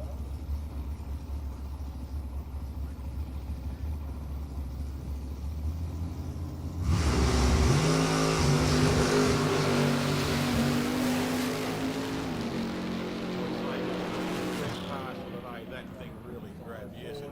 Yeah. Yeah, he would be happy about that because look at his previous 560.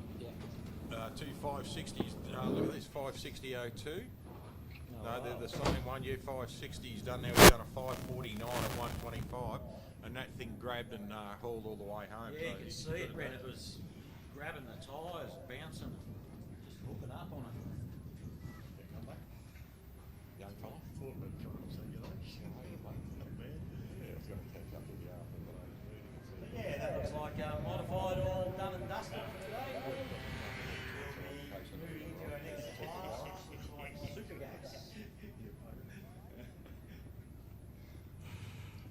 Right, going into super gas and everything. I'll just put a gentleman on the microphone here for a second to have a bit of a chat with you.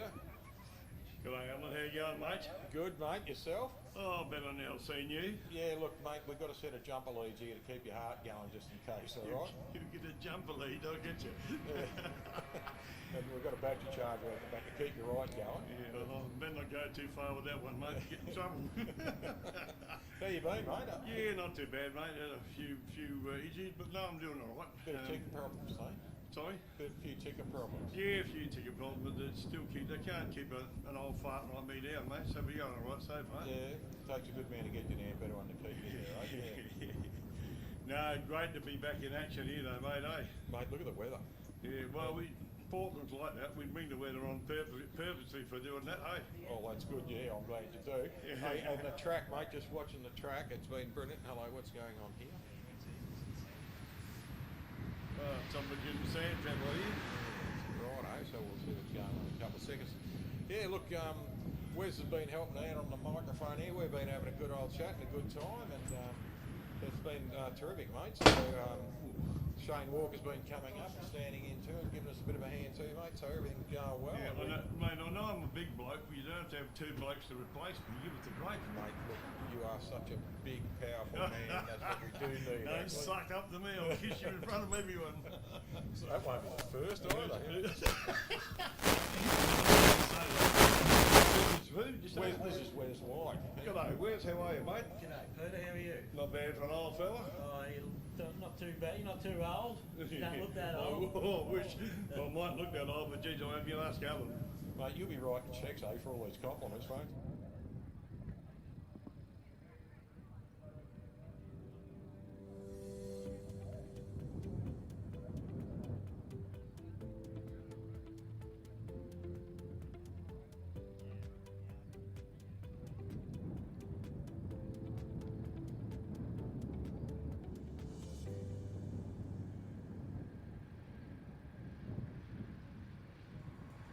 Max Cranes, the Australian crane hire company with equipment, people, skills and can-do capabilities. Max Cranes has a track record for innovative solutions and successfully handling large-scale complex projects for local, national and global companies in the oil, gas, mining, power, transport and heavy industrial sectors. Max Cranes has branches located in Port Augusta, Adelaide, Whyalla, Port Pirie, Moomba and Mildura. Check us out at www.maxcranes.com.au.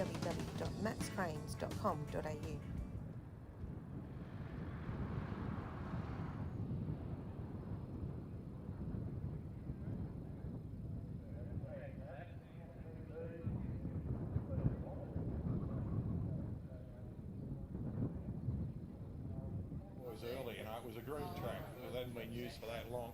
And bringing a track back to life like that's just been brilliant. And the sun is helping bake it. Yeah. So, you know, it's good. And you can see, well, I was standing behind the cars a little bit earlier, just watching them head down there. And the first couple of passes that Wes and I watched up here, we noticed the bums of the cars get a bit wavy down the other end. Yep. The more rubber got down, the groove created, the satin lines down on the track there, and the cars are staying in it. Yeah. Bikes are going straight too, so... Yep. You know, a couple of cars got out, but that's always the way. You know, there could be a little bit of pilot error, but the track is getting a lot better. You know, and blokes like Kenny Stewart just keep increasing their mile an hours down the track. You know, They're freaky, some of these guys, mate. Yeah. But yesterday I tested tune. The track come on really well later in the afternoon. Yeah. But there was a few twitchy runs too, like you just said. But that's natural. You know, like you say, green track can be used for a long while. Got to rubber up fairly well. And Smithy once again done an extraordinary job. He has. Smithy and his dad Always and does, the yeah. crew brought it up absolutely beautifully. And You know, it's a credit to them and the credit to the club for what we've done out here, what they've done out here in bringing it up to what it is. Another thing too, you know, with the test and junior, so a few twitches here and there. A lot of drivers haven't driven for 6 or 8 months either too, so that's another thing, getting back and used to the car again. And you know, like as you get a little bit older, things start to forget. You know, and you think, oh yeah, I remember that great run, but I don't remember the bad run that bad, or something like that. Or you remember something that happened, and all of a sudden the brain kind of teases up and the things. Oh yeah, that little twitch there and everything like that. So it's just a matter of getting used to what you're doing again too. Yeah, exactly. That's something like I say, I'll bring it up again. Crewing with Glenn Worcester on the pro bike, he was only getting 4 rounds a year, so there was 6 months in between rounds. Tough, and at that level, it takes a bit to catch up again. Yeah, of course. It takes you 2 or 3 passes just to get and back to catch up to the vehicle because it's going that quick. Yeah, and your reactions are that slow. It's been so long. It takes a little while to catch up to it. So it's a credit to a lot of the races out here. Yes. What's been happening, you know, the PBs and so forth. I think that was noticeable yesterday on the test and tune bit. You know, they were tentative for the which I expected anyway. The tentative for the first couple of runs, and once they got a couple of passes down there, they knew where their cars were and what it was at. They grasped it again pretty quick, which is good to see. You know, we look at it, and a lot of people look at everything like that and they say they just want to go fast. But yeah, fair enough, we all do. We want to do our best times. We want to go fast and everything like that. But there's still a lot of common sense that comes under the helmet too. Right on. And a lot of them, when you really look at it and everything like that, say, righto, it twitched that way, twitched that. Yeah, okay, yeah. I missed out on my PB by about 1,000, but the track will be better next pass. You know. And that's a great thing, you know, Brett. Big Andrew Boss has just walked in and said g'day. How are you, mate? Now we just kicked him out, so that's all right. Made the poor bugger feel really welcome, didn't we? Have to remember that for next time too. No, I think it's been a very successful couple of days, mate. The way it's gone and the races that come out in droves, really. You see what's in the pits, you think, wow. You know? What's going on around the country. Would roll up really. And just imagine how it would have been seriously if we had open borders altogether. The South Australians over here, because Scotty said this morning at the drivers' group we'd lost about 30. But they'd be itching to race too, mate. But they would be. Grandson William was, you know, he crews a couple of teams down here occasionally, and he's stuck in Narracourt now, and he couldn't get he could get over here. It means he's got a quarantine for a week, so Dad would have to quarantine with him as the rules are over there apparently. And is that a punishment for him being in Narracourt, is it? I think it'll be right today. He'd feel punished. He hadn't Glenn earlier, he said he hadn't got away from the front of the telly. So no, it's a bit sad for all those things to be there, but it's going to be really good when it all opens up again and we can get back to some kind of normality and get all the regular blokes back here again, you know, that make the distance to come over here and race at Portland. So. Well, when you look at it, the blokes you can think of straight away, there's Finney, there's Pete Oakers, there's the Jennings boys, Mick and Fatty, and then there's Mike Bridges. You know, they're just a couple I can think of straight away. You know, there's 5 drivers who aren't here kind of thing, or 5 drivers and riders, and you know, Mel Price and a few of the other boys who usually come across and everything. You know, Charlie Saraceno can't make it because of it, you know. You know, they're probably sitting home watching on the trial. And, you know, g'day to everyone sitting at home too, watching us on the live stream. Charlie and all the crews over there and your families. Hope you're having a good time. We do miss seeing you over here. Because, you know, you're wonderful people and we have a lot of fun and love watching those beautiful, fast, shiny things go past us. You know, you know, and I know Finney began party on and everything like that. And, you know, it's a bit of a shame if Finney couldn't get over from Stirling, but you know, that's the way it goes kind of thing. And Robin and Graham Phillips probably would have come across too in the Tirana. She certainly got that thing jumping up and down too. Got the big 6.2 supercharged in it now, and gee, she's a fast little lady, Robin. She's keen to make it screw it up a little bit more too, I can tell you. Yes, from what started with a 253 and a small pucker on board, They can't keep these Whyalla people down, mate. That's the problem. No, look, I haven't been a Whyalla now Manny and Nige got married in April last year, or April this year. That was the last time I was in Whyalla. Yeah, yeah. Well, we actually didn't get to Whyalla, it was just at Port Augusta.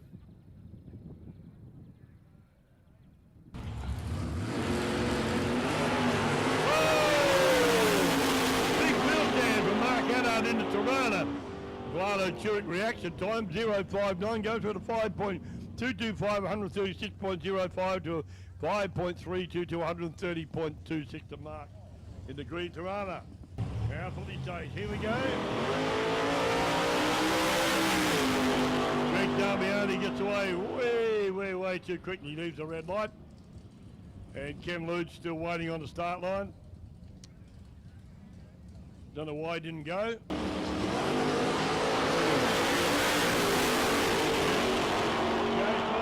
Sergio gets away on the red light. 6.207 to 111. Leon Davies in the Camaro runs 5.530 at 125.65 miles an hour.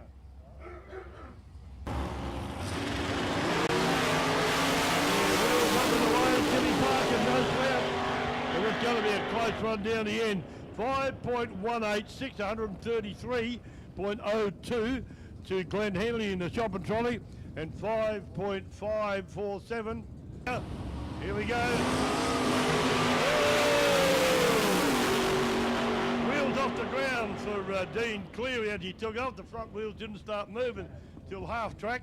And he goes through to 4.689, 155.77 to Benny, 5.122, 135.20. Go. Good walk from both cars. Sam gets away on the boomer, goes at a 5.035, 139.04 to 4.974, 183.39 to Stewie in the. Nice walk there to Craig Martin in the big probe. Goes through to 5.101, 136.44 miles an hour. Really good run there to Craig Martin in the Ford probe. Craig Martin in the Camaro in lane 2 goes through to 5.026, 132.99 miles an hour to 5.156, 135.46 to Craig Marshman. Those cars get away really clean off the start line. Greg Darmiani goes through to 5.594 at 103, and Leon Davies runs a 5.482, 126 points.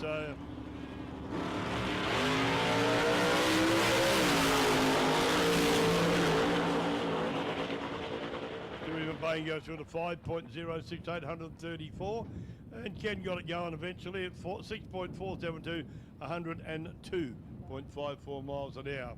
Ken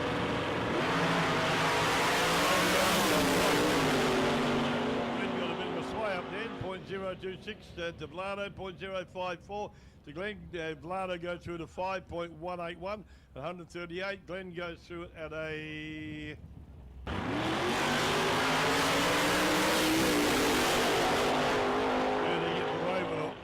.010, go to a 5.625, 119.17 to Timmy Parkin, 6.094, 87.27 miles an hour. Wheels up and away.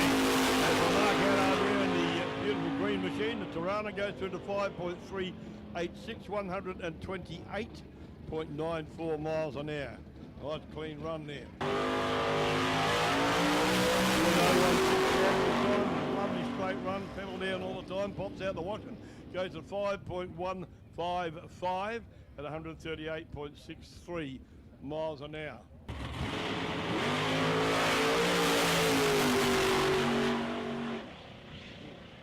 Bit of a launch off the line there for Dean, 4.743 at 131.3, bit of a slow run down there for Dean.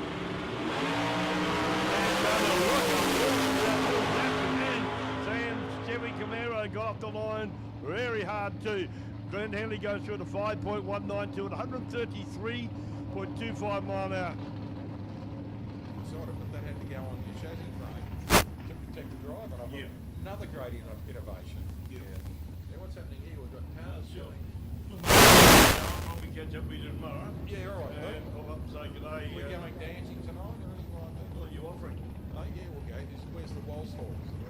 I think they closed it last Oh, week. okay. How lucky am I? Good on you, Pete. Yeah, good to catch up. Good to meet you, man. Yeah, likewise, And, mate. it won't be the last time, I guarantee you, but it's good to catch up. And Good on good to you, hear. Good to hear again. Special too, mate, Bill. special mate, this fella, and I do appreciate him. Good on you, mate. Whether you like it or not. Thanks, Pete. See you, buddy. Good on you, mate. Talk to you See soon. you, mate. Have a good one. Right, looks like we're getting back now. These cars, I think, what I think might be happening is these cars are just going to do a lap around just to get themselves, get their engines and stuff, and the liquids going. I'm not sure what's going on here. Yeah.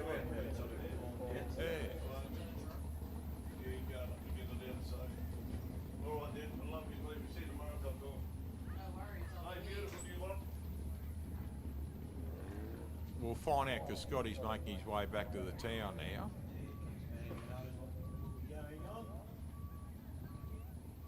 Obviously, it looks like there's not much going on. No. Everyone's gone back to the pit phase, so. Who went into the sand?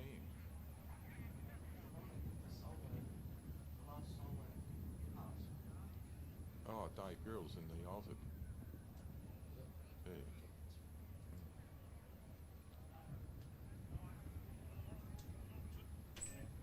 So,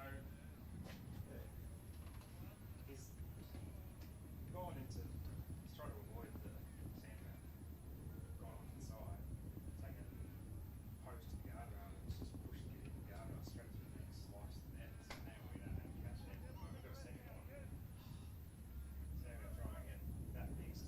Guardrail can't get into a guardrail's fixed, so it's going to be ours. So we're probably from the corner today. So, And we'll start the rest of the qualifying in the morning. right. Yeah. Okay. Okay, ladies and gentlemen, what's happened is the accident down the other end's caused a little bit of damage to the safety barrier of the track. So we're going to call it today because it will take too long to get it repaired now to get it back up and racing later. So thanks for your support and patronage today too, ladies and gentlemen. We will be out here racing. Just have a look on the South Coast Raceway Facebook site for our start time tomorrow morning. There will be... Yeah, I would say probably an hour earlier, maybe an hour and a half earlier than normal starting time. But have a look on the Facebook site. There will be something there a little bit later tonight to give you the indication of what time they'll start tomorrow morning.